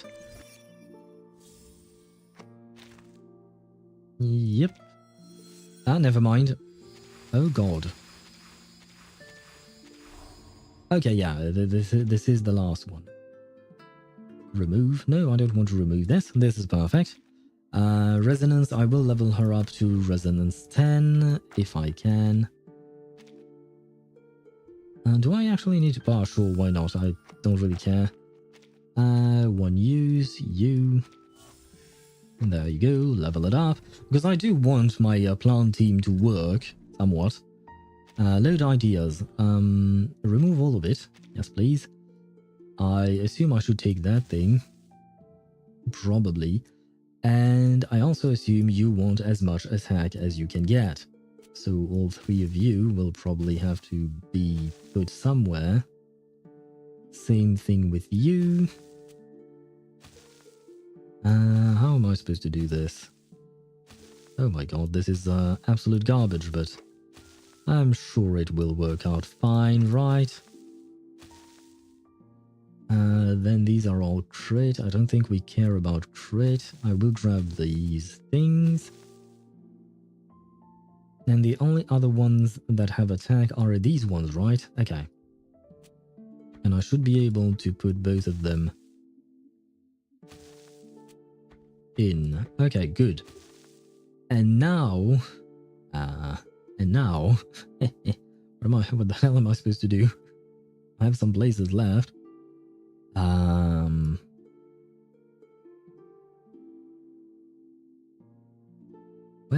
Well. I guess I can grab you. Yeah, no, you're not good for me.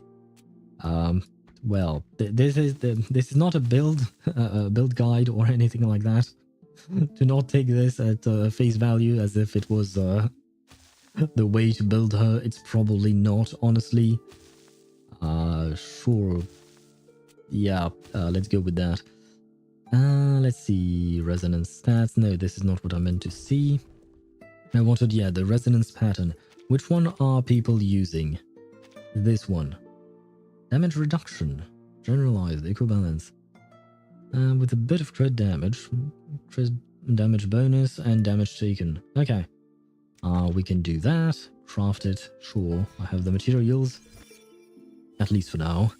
Gonna have to spend more time farming. And finally, we are done, right? We are done, yes. Okay, it has been equipped. I know I didn't need to do all of that just for this fight, I know, but I still wanted to. And I can't level up her Psyche because I'm tight on materials for that. Hopefully, this will make her strong. Past time I went to bed. And useful for our dear Tuesday. For the mother's baby. For the baby's mother, sorry. Start, yes, okay. We're there and we are back into the fight. To be honest, I would quit the game if I wouldn't spend money on it already, if they would do that to Mike and each. I mean... it does it really matter? Like, what kind of a percentage is there, in terms of difference? Because I do believe that the new set is going to be better than the Vermilion set for Xiao, right? But is it really that much better? Like, do you really need like 5-10% more damage on your Xiao? 25%. Okay, that's kind of a big jump. Not gonna lie. 25% is kind of a big jump, but the question is, do you actually need it? It depends on what your priority is. Do you want to have the greatest Xiao of all time? Do you want to, or do you just want to clear the content? Or do you just want to go through the story? Like, depending on what goals you've set up for yourself, this is not a horrible thing to see, in truth, I mean. Now then, do I need anyone else? I guess technically speaking, I don't need Kakanya, because Sotheby will keep us alive if need be. But I like Kakanya. I have had P5. I'm going to use her wherever I can. Oh then, let's see this team. I've never actually played Tuesday, so I don't actually know what to do with her. Sure, I don't feel like reading anymore. So, what do I do? What do I do? Right, it's Jessica's Psy Cube that applies poison every couple of turns. And I don't have that here, which is kind of too bad. What's this? What does this do? Mental damage on one target. Poisons for 2 rounds, okay. And what about you? What do you do? Ah, okay, I'll go with that first, right? Oh, -20. No, I have to do this one first and then this one. Okay. First apply the poison, then the debuff will be even stronger. It's for your safety. This is a breach of Free Breeze passenger etiquette. You're waking it. I dedicate this song to you. Listen to the melodies of wind and waves.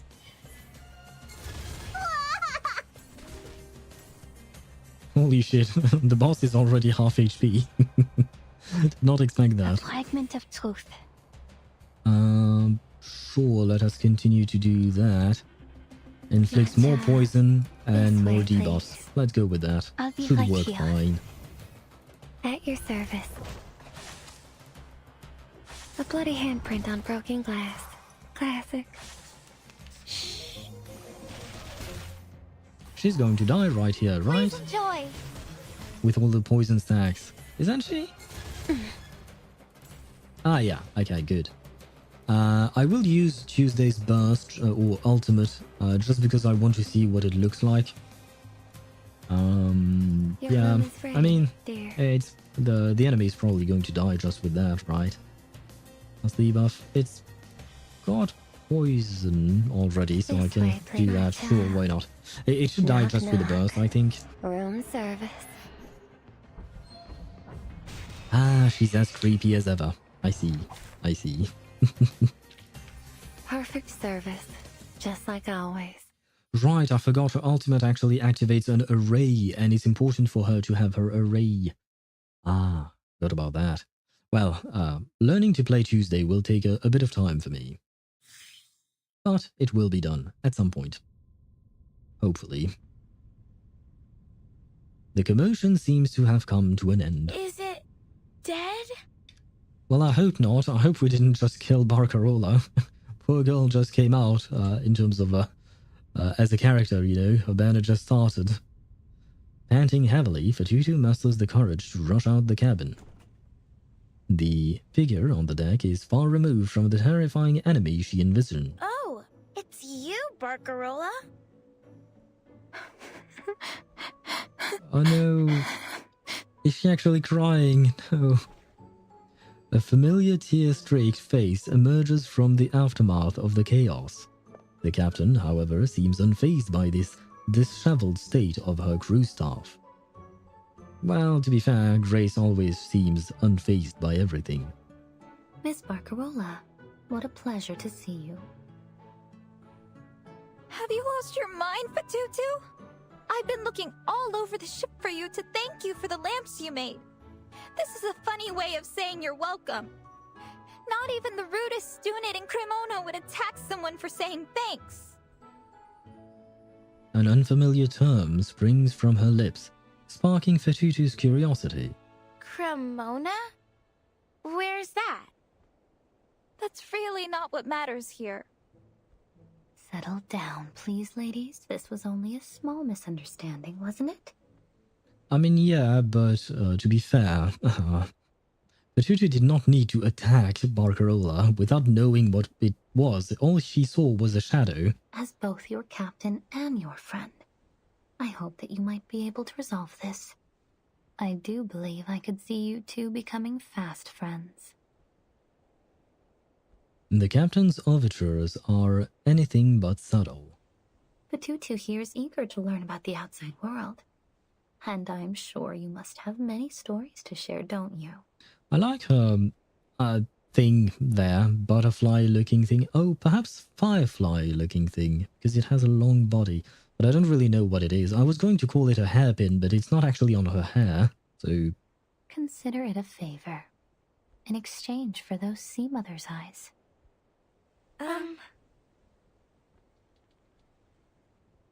It simply wouldn't do for a captain to leave these two in such a state.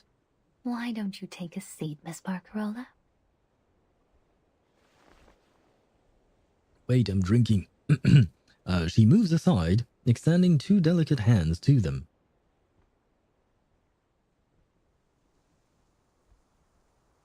Oh, wait, this is... No! Game! Come on.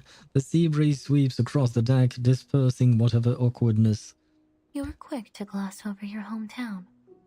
Cremona, wasn't it?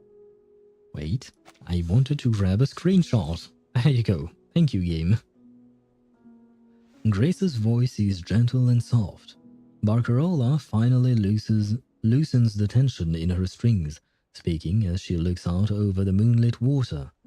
Cremona, the city of violins, as they say. See, I was born in that awful, dreary old place. But I don't like to talk about it, Miss Grace. Fatutu examines Barcarola's expression. But it sounds like you still miss your home. So why speak of it that way? Is there something wrong with it? In Nukuteao, when we find something rotted in our village, we wrap it up in stinky grass and throw it in the ocean. Do you outsiders not do this as well? What? What's the connection there? Well, it's not completely rotted exactly. It's just... She furrows her brow, seemingly searching for the right reply, I think. In Cremona, everything is bound up with the violin. How it's made, how it's played, even the science of it. It fills the air and every conversation. You can't walk to the trattoria without tripping over a virtuoso. They come from Rome, Berlin, London, New York, Nairobi, Tokyo, Uppsala, people from far and wide, all crammed into one town. Not a day goes by without a concert, a symphony, or a festival musicale. Am I misunderstanding you? Because to the Nukutai, the idea of a place with music and festivals every day sounds very... fun. That's where you're wrong, Signora. It's no fun at all. I guess it's because all of it is about violins and she wanted to play something different. At least, for me. To be Cremonese is to take pride in its music, its history, and above all, its violins. And you must learn to love the violin, the viola, the violoncello, and the bass, because there is nothing else. Every quartet is a string quartet. Every concerto is Vivaldi. Strings, strings, strings. The monotony is unbearable. So I guess I was right about this. And this is the word I was looking for, a cello or a bass. Bass? A bass, because a bass is the fish, right? I think. But okay, yeah, there are different kinds of violins. I mean, Personally speaking, I really love violins, but I can understand why she would grow tired of them and want to listen to something different. Probably. The world has so very many instruments as diverse and as varied as the people that fill it. Even the shell around your neck could sing if you knew just where to tap it. I sense another potential for a screenshot, but will the game allow me to get a screenshot? But not in Cremona. That's why I speak of it that way, Fatutu. Because if I had stayed there, I would never have seen the music of the world and its instruments, and my crackling box would never have been able to know their sounds. But this is a good parallel to draw in regards to Fatutu's life as well, because now, just like Barcarola left Cremona, Fatutu has left the island, right? Melly, I think she called it. And she can expand her horizon and learn about the world. But this is a good thing, which goes kind of against what Miss Grace is telling Fatutu, which I'm confused about. Like, why would Miss Grace want Barcarola to give a positive idea of the outside world to Fatutu? The new Kutai don't have many instruments. Not so many as you anyway. But we were never bored with what we had. I'm certain that your island holds great beauty beyond its music. If ever we grow tired of singing and dancing, we'd go searching for shells or swimming in the reefs. You still have much to learn about the world beyond your islands. Then you have no intention of ever returning home, Miss Barcarola? A seemingly most ordinary question. Return? No, never. They're too set in their ways. Like old fossils. My vision of music grew beyond them, and I did too. Barcarola cups her hands around her mouth and hollers out into the fog-covered something. Back into their little world! Your determination is admirable indeed. Glad to hear it. Then my position is safe for another day. How could it not be? You are the very star of the free breeze. Uh-huh. Barcarola's face lights up with renewed pride. What about you, Miss Grace? You've never told us about your home. Oh, that would be interesting. It's a place of little interest to anyone. Not even worthy of naming. Oh, come on. Her demeanor is far more composed than the rambling chatter of Barcarola. They say a musician must be free of attachments to be truly creative. Perhaps this is true of captains as well. No, that can't be right. The new Kutai believe that to stray from our home is the death of the spirit. If we travel too far and too long, our spirit shells develop cracks that no amount of Nuku glue can mend.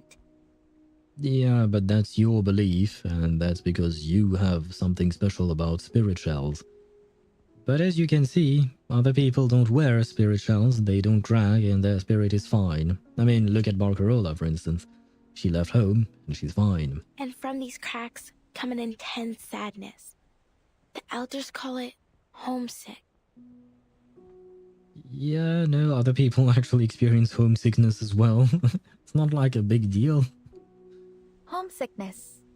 See, we have this word as well. The sailors aboard often ask me to play the songs of their youth when they're missing their homes. So many different melodies. Thankfully, my crackling box has all kinds of instruments to suit their needs. I imagine it must be difficult for your people now. If you'd like, I could learn to play some of your songs and perform them. I'd be more than happy to help after all you've done. That's kind of you. I'm sure it'll be of great help to us. I'm more than happy to help, Fatutu. It is my job after all. The girls' conversation seems to stretch on forever, but the increasing frequency with which they rub their eyes clearly marks the fact that they are tired and probably want to sleep. Eventually, the sun climbs above the sea, painting its surface a satin blue, and as the ship's horn sounds, gentle ripples It do appears something. the sun has caught up with us, ladies. Does that mean they talked all night? Mamma mia! The concert! I can't hear the words Mamma Mia without thinking of, well, Satoru for one, because he always uses those, but also thinking of Rocha, the character from Wuthering Waves, because she keeps saying that when you use her skill. As she rubs her eyes, Barcarola catches a glimpse of the captain lightly shaking her pocket watch and remembers something equally important. I promised Signora Regulus a rock and roll concert, but I haven't even asked her what instruments she needs. She needs a DJ set, like the plates, things, but I don't know what they're called exactly. Ciao, ragazze! With hurried footsteps clattering down the stairs, Barcarola quickly vanishes. Thank you for talking with us, Miss Grace. She has waited for Barcarola to clear out of sight before speaking. Don't mention it. I only hope that it was helpful for you. I have one last question.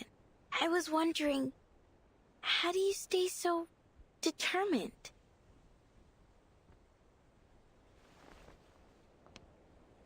Oh, I guess we won't know the answer to that question. But I am very confused as to what Miss Grace was attempting to do here. Because it feels like it had the opposite effect.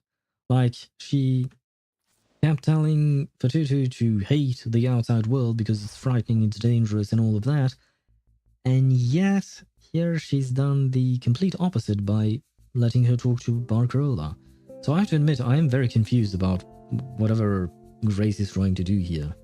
To be fair, I don't actually know what the end goal is, except for recruiting Fatutu and her people, of course. But I assume there is another end goal that we know nothing about yet. Anyway, I can't wait for the clash between Miss Grace and Team Vertin and... what's his name? Ulrich, for instance. But those are things that we'll experience tomorrow. Because it's quite late already. It's almost 11 p.m. for me. So it is time for me to get dinner. I'm growing hungrier and hungrier. There was one last thing I wanted to mention, but I kind of forgot what it was. I guess my brain is really dying. I am too tired to actually think. I'm trying to think, but not sure. It's early. Maybe for you. Depending on your sleep schedule, it might be early. But in order to get dinner, no, it's not early. No, I don't think anyone would call 11 p.m. early to eat dinner. But never mind that. There was one thing I wanted to mention, but never mind. You know what? It's fine. I will perhaps remember it tomorrow while we go through the rest of this story. I mean, we are probably not going to be able to finish the rest of this story tomorrow. Like I said before, at the pace at which we are going, we'll probably have to finish it on Saturday, but we'll continue tomorrow and we'll do as much as we can.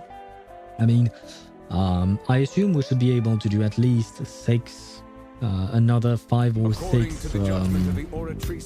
stages tomorrow, and hopefully the rest of them we can do on Saturday. Yeah, that would leave us like, what, 7, 8 stages on Saturday? I think we should be able to do that if I don't yap too much at the start of the stream, hopefully. And happy prison day to you as well, Tosh.